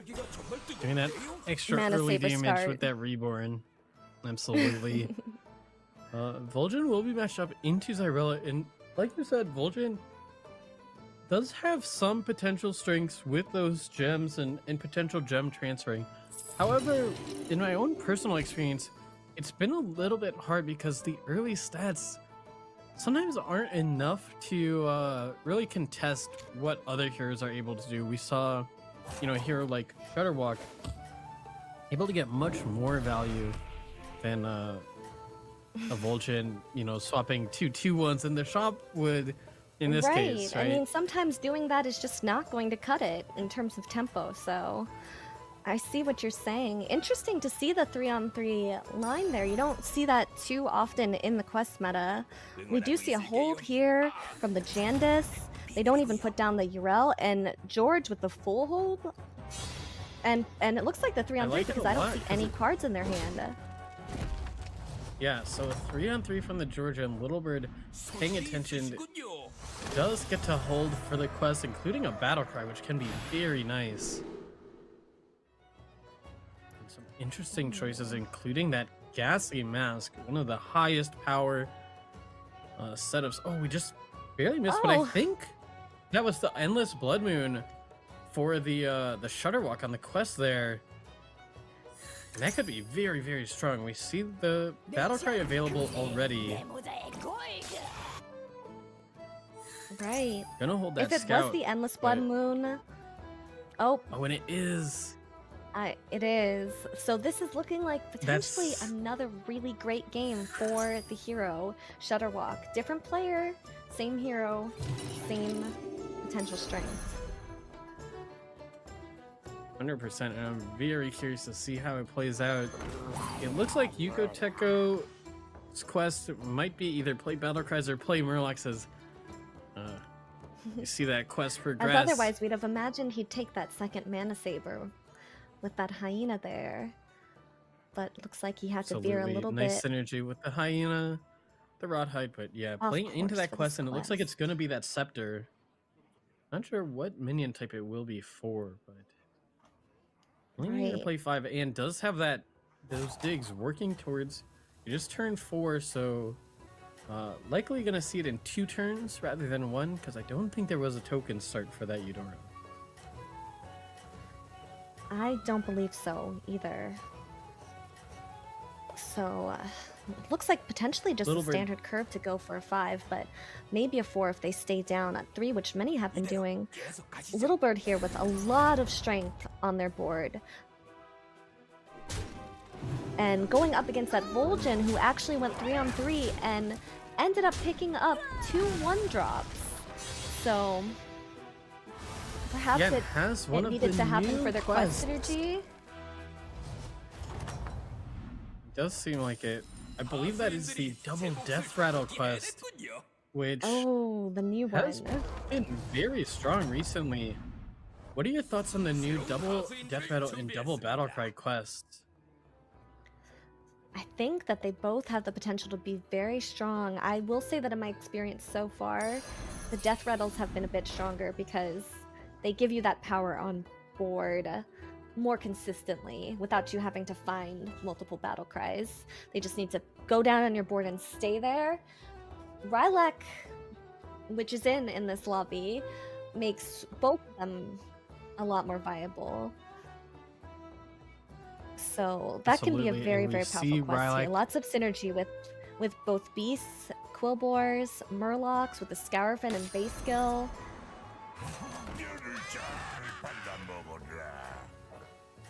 And we do see You item see with that George. here.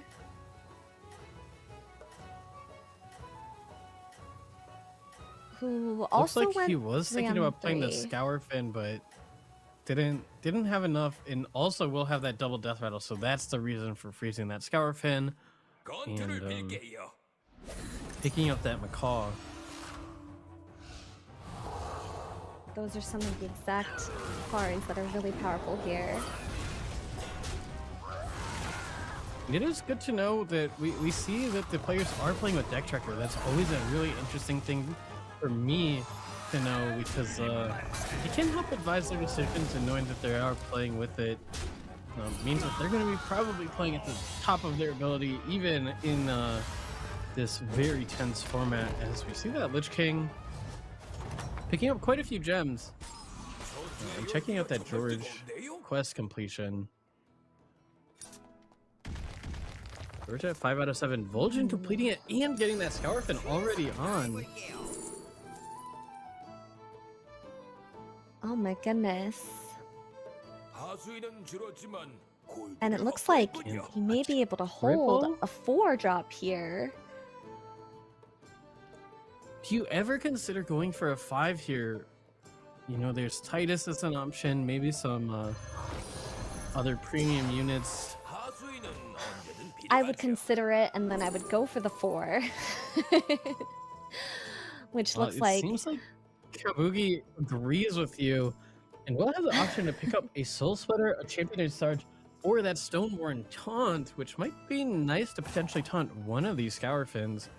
But like you said, the that main being consideration said, here he is that wants you're to likely going something to in his hold hand this turn. turn. You know, I'm thinking it could actually be the taunt grower. Because that's something I that you don't would think it's want that to bad. have on your board The for a nice while. thing And then is as that Fulgen, you can he always is swap off. Fulgen. Yeah, that's true. He's Fulgen, so you can put it on anything Exactly. you want to. So maybe it is the taunt. We do have the Jandis get that Gassy Mask on and get Light Fang off of it, getting the double sets on what was already a Menagerie leaning board with that Urel setup. So a lot of nice synergies there for Jandis, and beyond synergies, it's going to be a lot of damage into And the Kurtrus. Kurtrus, who's just What missing up? out. On the quest, which they would have loved to see a free Light Fang. Potentially. Absolutely. Lock it, one of those ones that if you finish it in that combat, you get the effect right away, but just not enough. And you're right. Gabugi does go for the Championer Sarge, does have those two taunts in a way out of that Mana Saber, but it looks like the stats might get swapped off right away. And I wonder onto what? Has 5 gold to work with, an interesting shop, and it looks like he might want to pick up that Briny Bootlegger pair for the extra gold.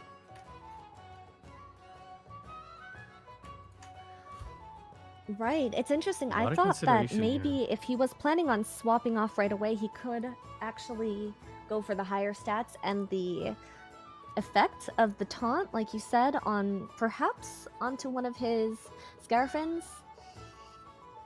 However, he did opt to go for this, and as you said, picks up the Briny, takes that second Briny, but holds that one in hand. Little bit of a 1 in 3 chance to hit the Mana Saber here with this positioning, with this Macaw, but probably a risk that they have to take. Yeah, definitely going to be willing to take it here. It's not the end of the world. Obviously, there's a lot of value in the case that you do. And oh, this is a very interesting sort of matchup now that we see what's going on, as Item is going to play that Radio Star first and fill his hand with whatever he steals, but they're playing mirror boards. And Oh no! I'm crying for George here. I'm crying for Item. I think there must have been one hit. Of the Mana Saber getting hit. Oh, I can't believe It was it. honestly, it was such a cool line, and it was this close to working out. I think that Eudora may have gotten a golden Rylac as their Eudora reward. Does look like it. And it will be Pineapple trying to face into it. Now has the Locket online. We see everyone playing for that Scour Fin, showing the strength of Murlocs, and gets rewarded with a base skill off of the Discovery. Looking at the boards here, it's hard to tell without seeing the side-by-side, but it looks like Yukuteka will, in fact, be picking up some strength, some extra strength to synergize with the milk that he's giving to the attack to his and undeads that's with a the really Rylax. interesting And pickup too. ooh, We might see that duo being sold. No, wants to keep it. So we'll play those summons along with their Rylac and the double Nerubian Death Swarmer. So playing very much into all of the undead stuff on Eudora. The question is, will it be enough to get through what is poor Pineapple here had almost just missed out on entirely that locket. the Thorn Captain? Oh my gosh, what's... And Oh. was there a mistake here? Wanting to I buff the don't base skill playing think- down? Yeah, I think that there may have been a mistake when he put down a different unit than the base skill, so then the base skill could have summoned whatever he Yeah. buffed in hand, but instead he had the base skill in hand. Perhaps that's what happened here. I'm not entirely Doesn't sure. look like The fight is he will have enough. so close. Oh my gosh, the Just difference. barely.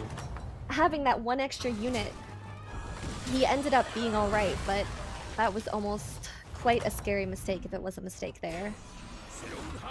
And we see a few ties across the lobby. Zyrella with the golden hammer did manage to get a tie with the Shutterwalk, who did end up proccing that endless blood moon. A lot of contest for the Scour Fence and a lot of contest for these GuildWar setups. Yeah, I'm feeling a little bit concerned for my fellow GuildWar players and enthusiasts because the power of these Scourfins in this lobby is so high. But I'm not sure exactly what these Well, and it's gems boosted are at. by the fact that the players are playing with the double death rattle, so they're really getting so many stats out of each one of these units. Exactly. I mean, just Invulsion? look at these pirates that Calboogie has. Absolute insanity for the turn that we're on. And just such a perfect situation for Vol'jin, because at any point he can switch off of those pirates onto any unit that he wants. And Georgia's board doesn't look that strong, but if this Macaw is able to hit one of those Scour Fins and the other will proc, that base skill is going to summon some huge death rattles. Yeah, this is a beasts for really this banana slammer. interesting board. Not something I was expecting when I first saw George in this lobby, but that being said, with that double death rattle quest,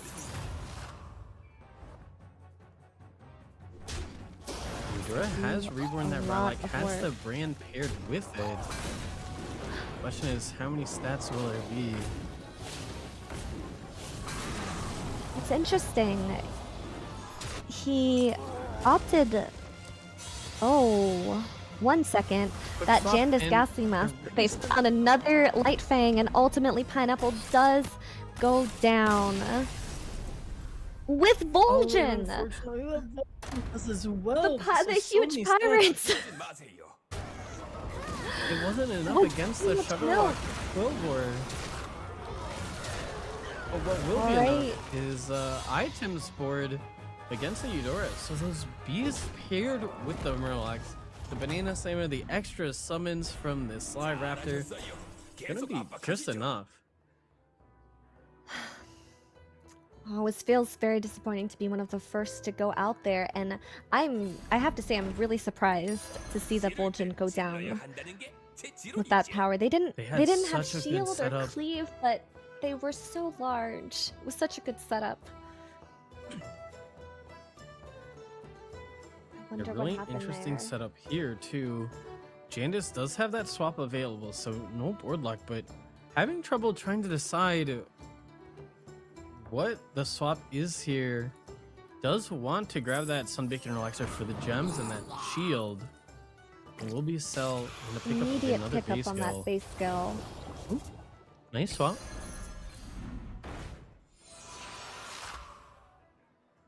Oh, the Bongo Popper does have a slight synergy with the Ghastly Mask, but it won't be enough to take. Lowbird rolls past it. Looking on the other And I side just found here. another Banana Slammer. Right, an item has no room to play around with that 3 health. He cannot take a loss. And it's looking like perhaps he won't need to, because this is a really deceptively strong board. That being said, losing a little bit of value here in that the golden base skill doesn't summon anything extra with either the Macaw or the Death Rattle quest right now. So it'd be great if he can pick up some more beasts to hold in his hand. If he's able to survive this fight, Absolutely. he could be in a position to win the game, although that cleave is looking very scary. Ooh, and doesn't win the coin Misses flip on the that base cost. skill hit. Ah, Absolutely, but wow, look at how big those beasts get. it doubles Cleave and is it doubles gonna do again, a and the lot, but cleave it's actually made room.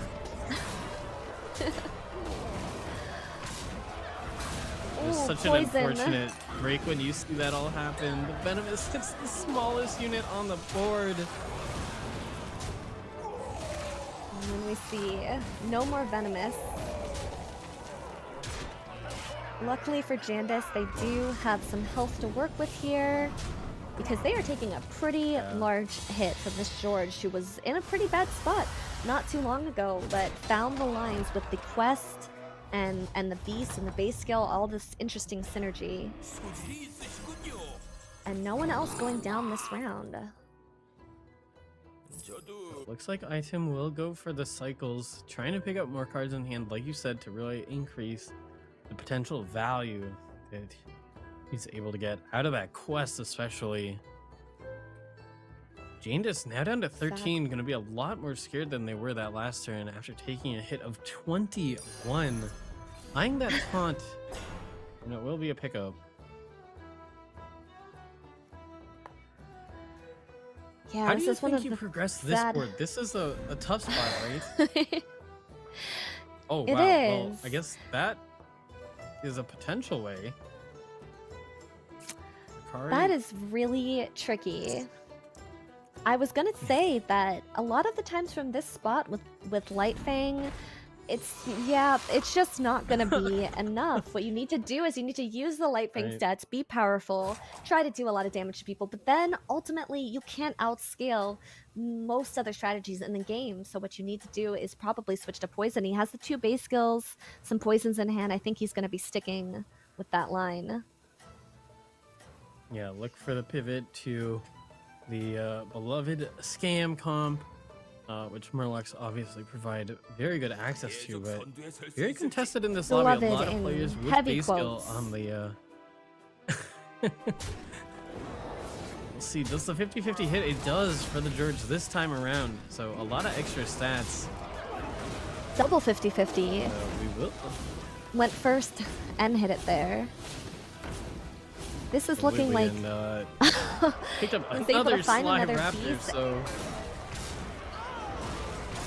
another very healthy opponent that is about to take a huge hit to the face after kind of sailing through the early and mid game with almost full health, almost absolutely no damage. Honestly, yeah, the hitting question. quite a bit of damage though. It certainly pretty was good hits, looking I a lot think. worse. Like you said, it was looking like it might be a much bigger, more dangerous hit, but I know. only I was like, I think he's 13 there. dead. So some nice A lot of hits at the scaling end, potential and, here. You know, we kind of had the opposite However- outcome of what you were talking about last game, right? You were talking about how, you know, occasionally you had these players go out early, but the rest of the lobby is just extraordinarily strong. Everyone trading punches and staying alive. And that's what we actually have this game. Not one single high roller, but 6 people remain alive, as we saw 2 go down very early. But for the past 3 turns, everyone has just been trading. And Eudora finally gets out of the Rylak. Do you Right. think this attack is enough in this sort of game state, I guess?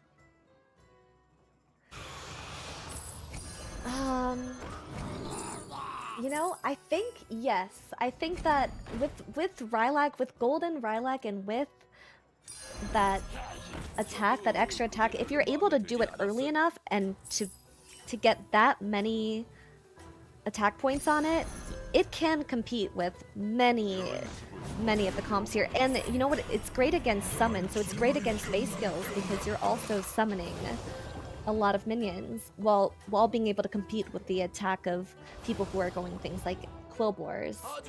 So actually, I think this is looking really good for Yugoteco. Really curious about this full pivot. Yugoteco playing very strong, going all in here. Ooh.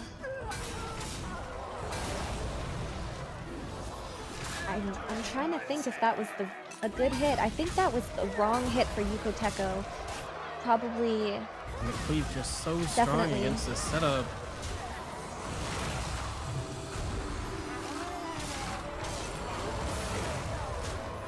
The shield goes down, and it's actually going to be a tie.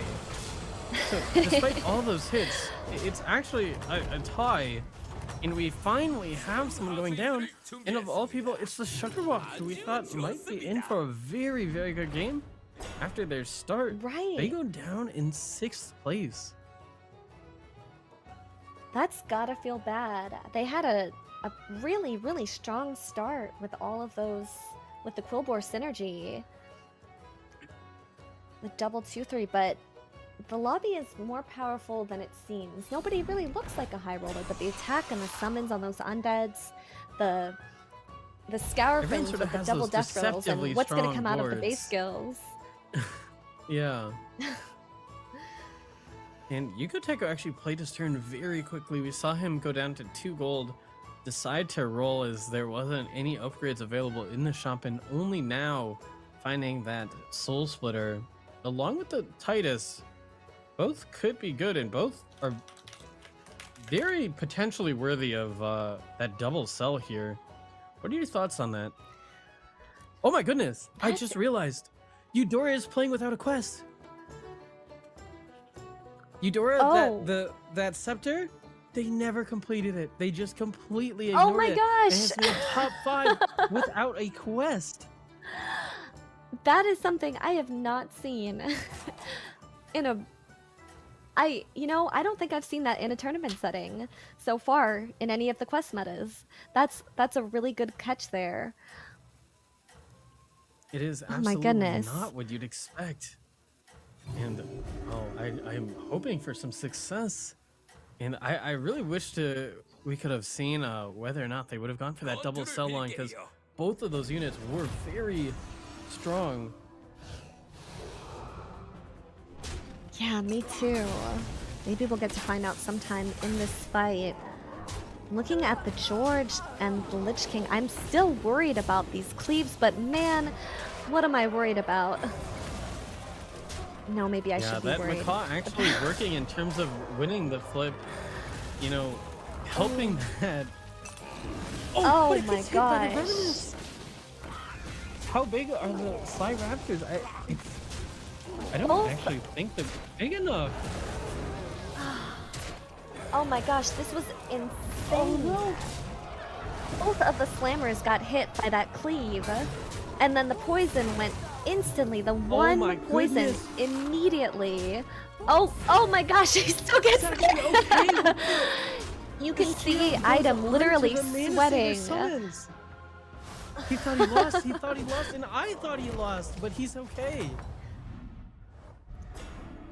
He needed to, it all came down to what those Sly Raptors gave him, and ultimately they said, you know what, Item, we'll take it from here. No banana slammers needed, and now he Absolutely, and gets he's some potential rewarded relief with the with the ghost of that Shutterwalk.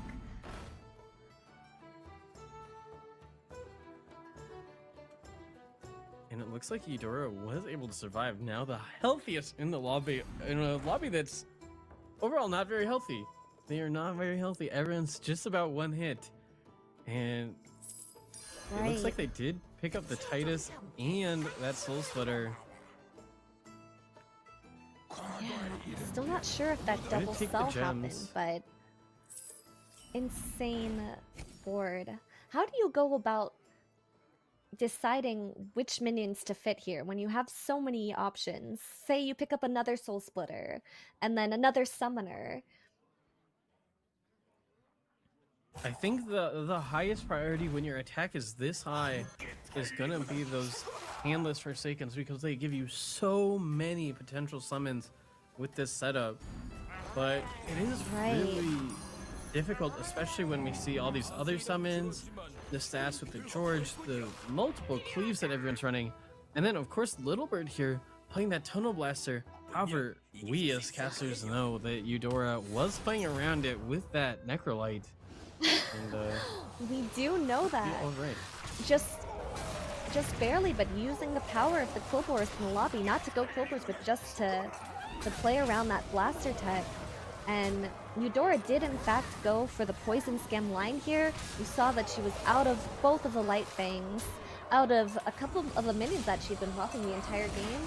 Unfortunately, because this undead player is in the lobby, Yeah, it's just such a tough matchup there. It just And So our top 3 is the Eudora, the questless Eudora. Oh man, Super powerful a brutal questless cut. Eudora. All right. triple available, which is interesting because, you know, it gives you less power, but it gives you more board space with that hero power, and I'm wondering if maybe that's enough to incentivize. Would you see Duck Dragon matched up against Little Bird's Ghost? The Janus Ghost, right. So the poisons could actually do a pretty good number on the alive player. Unfortunately, the Janus is dead, but it could actually affect placement against this particular player. And then we see Yuko Teko here on his questless Eudora facing that George. I have to imagine that Yuko Teko is favored, but what do you think? I think it's going to be really tough, and it's really tough here, even just to decide. Yuko Teko running into kind of the exact issue that you pointed out of what minions do you run in. Gonna cycle through the scout, but likely gonna end on this summoner. And this is just such a hard spot because we know how many stats are available for that George with those banana slammers, but there's just so many summons for the Eudora.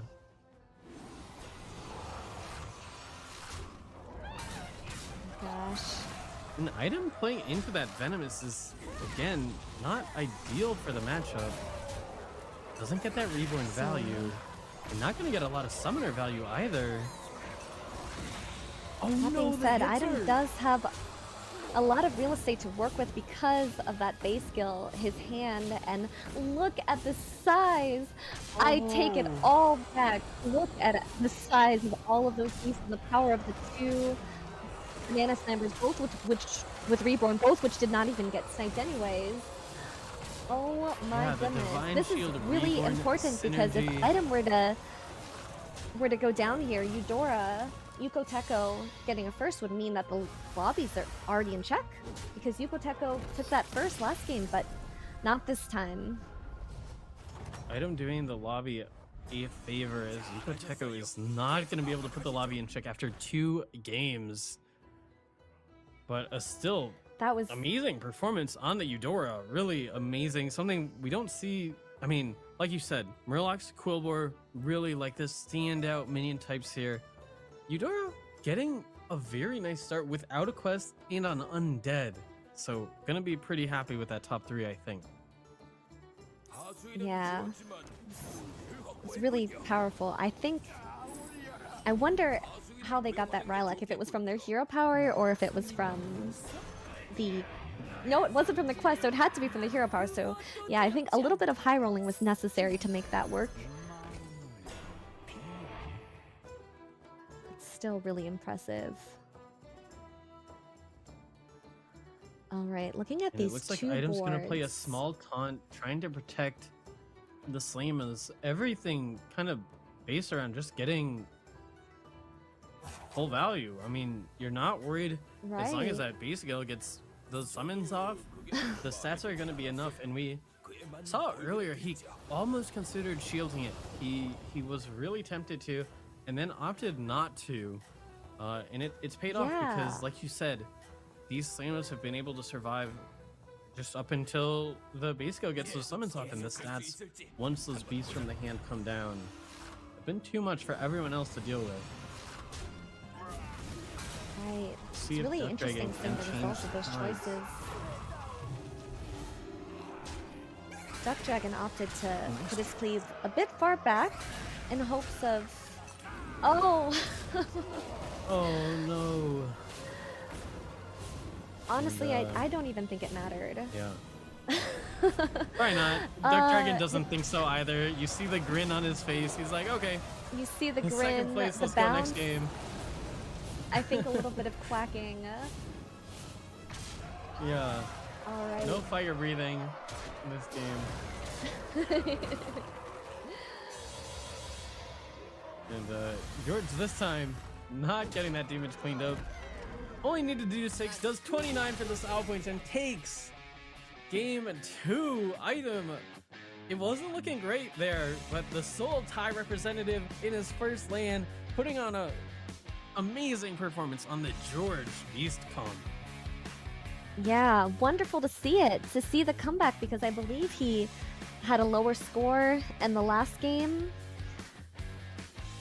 Maybe 7th or 8th, didn't pick up very many points, but then winning here, he's right up there with everyone else.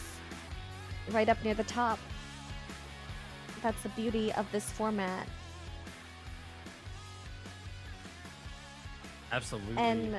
And the rest of the lobby, you know, gonna be happy that they don't have to worry about check yet. Like you said, Yukoteko not quite there. And I mean, with one first, you know, anyone can really get within striking range, and the pressure is gonna get higher and higher, but everyone seems to be pretty composed so far. We've seen like really good performances, even if the results didn't pay off in super high placements. You know, the players, we saw a top 6 sort of seemingly go forever. agreed, it's so important to keep your head cool in these situations. Having played in some tournaments before, so much of it is about the mindset. So kudos to these players for keeping their cool and trying to just find their outs, whatever.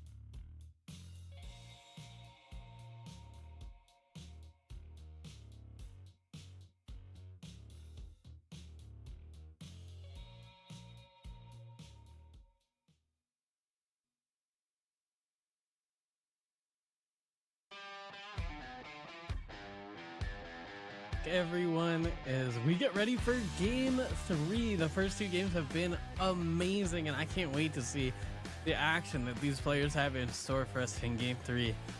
What are you waiting for, Hoppa Bear? You know, both of these games have been really exciting and different due to a difference in tribes and quest variety. So I guess maybe I'm looking to see just another version of what the game can do. I wonder if we can see someone win with demons. We've seen dragons, quillboars, murlocs, beast undead, so maybe one of the other tribes here. But I would love to see some pressure on everyone else just to see what we might, you know, sort of get for a little bit of the end game of this tournament. And here are the standings. Well, looking at these standings here, I can definitely see the lobby going into check because it looks like 50% of the lobby, if they get a first place, the lobby's in check. So about a 50-50 chance, assuming around equal skill and potential, which I think they all have. And the players we're going to have to keep an eye on are Yuko Teko with that 16 points, Item with the 13, Duck Dragon with 11, and Little Bird with 10. Pineapple Coin's only going to need a few points to put the lobby in check and have that potential to win that $15,000 first prize. Right. I'm really interested to see here if this is where we see the players coming out and ganging up on someone or going all in more than they need to just to prevent someone from even putting the lobby into check. Oh, we've got some fans here. I'm wondering if that one is for Little Bird. Yeah, it looks like it. It looks like it. Little Bird, probably one of the crowd favorites, having finished very well in some lobby legends. Like you said, those first places. Fan.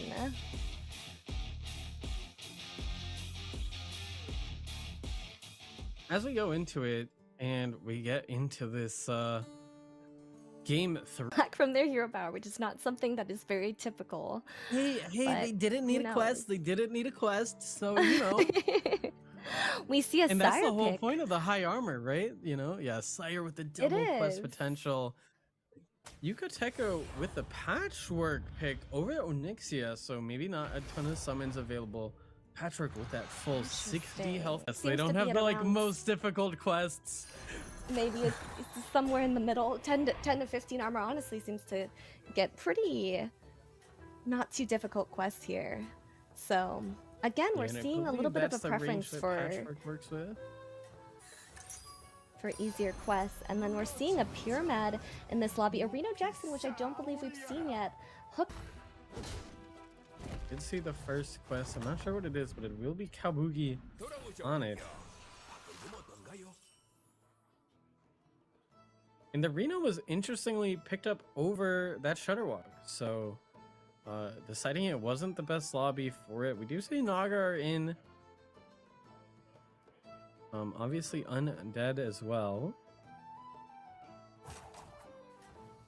It will be Little Bird on the Future side. Little Bird's preferred hero on our player stats is Gallywix. Preferred minion type was Pirates, and his least favorites are Elementals. So I did see Elementals in this lobby, but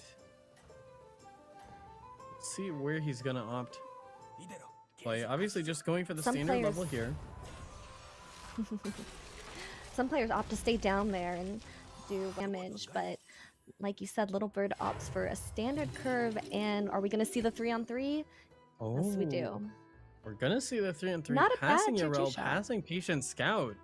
No, definitely Right. not. But I'm even wondering if maybe it's not just 3-on-3, but a 4-on-4 that Future Sight is one of the few heroes that can consistently make that work with the 4-cost hero power. Meanwhile, we see Duck Dragon holding 2 QuillWar cards and... Oh, I will eat my words. He does decide to play them, getting some cards in hand. And actually will play everything, trying to stay healthy on the Hook Tusk here. Down to the last gem, potentially. Holding it till the last second, potentially. Loading. And I don't think it got played. I think he just hovered it till the end. Wanting to keep us in suspense. Yeah, exactly. Luckily, it was the right decision. Gets that tie there. Didn't need to invest that extra gem. Perfect choice. Or was it played? And we're seeing the quest. Oh, and we have the double battle cry quest with that Kanan, the wisdom ball, and then of course Tiny Henchman.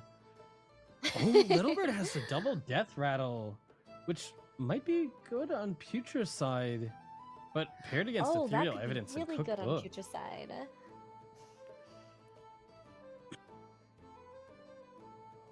We have item with And red then hand, item here Menagerie with the Mayhem, and smoking smoking gun. gun. Interesting. All really you- high tempo options. And it's Do you looking like like playing mechs for are not more in of this the lobby. tempo options or the greedier options? We've got a tome option here, double battle cry, and the divine shield Shield. roll. Mirror shield. Mhm. Alright, tome is always so powerful if you're able to get it off, but it tends to be one of the harder quests, so I wonder what he'll ultimately go for. Elementals in this lobby, possibly pirates, but I don't think so. It's nice to have some synergy with could that, just like Techo? you would with Millhouse. Also playing through does take red hand over the mirror shield and Menagerie Mayhem. Interesting. Looks like it'll be a summon. Teko here, one of the quest. players with the lobby potentially in check if he's able to. Only needs to pick I up think- 4 points to put the lobby in check. Yeah, only pick up 4 points. So perhaps he's happy to see a higher tempo quest line and thinks he doesn't need to at this point, if it were an option, go for something more risky. Patchwork here. And that's a with very, very a good lot point. of health already. Taking 6 from this Pyramid, who looks very strong with that Eternal Summoner and that Freezing Frostling. A 4-drop Discover for Kabugi on the Sire. Did finish his first quest. It's gonna be a Scepter, and it looks like it's gonna be for Naga. Oh, that's interesting. I wonder if he was maybe... Okay, already benefits a bit from the Naga quest there, and that he's able to have that taunt ready to go. And he even opts to immediately taunt that card.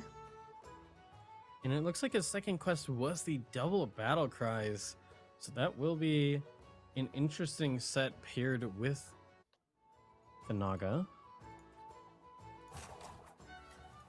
Patchwork with the red hand has 2 gold to work with.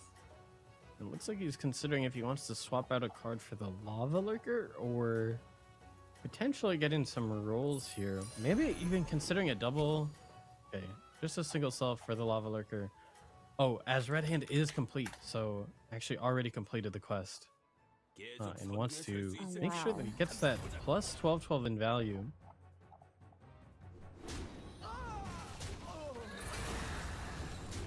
And actually, such a good matchup for our Sire, as all these summons are going to make that champion and start to scale very quickly here. Right, and if at any point Sire decides he doesn't want the Yashraj to be the taunted minion, right now it was only a temporary taunt, so that's nice because it's very flexible. Oh, and we see a triple already for the red.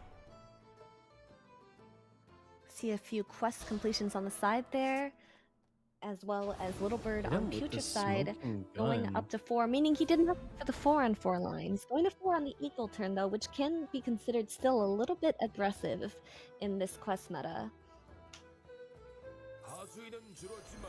For sure. And the interesting thing on Future side is when you opt to... meanwhile, Item's going to be trying to stay healthy himself. Again, with that early smoking gun completion. Has a few summons on board. Right, looks like we're seeing a few pretty high tempo, low overall ceiling of power quests coming out of this game, and not surprising that it's the players who have the lobby in potential tech with just a few points this game. Item needs 7 points, which I believe is maybe a second place. First or second, I think. Yeah. Okay. But a really nice fight for him. That extra attack helping take out that champion quite quickly and do a decent amount of damage to the Sire, who is actually the lone player behind the Peter side on that leaderboard. I wonder if he will go for the level from this position, or if there's a thought to staying. Seeing that Putre side go up to 5 there, I think maybe gave Kalbui the confidence he needed to say, okay, I can go to 4. Gets a permanent taunt onto one of the lava lurkers, opts to... Will delay the champion Sarge from attacking, and it also synergizes nicely with the Pashmar that will give those extra spellcrafts to the lava lurker. And it looks like... We have 2 creations down for Little Bird on the Putre side. Exactly what you want to hit. I wonder which order he hit them in. Perhaps he was influenced to hero power a second time because he didn't hit that one first, I can imagine, but who knows. Looking at Definitely this been hook in that test here, situation yeah, we're seeing another Agam on the board, which is something I don't see a lot on ladder, and yet this is the second or third Agam I've seen here, and he looks like he's about to complete his quest as well. It is, and it's Wondrous Wisdom Ball. Wisdom Ball. Which we've seen the power of that quest. One of the most powerful available. Exactly. That has got to be scary.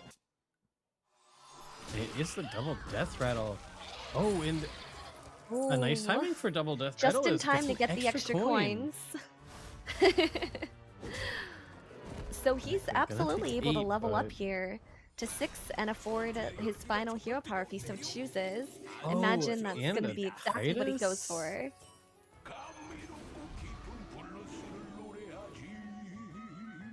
Interesting. A shielded crooner. He's...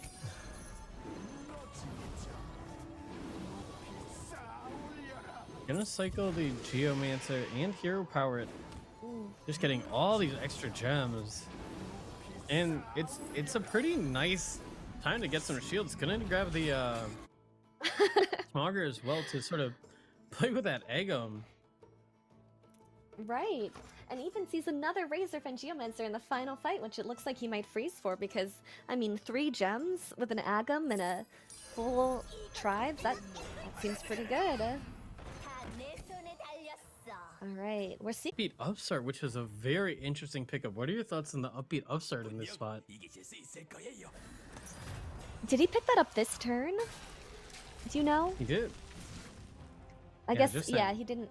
Right, because it doesn't go off yet. I suppose there could be a lot of synergy because the champion in Visharanj gaining 1-2, gaining more health than attack, could potentially have a fair amount of... Well, the nice thing is you don't need to focus on the solo one too much. Oh, wow, a 15 hit into the Sire, who hasn't quite finished that second quest.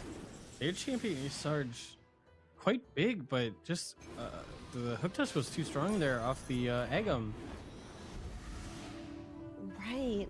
And looking at this Sire here with their Naga quest, I'm thinking they are really hoping to hit that deep blue. And they don't hit the deep blue, but they don't get the hit, but they do get a golden zesty. A lot of power in the golden here. zesty here. Able to gem or spellcraft the one in shop, put one on board, spellcraft it, spellcraft the other one, triple. No crooner, but a lot of immediate power, which is something that Kalbuggy desperately needs here from 1 health. And then Looking at the with Nas the Xeris quest. Gonna be playing into Undead, but it's a tough spot. Gonna try and triple the Abomination. Has a Soul Splitter, has a Sister, but it's just I mean, the board is so weak for this stage of the game, and it makes you wonder if it's gonna be enough. Is Spellcraft down? Let's get in one. Fine. control, but I think the it might only be spot turn here. 9. It looks Yeah. it looks weak, The but then Abominations do have a remember little how bit of much hidden everything's going strength. to be scaling, and remember that sister on the board. Oh no. Indeed. And we do see that second quest completed, but this patchwork looking very strong with the red hand stats, but a lot of stats hidden on that championship starter of Venomous. Something really, really Is concerning for available. Kalbucky there is that the Cinderai Untaunted is too small. In a really tough spot as that Putricide making use of that Titus, making use of the quest. And Terran wasn't even able to finish their quest as they go down here. And they are the lone player to go down. It looks like Oh my gosh, the Kabuki sire was able to survive from that. He gets the deep blue. Is it too Oh. late? Turn 10, he Oh, passes, but he passes it. Yes, he does think it's too late. That's interesting because he has a deep blue in his hand as well. Oh, and he passes. Oh, and even rolling past It- the he extra passes zesty and Zesty. I can't comprehend I it. know tempo, but he is sort of just saying it's not going to be enough against the Putricide. I think he's very, very scared of this fight. We're seeing Pineapple on Pyramid with Blood Moon. And Getting a lot of value out of relatively those healthy gems. compared to some of his other opponents. Right, I wonder what he's expecting to see on the other end with Reno. What information does he have? Looks like Well, he he got does know the there's a read that smoking it was gun, so- undead. And the Yeah, smoking so gun. playing around the smoking gun with those summons, and it was a good play. Got a lot of value from that tunnel blaster. The question is, will it be enough? It does look like it. But we see that upbeat upstart Super. has been pretty strong here. Wow. And, it's actually I was so gonna say it's close such that a gonna close be fight, and tie. it was so close. Looking at that sire here Unfortunately, versus the speaking of- Putricide. Yeah, less close fights. Oh. This one does not look like it's gonna be enough. And Kabuki, Absolute you know, full was value. yeah, kind of passed some things up that might have had some future potential because he made the read that there wasn't gonna be too much future left for him on that matchup. Little Bird putting in some work on the future side. Little Bird looking very good. I'd be interested to see who can contest that because it's kind of a very difficult comp to contest once you get Undead Oh. going with the size of his Eternal Knights already and There the was- double Death Rattle. There was a very interesting shop that Duck Dragon passed in favor of getting another roll in and actually hits 2 potential triples. The Trickster obviously being the more immediate. Has the option to Right, taunt so much up money this, to look for what he needs. might taunt up the Anubarak. Item on the Reno here. Not the most powerful board I've seen, but something that could potentially keep him alive from the health that he's at. And I believe Item would need to get a second to get the lobby in check. You'd have to get a pretty high score, second or first. So maybe not seeing that happening. Duck Dragon with many Agam buffs. Yeah, especially on that Trickster. And really the question here is if everything can, you know, survive before the Trickster dies to get that full value on the health. And luckily the shield should help with that. That Abomination, like you said, it grew really fast. It really I mean, the did Nostarmian grow. survived at 1 and I mean, says, look at us now. Oh gosh, but it is going to be the end of the road for this Nasdarmu. I mean, that Trickster just is too powerful.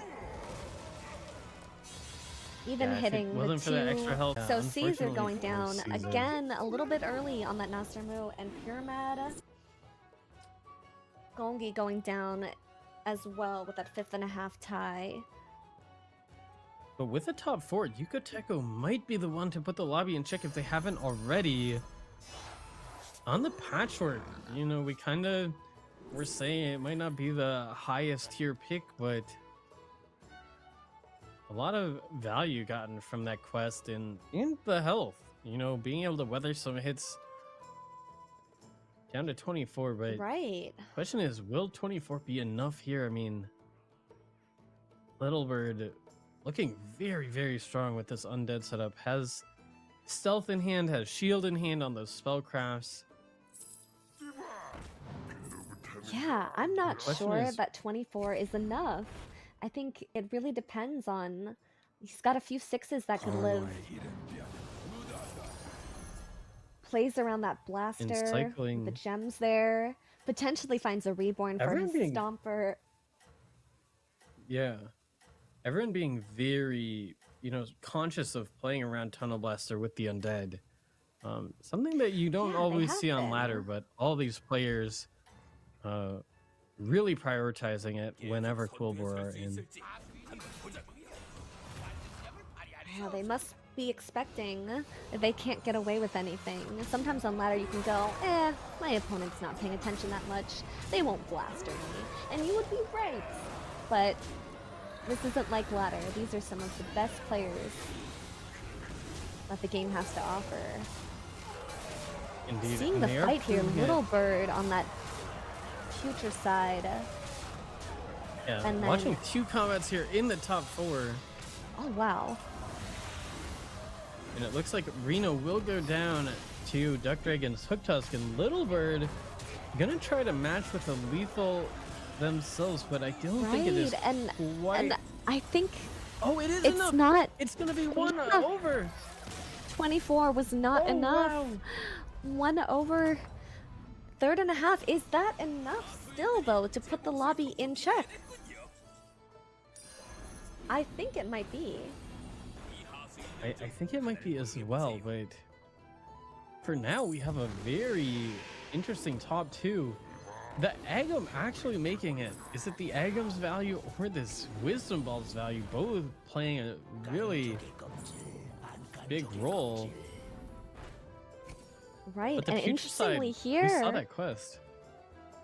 we're bound to get the lobby in check at least by either Little Bird or Duck Dragon, as they have 11 and 10 points. So whichever one gets first here definitely puts the lobby in check. So we might see 2 this game. Ooh, and that will make for a very interesting next game. Who do you think is going to take it here? I mean, we see all the summons, all the attack, but that Trickster health is just so big.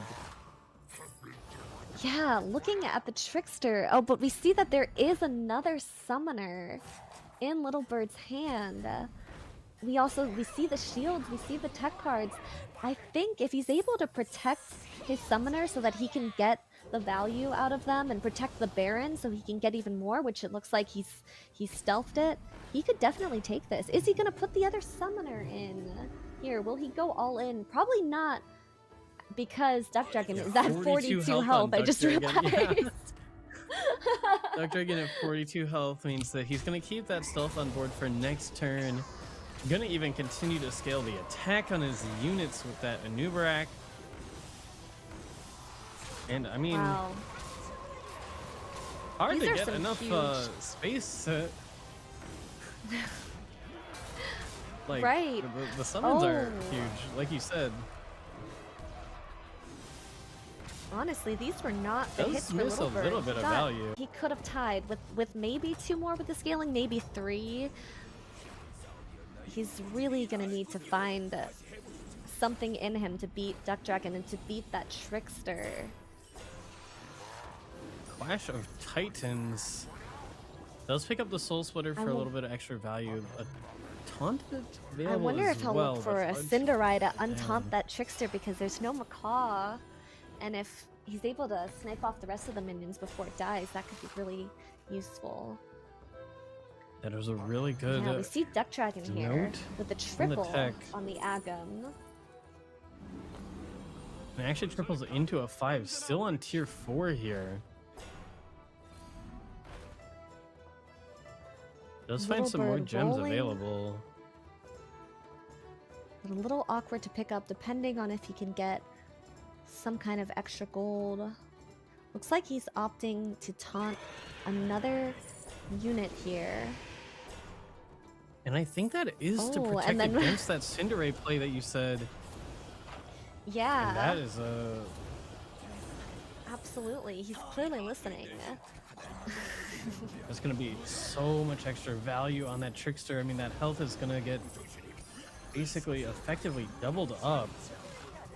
Right, and we actually even see the gems being transferred off of the Agam there onto that Trickster, so he's really going super far into that Trickster. It was already huge. It's even larger here. Positioning those small units first to make sure that the health gets as much value as possible. And there is no Cinderace, of course, as we saw the rest, but there's still a lot of scaling to be had. And didn't even protect that Titus. Wanting the extra attack, but it gets sniped.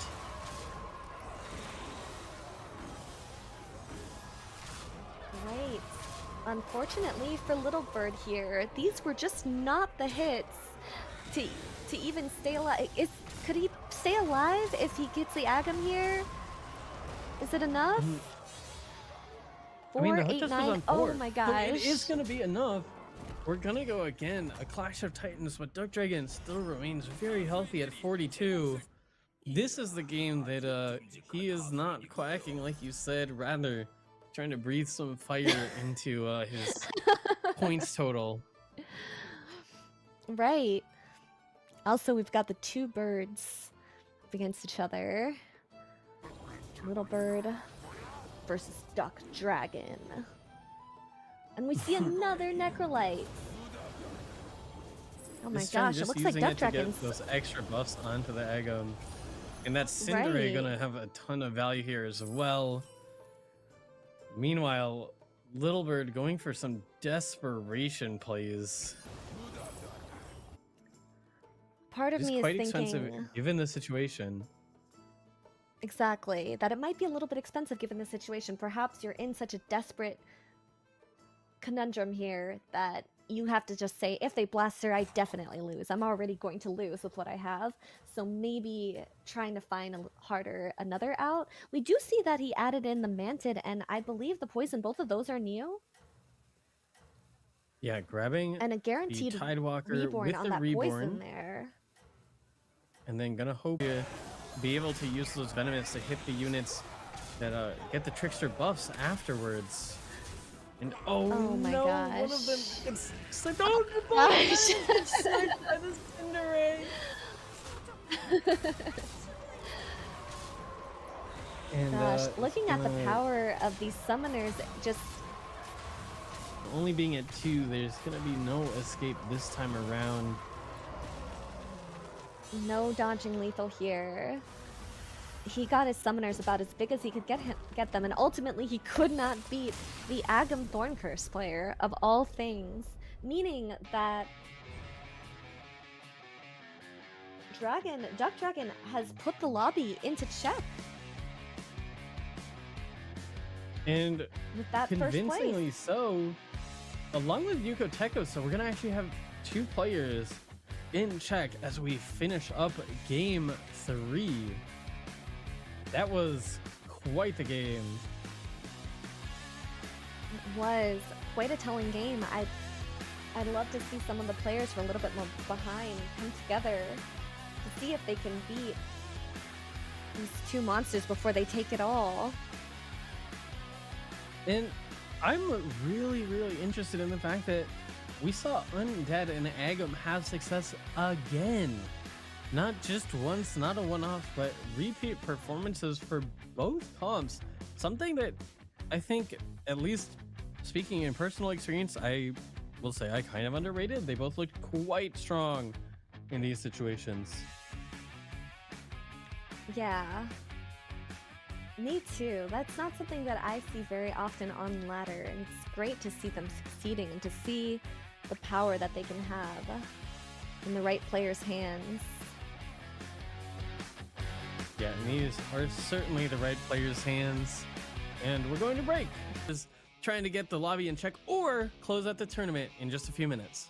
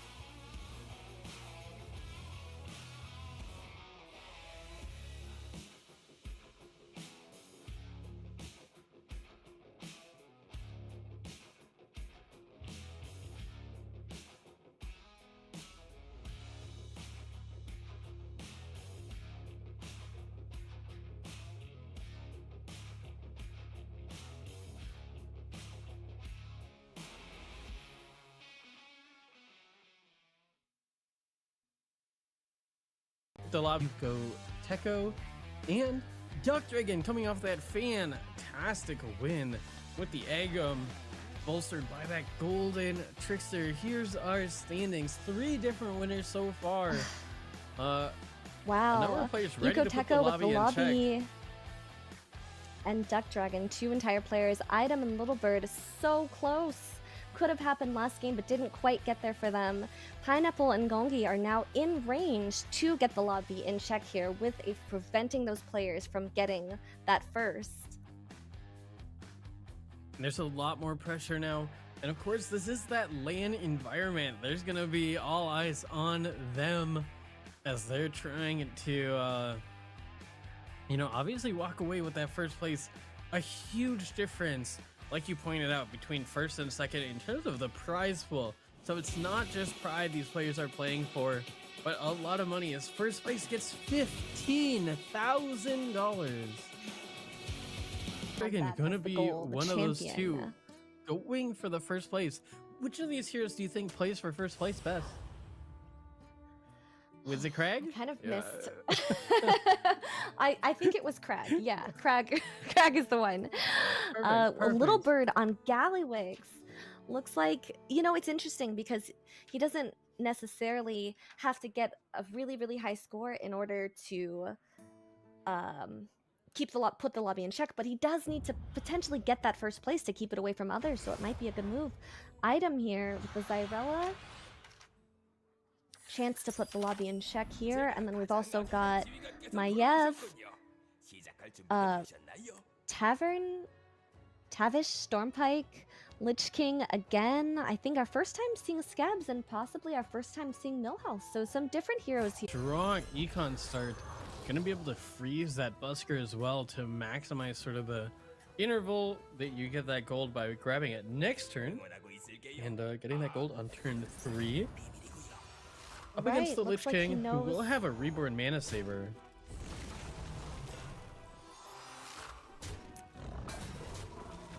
Oh. Right. Not quite enough. A lot of it's one of the best starts you can get on Lich King there if you want to do a lot of damage. Absolutely. And Invitational will value come quest completion. That's true. It does have that going for it. But I can't imagine skipping the econ here. Picks up a micro mummy in the shop, maybe to fill that gap left by skipping the mana saber. And actually thinking for a second maybe about holding that shell collector. Yeah. I think the difference there just being that you'd have to hold it for 2 turns if you were to hold it for that quest value. Obviously nice with the adding a card to hand, the battle cry, playing a Naga, but just a lot safer to sort of try and clean up the damage here, and we see it paying off as he's able to beat the Millhouse by that lone summon. Right. Looks like Millhouse might have kept a card in hand that turn. However, really interesting. And Maiev with a very interesting start. Wow. The triple already in shop, but none of them are out yet of their Maiev cages. You don't see that too often. Cage. Pineapple does not choose to level, staying down, grabbing the lava lurker and the quadcopter, neither of which is going to have value right away, but have a lot of potential if you do find a refriffer or some extra divine shields. Absolutely. And definitely at least some tempo from exactly what you want to see. A really strong start. That tempo to protect that health and that econ that obviously quickly pays off for Gallywigs. And some interesting quests for Yuko Teko, who again has the lobby in check and so is going to be going for a win. Gets offered Divine Arbor, Map of the Unknown, and Secret Sinstone. Do you ever go for the Secret Sinstone home run pickup here? Oh, wow. That's a great question. He's going for first here, and Sinstone is a way to get first. And I have to say, I believe that Scabs might be one of the best heroes that is offered Sinstone, because that's something you're able to use at least once every turn, thanks to your hero power. And then looking at this Zyrella here, yeah, I have a feeling we're going to have a Sinstone game. Zyrella's quest We do have that timeline accelerator. It looks like that was the pickup here. Actually rolling. Oh, is this a role to complete the quest or just? I think it's just The rolling for econ seemed Cyrella. interesting. Yeah. Yeah, maybe rolling for specific tribes. Beast is one of them. Okay. That could be. It could be. It looks like the playing the Yeah. beast did progress it. So I think you are correct. And we do And we're have looking the, at a 0 out of 2 here. Yeah, so floating gold here for the Gallywix to complete that quest. And we do have the standings on the side now. Showing our different players' let's point totals. see.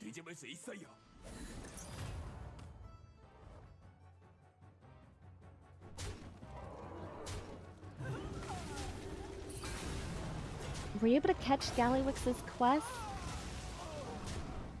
The I reward? was not able to, but I'm sure we will see it soon as it will be completed after next turn, I am You're sure. right. We will see it Millhouse with soon. the I'm so Scepter of impatient. Guidance. That is an interesting pickup as Millhouse doesn't roll much. Craig with the double That's death true. battle quest. I suppose it'll really depend there on what the tribe is. Also, with recycling rates being at 3 and elementals in the lobby, perhaps Millhouse will be doing a little bit more rolling than you would think. Absolutely. And we will see, like you said, it really just depends so much. If it is, even elementals, it can help you find those cards that allow you to roll after the fact and get a lot more value. Craig, Duck Dragon on playing that a crag full here, board not here. something I would Actually typically using think it of as hero a first power. place. Oh wow. Oh, and a very early locket for the Tavish. Off of the triple refreshing anomaly, it looks like. Perhaps an add cards to hand. Quest Right, he actually completion? opted to stay down and triple into a 3 in this lobby. To complete that Well, locket, I assume. Will be matched up into the Craig, who had that full board, but a lot of health on the refreshing anomaly as well as that taunted lava lurker. We'll be shooting high to try and get as much value as possible. Obviously, low attack on all the units, and a nice hit there. Another nice hit. Not a You lot did to it. steal here with the locket, mostly just some gold to keep Pineapple going, but small We'll loss, be pretty happy about reducing a unfortunately. lot of that damage. Only taking 4. And obviously with that early locket, you kind of want to stay healthy because it's so powerful in the late game, right? Where it just continues to sort of spiral out of control. And I wonder, Exactly. do you think seeing the a- Scouts took that Sin Stone? We see the triple coming down on the Busker. Oh, 3 out of oh 5. wow. And Is looks it a like the game Nomi is telling you game? to play elementals at least. Is it an elemental game? Yes, yes, or yes. And then which do you take here first? I mean, Nomi these days is so hard to compete without the trumpet, that at the same time trumpet you need the pieces too. And It looks like it was You know, divine armor picked up, not that Sin Stone. oh wow. So that could be very interesting as you're able to get shield onto your units, and so maybe if you did play Nomi, it's not super common, but you've got a lot of gold. Oh, it's the Nomi pickup! He took it! There's 2 He took elementals the in shop. Nomi! Right. He's gonna be roll playing for those and a battle 3/4 health. cries. And I think he's gonna play the Molten Rock, Right. freezing that refreshing anomaly. And I do believe that is play battle cries. Opts for the strength first, since he wouldn't be getting it done here anyways. Maybe a good sequence is that Spawn doesn't get griefed by that Anoyotron this way. Right. One of the situations where going second was actually ideal there for Nikoteco. Looking at this board Looks like the initially, hits it are seemed pretty very close, good. but I mean, it was so close, but yeah, Yuko Teko really benefiting from his attacks there. Oh, Boogie, Is that the double not, battle cry or though, double taking death rattle? 11. It's Or the double death Crag, rattle on the Crag. They use their hero power early to get that online as fast as possible. But, oh, it is elementals. You were right. So Millhouse with a really good spot. And look at the refreshing in hand. This is really interesting to see. Yeah, he's got the refreshing in hand. We have somebody who took a Nomi, something you barely ever see. And then we have Millhouse with Scepter Elementals. Recycling Wraith in hand. Double. Oh my gosh, the dealer is so strong here. The dealer is, I wonder if he lost the last fight and he's thinking about just getting that gold. Dealer I do doesn't. think that is the consideration. Yeah. But dealer on Millhouse with rolls and with tokens, with the potentials for gamblers, with double Elemental in shop. Double. He does pass it. But he ultimately Wants the gold. opts for this. Perhaps he wants to stay focused on those elementals. Right, I mean, he is going to be getting extra value from the rolls. Meanwhile, Item has played it into this Beast comp. It was assumedly Play Beast, and Play Beast he did that snapshot with a lot of health, but not a lot of strength elsewhere. Right. Enough to Still keep him healthy very, at very 41 though. healthy for right now. Yeah, And for then right now, we know versus that that- Millhouse. For right now. And the Millhouse didn't initially pick up a lot of power from what we saw, but they did take a few more rolls since then. Oh. Yeah, it's actually They not did find another triple. good. There is a lot of And health that's going to be... on that Thorn Captain, but then again, this Hyena. The Hyena picking up a lot of attack. There's going to be some more summons, and the Snapjaw with a lot of health itself. Ooh. Oh, but the Hyena goes into the... It had to have come down to And, that hit there. So Absolutely. close. Just needed that Hyena to pick a slightly bigger target there. I think if you're Zyrella, you're going to be okay. Only taking 5 there. It looks like Gallywix had some pirates on their board.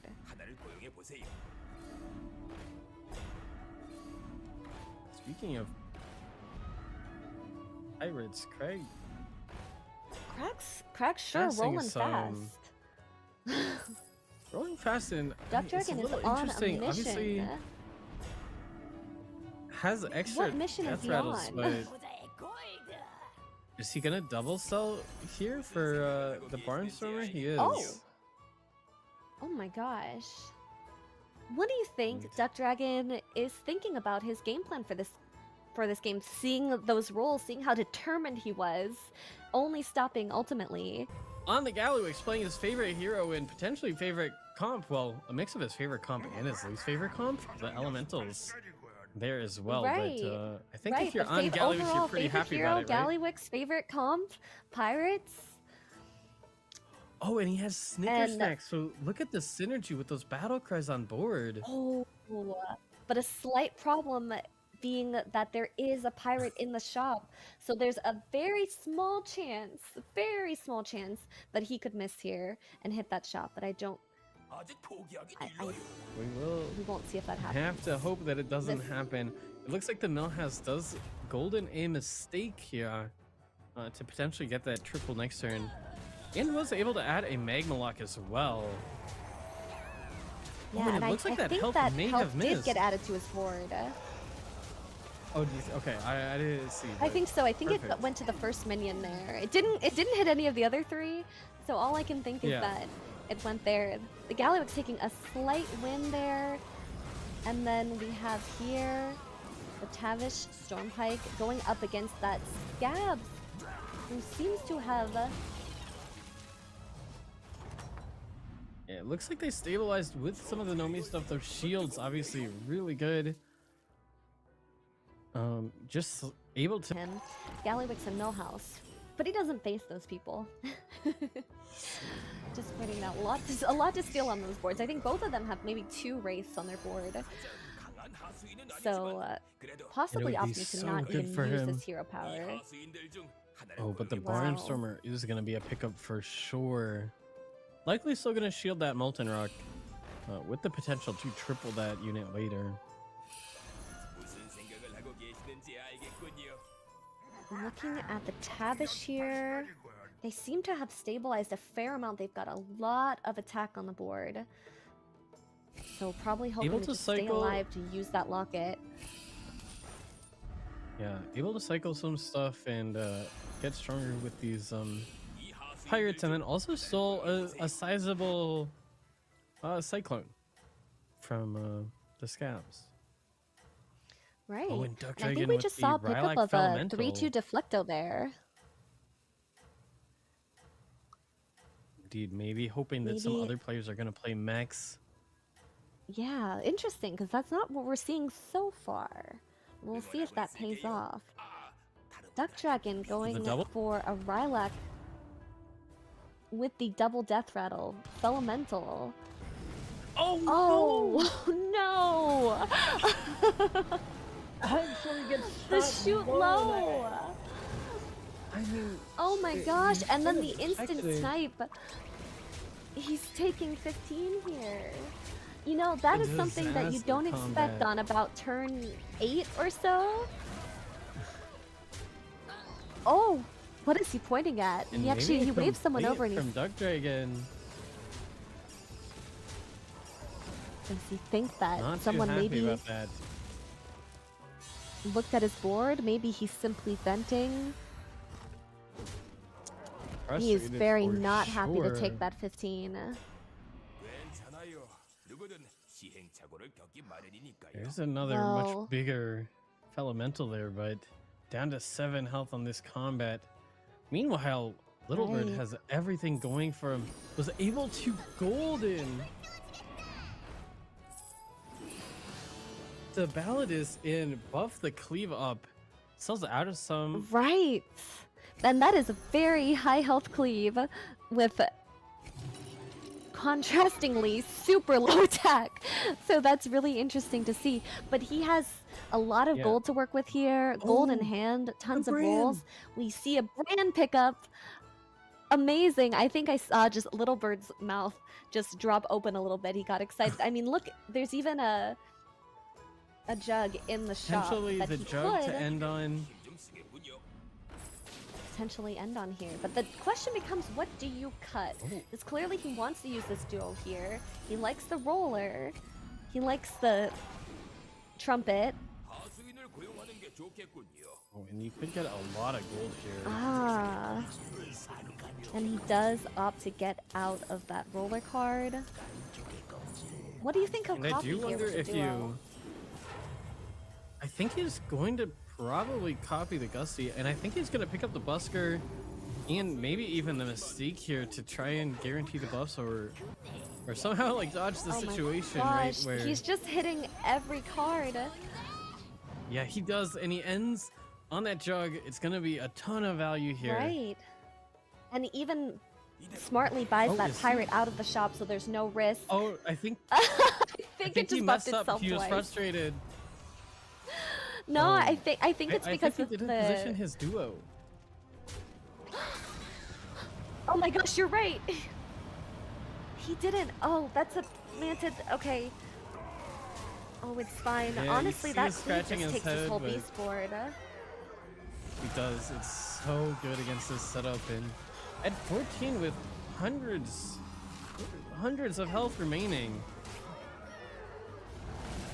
I mean, it's Right, little. and unfortunately, 4, 8, 12. I think it's not quite enough. Actually, fortunately for the Lich King, right? Yeah, if it's tier still 5, then gotta it's going to be count some time. 13, One and it off. is. So Lich King survives at 1, but oh no, the Craig. Oh, it's so Oh my gosh. frustrating when you're so close. But And item. that's Duck Dragon going down. He had lobby in check. He needed a first here, and he's been stopped. by Item, who maybe will be putting the lobby in check himself this very game. Very close. Only needs a few points and actually guaranteed has the lobby in check now with that lethal. So a nice play from Item. And I mean, Oh, you're right. kind of had a weird looking board earlier, but has a double Tethys. Going to be playing very strong and yeah, Duck Dragon. You can see the disappointment. Maybe a little bit Duck of Dragon regret. wants to find love through this tourney, and Item just got in the way. Certainly not looking at the pinnacle of romance just yet, but every good romantic story needs a comeback. Yeah, right. And like you said before, that Zyrella board, that item from the quest completion to what is ultimately going to be his comp, looks like Yuko Teko here, the other person with the lobby in check, is going to be facing the ghost of Duck Dragon, who just went down, and he has his Nomi. It looks like he hasn't been. Oh, he was able to roll a couple divine shields.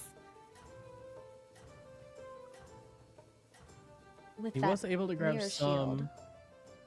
And it looks like he's going to shield the going for first, and it's going to be difficult. Oh, and we get our first look at my Ev's board, who's contesting those elementals with Kidnap Sack and Nomi. Right, another Nomi player in a great position here. Just clearly taking one. I mean, they're huge. They have 2 recycling rates. Yeah, and I quite bet the other sizable recycling elemental rates. players They are look like wondering they're where going their to, recycling rates are. Absolutely. Wow, We saw this is Millhouse crazy to obviously see. trying to play into the elementals. Scabs. Scabs with the Nomi. Millhouse with the elementals. Even Gallywix was doing it a little bit for a while. I think they ultimately gave up on that and are focusing a little bit more on Pirates and Bran. And unfortunately for Lich King, it's the end of the road. And again, you see For this game. disappointment on the face of, I believe, Gongi. And that Zyrella item went down! He put the lobby in check, and then he bounced. Whoever he faced was a little bit too large. Yuko Teko here in the top 5 now. And then Nomi gets sold. Yuko Teko wanting to play full strength for what I would say is maybe obvious reasons here against the Gallywix. Absolutely. If there's anybody you're gonna It looks like we might see playing that full Lullaby strength go against down, on but turn 5, I don't and think then it's gonna be seeing the enough. Gallywix's perspective.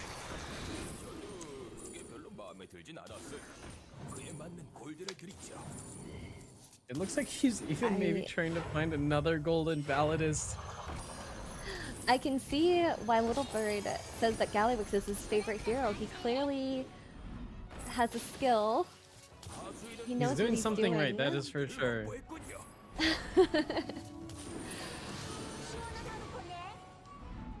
Looks like he picked up He another might be recycling frustrated. rate.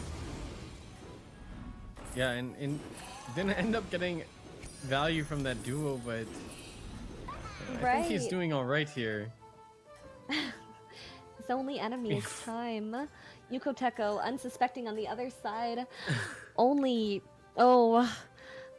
I think he might I be think he's suspecting shaking his head. even, I think- yeah, the Yeah, I grimace, think he the might be grimace tells me he might suspecting.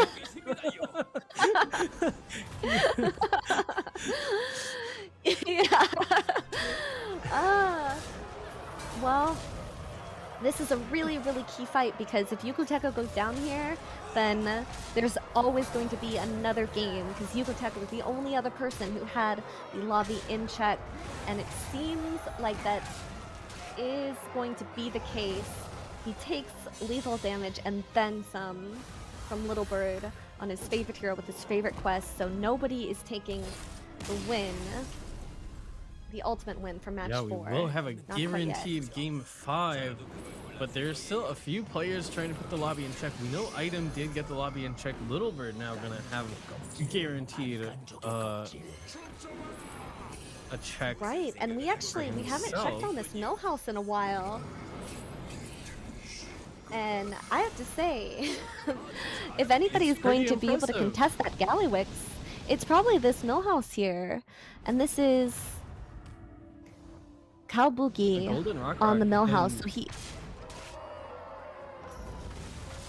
Yeah, Kalbugi has Indicary Cleave. Just to put an exclamation point on it. The Maiev was doing really well.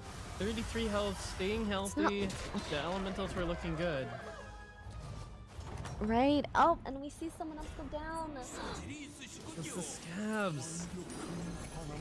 Which I guess we expected. Which I guess we saw. Yeah. Yeah, now that I think about it. All right. So we don't actually see the Millhouse Gallywix standoff just yet. They got different matchups, so we're seeing Pineapple versus Millhouse and steal that cleave from the Gallywix. Oh my gosh. But could it be enough versus that Rock Millhouse board? I don't think so. I don't think so either. It looks like we're gonna have a battle between Titans as it comes down to it, as this Gallywix and Mill has two classic, APM heroes. I'm excited to see this say the word endgame. Titans 3 times already in this cast. I just love it. Really, this happens to coincide with this. Oh, the new set! I didn't even think about it. With the new set, really, yeah. They're not paying me, but they should pay me. Okay, looking at the Gallywix versus... Oh no, we're just looking at 2 different boards. These 2 people aren't actually facing each other. They're not facing each other, but they will be soon, because I think there is no chance that either one of these players is going down here. Maha's buying all the elementals. I mean, it's basically an endless supply here with that Scepter, the Golden Wraith, the Golden Gusty, and that Golden Rock. It's just a matter of how fast I have to can agree. sell. And then looking at Kalbui's board, I don't think that Little Bird exactly stands a chance either. Which is pretty crazy when you look at how insane that cleave is. Right, although I will say, Little Bird has had a Leroy there, and he has 2 Mantids in hand, so with the right poisons and with the right hits, maybe he'll have a chance. See if the Maiev can do anything here. The cleave did get Or taken that care of, Tavish. but even that Lovesick Validus just looks too big. Yeah, it really came down to all of that extra health there. There wasn't so much attack. The Maiev was pretty strong, but ultimately just too much health to deal with, and the Tavish predictably goes down as well, so we're going to see the final between these incredibly 2 large boards. Right, incredibly large boards. A little bit starting with 39 health, and obviously... Oh wait, already sold out of the Validus? I'm not sure if I saw that, but yeah, I think the so. Validus is Yeah, gone, they're so... Right, because I'm thinking Gusty that Little and that Bird Recycling thinks he Wraith. needs to get a bunch of poison units in, and he has to make the space here. Yeah, and So maybe better he's to not put that Validus back wrong. in the pool And focus the Peggy stats onto the cleave, trying to get that as big as possible. Potentially the sole non-venomous unit that will be relevant in this combat here. Absolutely. It's amazing seeing they both have so much gold because of their hero powers. The Millhouse isn't building up gold in that way, but they're because of all the free rolls and because of all the tokens.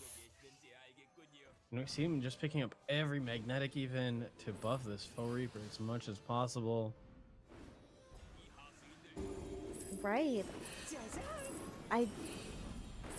These situations can just be so difficult to deal with when you're on the other end because it's not as clean as simply putting in a poison or a Leroy, or even 6 poisons in a Leroy, because you've got cleaves to deal with, stealth to deal with, taunts, shields. So will Littlebird be able to make the read on Calboogie's board and his positioning? He's got the taunts on the Leroy. We see a stealth coming down. 1,000 health cleave, by the way. And it's gonna get higher too with that Validus coming down. Right. I have to wonder if he can afford to. All his right. gold. The rest of the units do go down, just buying stuff to finish out his turn.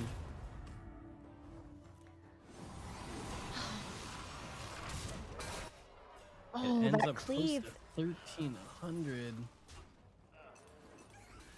One cleave taken out, and oh, the death rattle actually preventing the reborn.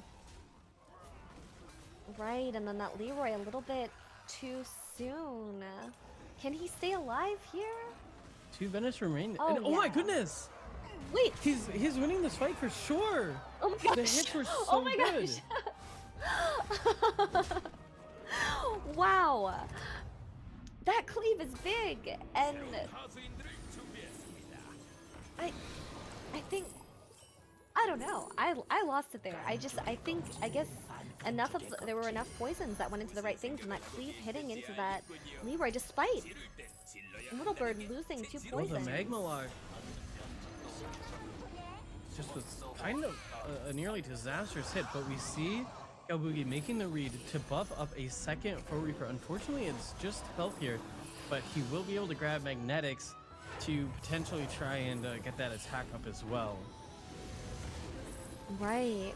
And we try see and deal with the another tech, rock and we in see- hand, but another rock on board. Like our perspective of Oh, Littlebird there's the is magnetic coming frozen. down, like you said. A shield and in the shop. potential Divine Shield is really, really nice. Right.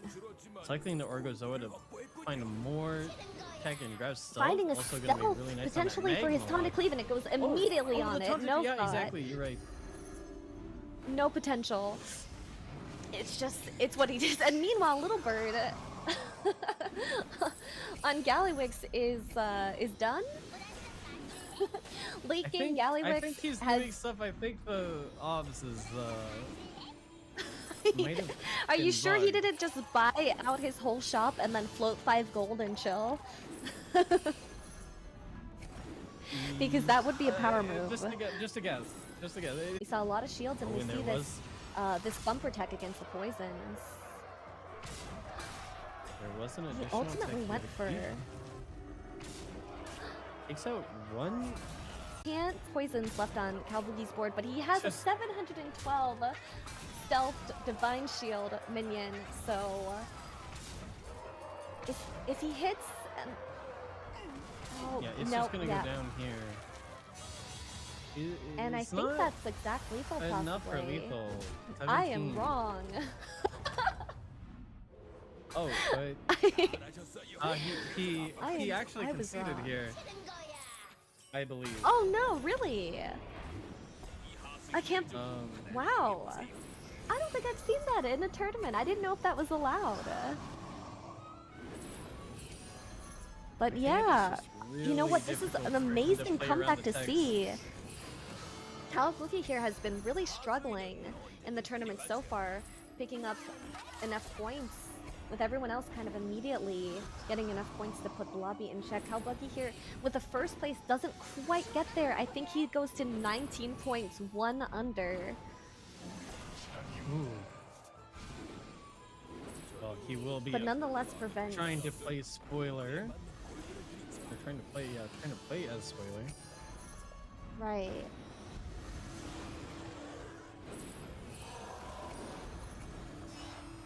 He's still going. He's just going through What the happens if he formality of concedes trying to here? play through.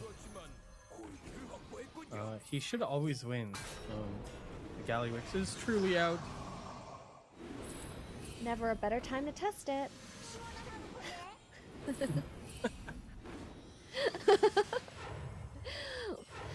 Take the risk, feel the rush, concede.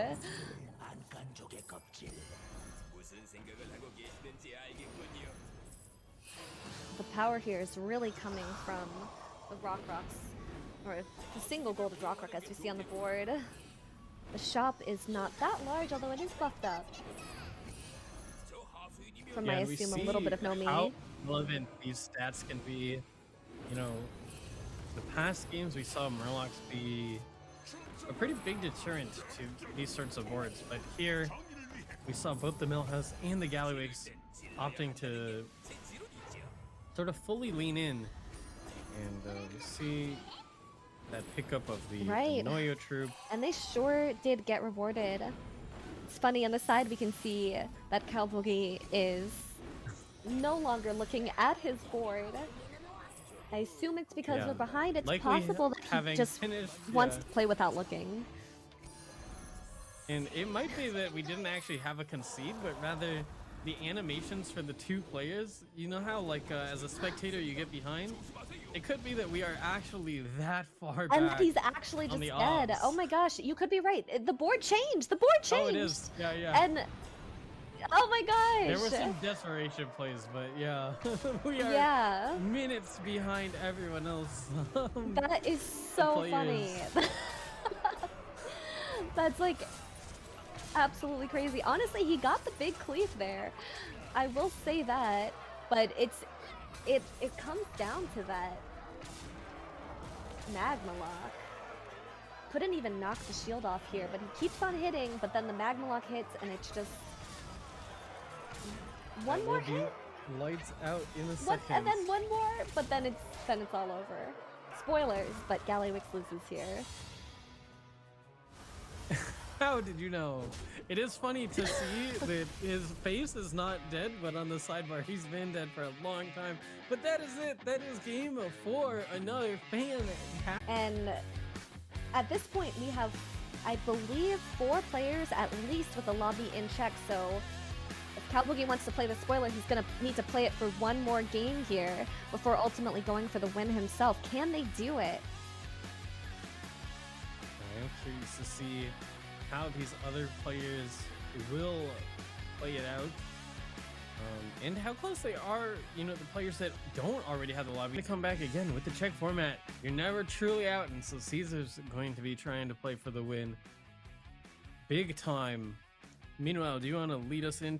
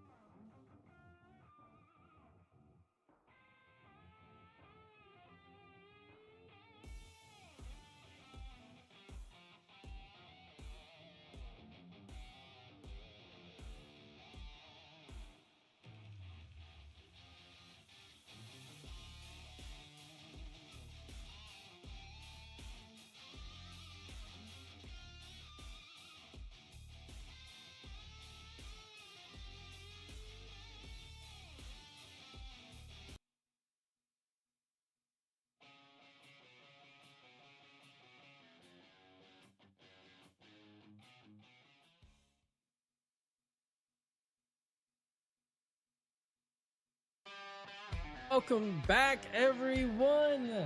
It is time for Game 5 of the WCG Busan Hearthstone Battlegrounds Finals.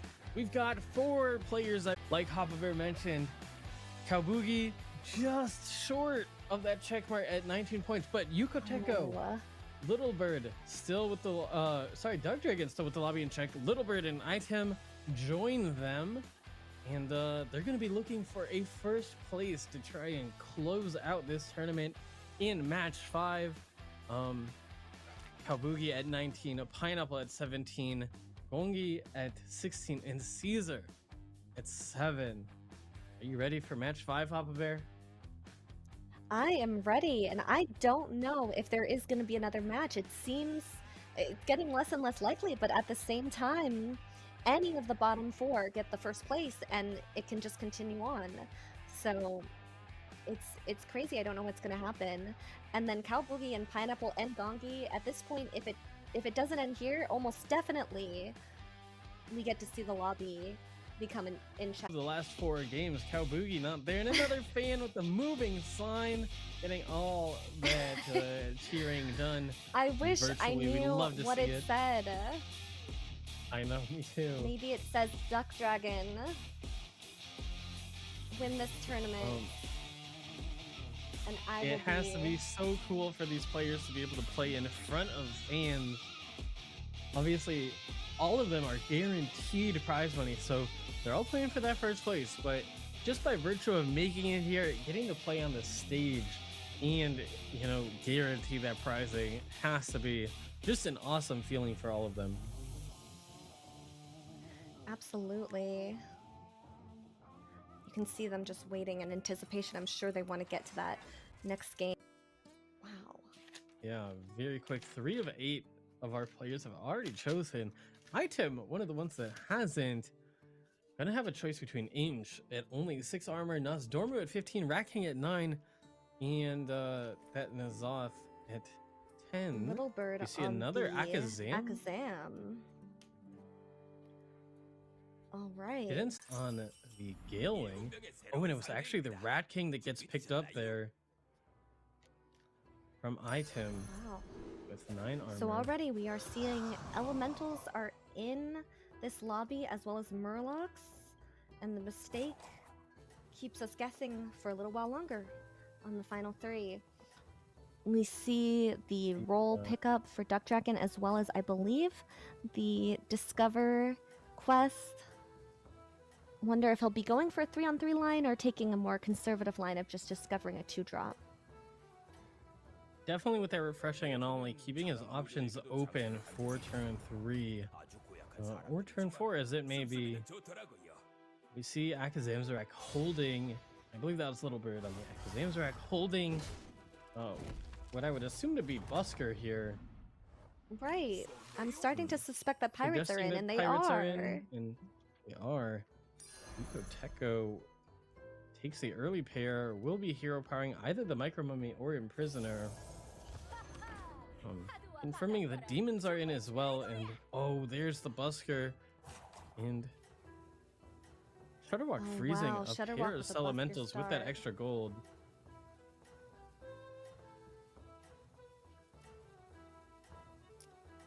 I have Yuko. Item also opting to stay down, so something that we haven't seen be prioritized very much in this tournament is staying down on tier 1, and we have a number of players choosing to do so here, at least for the first 2 turns. Right. Interesting to see a little switch up there. We do have a Sire. Oh, and I just noticed the Sire in the lobby. Yeah, I believe that is the lone hero that we hadn't checked out yet. We've seen the Gallywix, the Shutterwalk, a lot of high roll potential heroes that might have doing some early damage. And right, and the question just becomes, what quest did the Sire first get? Also, I think we're getting our final confirmation that the tribes are elementals, murlocs, pirates, demons, and mechs. So elementals and pirates were the winning tribes last game, but they did not have murlocs or mechs to counter them. So I wonder what line we'll see what tribes will we see sticking out in this lobby? And we do see that Mex and Murlocs have been very strong. We saw them do very well early on, but the past few games we saw sort of Undead and GuildWar, and then obviously Elementals and Pirates have some more success. So we'll see if they can return to glory here. Little Bird Definitely. with the I early would Lullaby love to onto see the it. quadcopter. I'd love to see those games, but I'm not sure if it's going to be able to happen.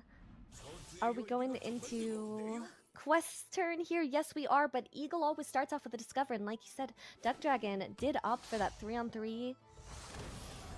Hits a Felemental, Absolutely. has the free roll.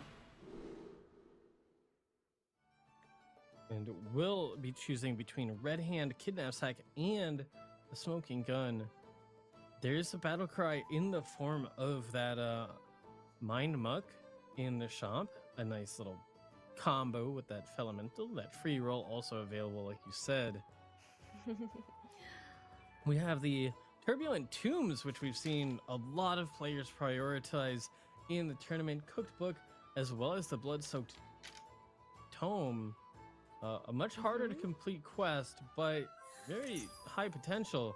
But again, with Murlocs and Mexin, it feels like that Turbulent Tombs might be the pickup there.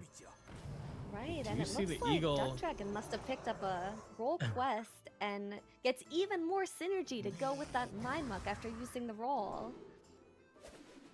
And I like the decision here to grab the extra gold and concentrate the stats on this Netherzim Overseer, making that Felemental a bit more disposable. And Little Bird actually still deciding on the quest here between, Wow. I'm Yeah. assuming, the Tome and the Tombs, but maybe the Cookbook if he thinks he can get it online early. There are mechs available. Right. The Elementals help cycle Oh, stuff. he ultimately He does go for the it. tomb. Grabbing the Elementals doesn't progress the quest at all, so we'll see how quickly he's able to complete it. Wonder what'll be added to his hand. No beasts in for the tomb, which can make things a bit more difficult, because Rylax synergizes so well as the offered 6/7 Death Rattle beast. The Octosari. Octosari. Very strong. Rap God. Shutterwalk, it looks like, had Xeris' quest, and my Ev with the Golden Hammer does have that triple lined up for later, and has Frozen 4. Depending on True, what could that have been quest battle cries, could is. have been the tribes, just the Murloc and the demon. Helping Continues to freeze. progress that quest. Yeah. So likely gonna try and play into that quest completion next turn, and then use that Golden Hammer on what I assume will be a triple into maybe a 5.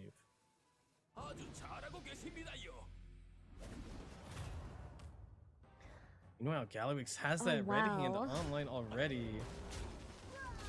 Card in hand and a full board to boot. That is a really, really strong early game Galliwix board. You don't always see that, but they've utilized the Wrath Reaver, demons to just get a really, really strong, powerful early game board. That being said, against a Maiev, who typically is weaker on these turns, but to keep their health up, ultimately, actually take this whole thing. Pineapple also one of Pineapple. the players trying to spoil first place. Picks up a Scarfin.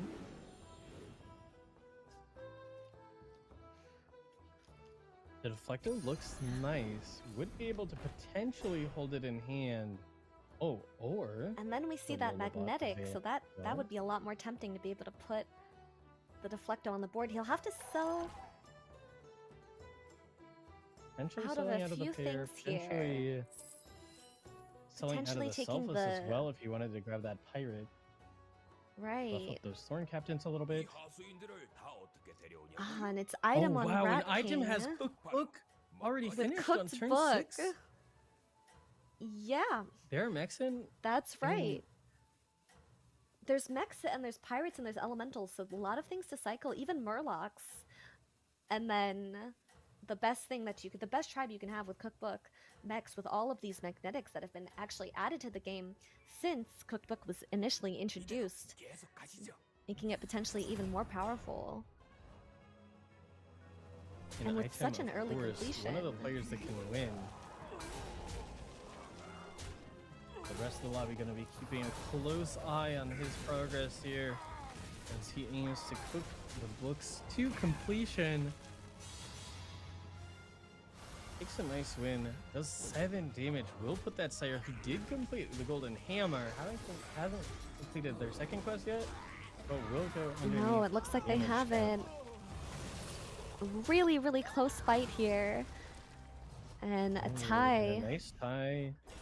Dr. again with potentially add cards to hand. Oh, and froze a double Peggy. Oh my goodness. That is such a nice combo, and it is add cards to hand. It's already going to be wanting to add some cards to the hand. Wonder if he can complete it this turn, or if it matters to him to complete it this turn, because I'm not sure what the reward is. Little Bird with a Discover into a 4-drop between Module, Upbeat, Upstart, and Ring Matron, all taunts. Looks like he's just one gold away. Right. Is it the Cell or the Hero Power? Kind of depends on the quest. In certain cases, it's not necessary to get it off, but in this case it's Tomb, so you want to get this one off right now. Yeah. Oh my gosh, and it added a Scourfin to his hand. Extra, so that's going to be a very big deal. Buffing up that Deflecto and The Deflectos will be able to... One Scourfin doesn't go off. Could get... Okay, if he goes right here, we see another tie. We do see... Oh, we do not see another tie. And that's... Oh my gosh, that's a lot of damage to come out of sides. Secret. So Shutterwalk takes 9 damage, going down to 3 very early. The Sire at 1, we saw a lot of damage there as well. Oh my gosh. And unfortunately for Gongi and Caesar, I think those are two of the players who do not have Velocity in check, who were on that Shutter and that Sire. So they're in a dodgy situation. Looks like the goal may have been to use it on that Lullabot. However, I see a Cleave-In shop. That Scourfin in hand might be easy to buff up a few times, and looks like that's going to be the play. Agrees with you. Wonder if be able to cycle that stuff. Sire did finish that Gilnean Warhorn. Oh no, and it's the Sire and the Shutterwalk facing each other, so unless there's another unlikely tie here, one of the non-checked players is going down already. That is and unfortunate for them and the rest of the lobby. Oh, that is a big Battlemaster. Oh wow. There is a lot of attack on this Micro Mummy. There is that Cleave getting a little bit of value. The contrast in the facial expressions here. I think I know which is on Sire, which is on Shutterwalk. Oh my goodness. So you don't see a lot of demon gameplay in these types of high-level lobbies, but what you will see sometimes is the Battlemaster spoiler. And that seems to be the case here. I think. Yeah, Sire going down. It seems like Gongi making went down the there. most out of that Gilnean Warhorn with that double battle cry effect and the Battlemaster, like you said.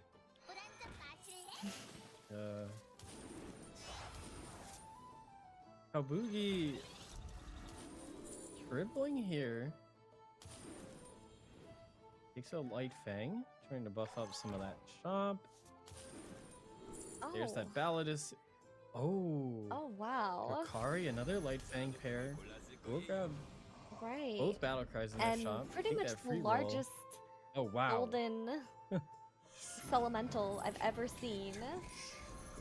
Or not this elemental, but whatever comes out of it. Droplet indeed looking good.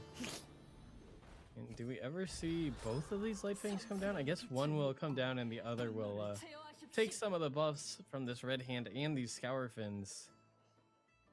Definitely. It's one of those cases where you wanted to take both of the options, but you might as well take the Oh, and light we have fang a- pair.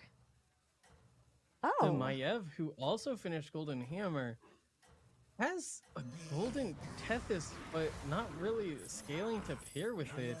The Battle Masters come my down. We see some cycle. Oh, there's a lot, but is it going to be oh enough? my gosh. We know If they're Slayer able to has a big survive Battle Master as here. well. Oh, and they were able to buff it with that Mind Muck. Right. Oh.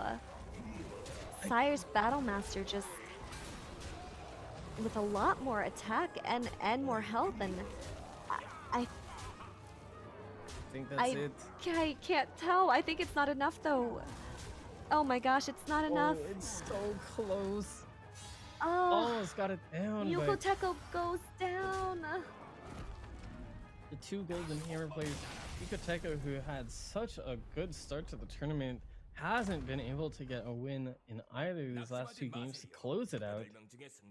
It takes that 7th place alone. Yeah, solo Will 7th we be there. able to do some damage to Little Bird on the Akazam Zarak?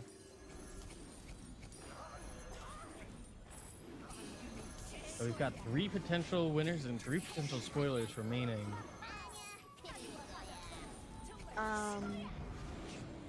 Oh my goodness, Yeah. and Right. I mean, this is another game of just so many high rollers. It is, Duck Dragon yeah. on the Crazy Gale to Wing. see Tethys and the Elemental still being used in a game that has the mechs and the Murlocs. But we are seeing some mech players. We haven't really seen the poisons come out yet. Seems possibly a little early for that, but now I'm thinking that Akazam might be needing that versus Duck Dragon here. There's a Rock Rock, there's a Fellemental. Duck Dragon will be getting 2 extra gold next turn, courtesy of his hero power. Oh, Looks like he's doing some math there. Kabuki Right. on the Gallywix. Also, with the red hand.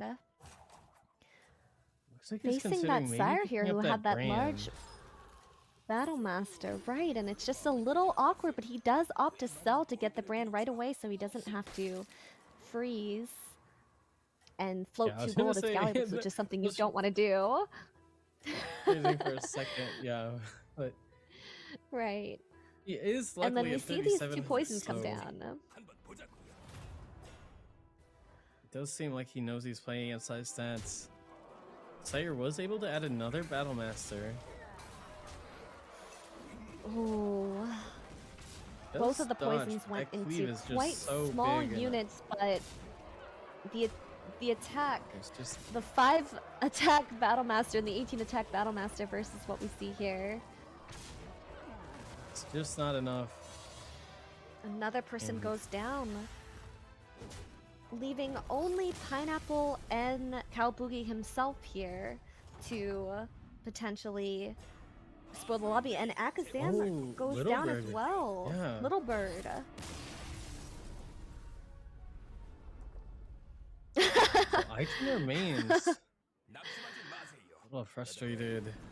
Oh, Bob's there to comfort him at least. Oh my gosh. A nice I imagine he consolation. might have. Right. Duck Dragon on the Gale Wing does get that Rock Arc down, has Golden the Gusty on tier 6, is cycling elementals as fast as possible. You see just the cards in hand being so much. He almost has infinite gold between the Tethys, the Recycling Wraith, and that Golden Gusty. Right, it's the Passing that triple combination. mistake. Sometimes it's a little bit easier Oh, when and it's actually, just one or the basically other. hits effectively infinite here. Right. This is The recycling rate still comes there. through. And is that smoking gun? That's the quest there. It is smoking gun as a quest. So funny to see He's gonna be, yeah, basically a how little that complete. quest is. Yeah. Gosh, Pretty much he's so ignoring it at this infinite. I point. wonder about even just taking those base skills, if for no other reason than to take them out of the shops. It's not a bad idea. Oh, we see a Yeah, brand. but there's not. Will he ever be able to fit that? Definitely not enough room. He still takes it, holds out hope, and ultimately, I'm guessing he ends on a full board, but you just see the rope continue on. An absolute monster facing up against that Millhouse, who's at 15 health, and who's able to take the poison Nice down with that cleave there. cleave. And gets a terrible cleave on the other side, and Kalbugi. Right, and a reset take a here lot of for the damage. Millhouse. Terrible sequence of hits for the Gallywix, 14 damage. Luckily, he was really healthy. First loss in a while, and Oh my gosh. Duck Dragon was able to take out item on the Rat King. The cooked book wasn't enough. The elemental, Oh no. basically infinite, looks too strong, and now Kabugi on the Gallywix is gonna try and cycle as much as possible, taking advantage of that loss with the blue shell. The brand there's item. A little frustrated he's not gonna be able to do it, and I think a bit worried that it might be Duck Dragon seeking the pinnacle of romance. Right. And at this point, it's everyone's probably rooting for Pineapple and Kalbugi, who are left in the game. So we've actually got two people here who can keep Duck Dragon from taking the win. So it's everyone versus Galewing, Duck Dragon. But can And interestingly, they do it's it? the Gallywix and Millhouse, right? The two heroes that you typically think of, you know, being the easiest to hit, sort of that infinite money generation comps, but it's the Galewing who actually has it going, and Right. Well, here we see the Is it Gallywix gonna be running out of enough gold, and venomous? that is not the case for the Galewing. absolutely See not. another Rock come down, Brand still in hand. He skips the pair. It got out He's of what was rolling a for huge Tethys. Leroy's. Wow. And there isn't a ton of utility on his board. It might mean he might end on this zap.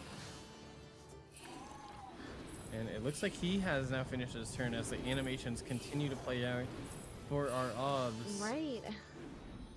We're only left to guess He passes what the he zap. ends on, if he ends on a 7 minion. And we do But see looking at- that he was actually able to golden that other Gusty. Oh my goodness. Looking at these poisons that Kalbugi has Let's get a tucked value in. trade. And it's actually going to be enough. It's Wow. going to be a slight win. But he knows he can go toe to toe. And the Millhouse actually goes Millhouse down went under to the ghost. No! Oh my gosh! So items, cookbook, ranking. It all actually comes took down to out this. Millhouse. Kalbugi has to be able to beat Duck Dragon here, or Duck Dragon is going to win the entire tournament. There's no hiding anymore. There's no ghost. There's no one else to do it. Kalbugi has to be the spoiler here. And the Venomous will try. You see that he has a lot more of gold this potential turn. value. He grabs the Titus. I feel like he's missing some taunts and maybe some more base skills. The thing is, Galewing is going to be scaling a lot more and probably adding some shields to their board He as does find a well taunt to protect against in what the form of Kalbugi the has. Stoneborn. And that is really good. There's an extra Venomous in hand with the Tidewalker. And he might actually have enough. It's gonna be close. We have up to 4 It will be summons close. We have from to that see base Duck kill Dragon's with the Titus. perspective. looks like he has the shield that he may have already had on that trumpet, but nothing else has become shielded since then. And they're both playing so fast. The size. Oh. The techs are coming Oh, in. he just hit his head. I don't know if he got it done. He's doing it. He's selling. He's getting the techs in. He's trying to get his positioning. Can he do it? Can he win? Can he at least stay alive? It's tense. The Duck Cinder Dragon does with take the out the tech. Naked and the Reborn.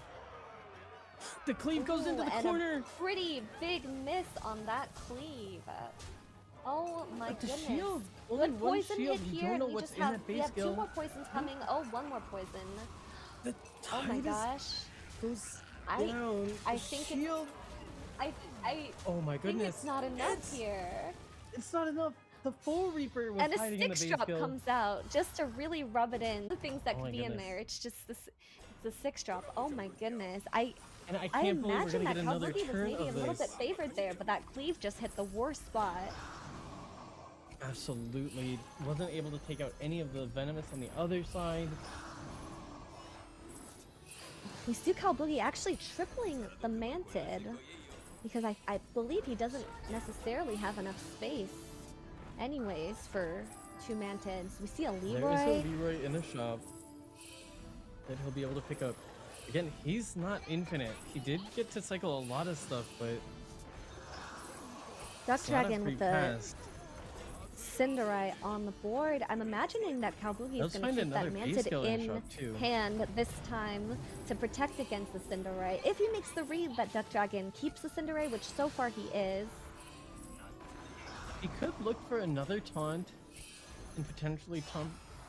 Maybe even the cleave, as crazy as that sounds.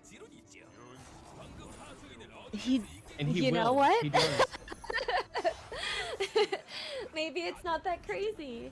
Yeah, he's really banking on Duck Dragon keeping, I think, that Cinderai, which means that, you know, the cleave can just soak that hit, and he does put the Mantid down so that he can get those adapts. And this way, with the full value, if he's able to get full value, he summons 4 poisons. And we see the from hand. taunted cleave ended on. Oh my goodness. Trying Runs the to- Mantid first to try to protect against that Cinderai, but is unlucky. Not gonna be He does not rewarded. go first. Oh, no! The Baron's down! Disastrous Immediate snipe on the Baron! And no poison. Oh, my god, the clinch! Okay. That's Okay, everything. well, it's over. That's it. It's over. Duck This Dragon's is the done pinnacle it. of romance. Amazing. He had a great What start. a crazy game. He looks right at the camera. Duck Dragon got it. Right. He's got the stage presence. He's got command of the camera and this tournament, as he is our champion of the WCG 2023 Busan Grand Finals of Hearthstone Battlegrounds. What a phenomenal Amazing. performance. Phenomenal performance, phenomenal plays, really tough competition, and such a riveting final few fights there, coming down to just 2 people. 1v1. We're seeing another message. Again, we don't know exactly who it's for. Duck Dragon has said that his goal was to find the pinnacle of romance through this tournament. So I think he might have done it. I think he did. The rest of us might still be looking, but we can at least have him as our shining light. A lot of the other players mentioned him as, you know, one of the potential favorites, including Little Bird, who was probably the other player he thought Duck Dragon was the biggest threat, and he proved why. Taking a couple victories, including in this most key moment. Absolutely. See Duck Dragon getting a little teary-eyed. He's got to be crying some happy tears. Feels so good to be the champion. to actually come out on top, to believe in yourself, and to achieve what you were looking for. Such a big tournament victory. So much going into it. Here's our final results. Duck Dragon in first with the most points, 32 points. Little Bird takes second with 28 points, tied with Yuko Teko. Wow.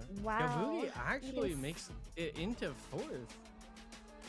Right, insane. Kalbugi with a really unfortunate start, but such impressive last two games that he was able to ultimately make the comeback in it and finish in the top half of this tournament here. Maybe on a tiebreaker between Item. Pineapple honestly not that far behind himself after having a good game, although he went down to the ghost in the end. And then Gongi at 17, Caesar, rough tourney for Caesar. It's tough. Going it into happens. this, yeah, there's always some, and it's one of 모든 those 선수들 things 정말 where 경기를 또 맞춰주게 되는데 이제 셀서 선수 그리고 또 공먹지 선수 이제 또 여러 명의 선수들 전부 다 또 잘해줬다 말씀드리도록 하겠습니다.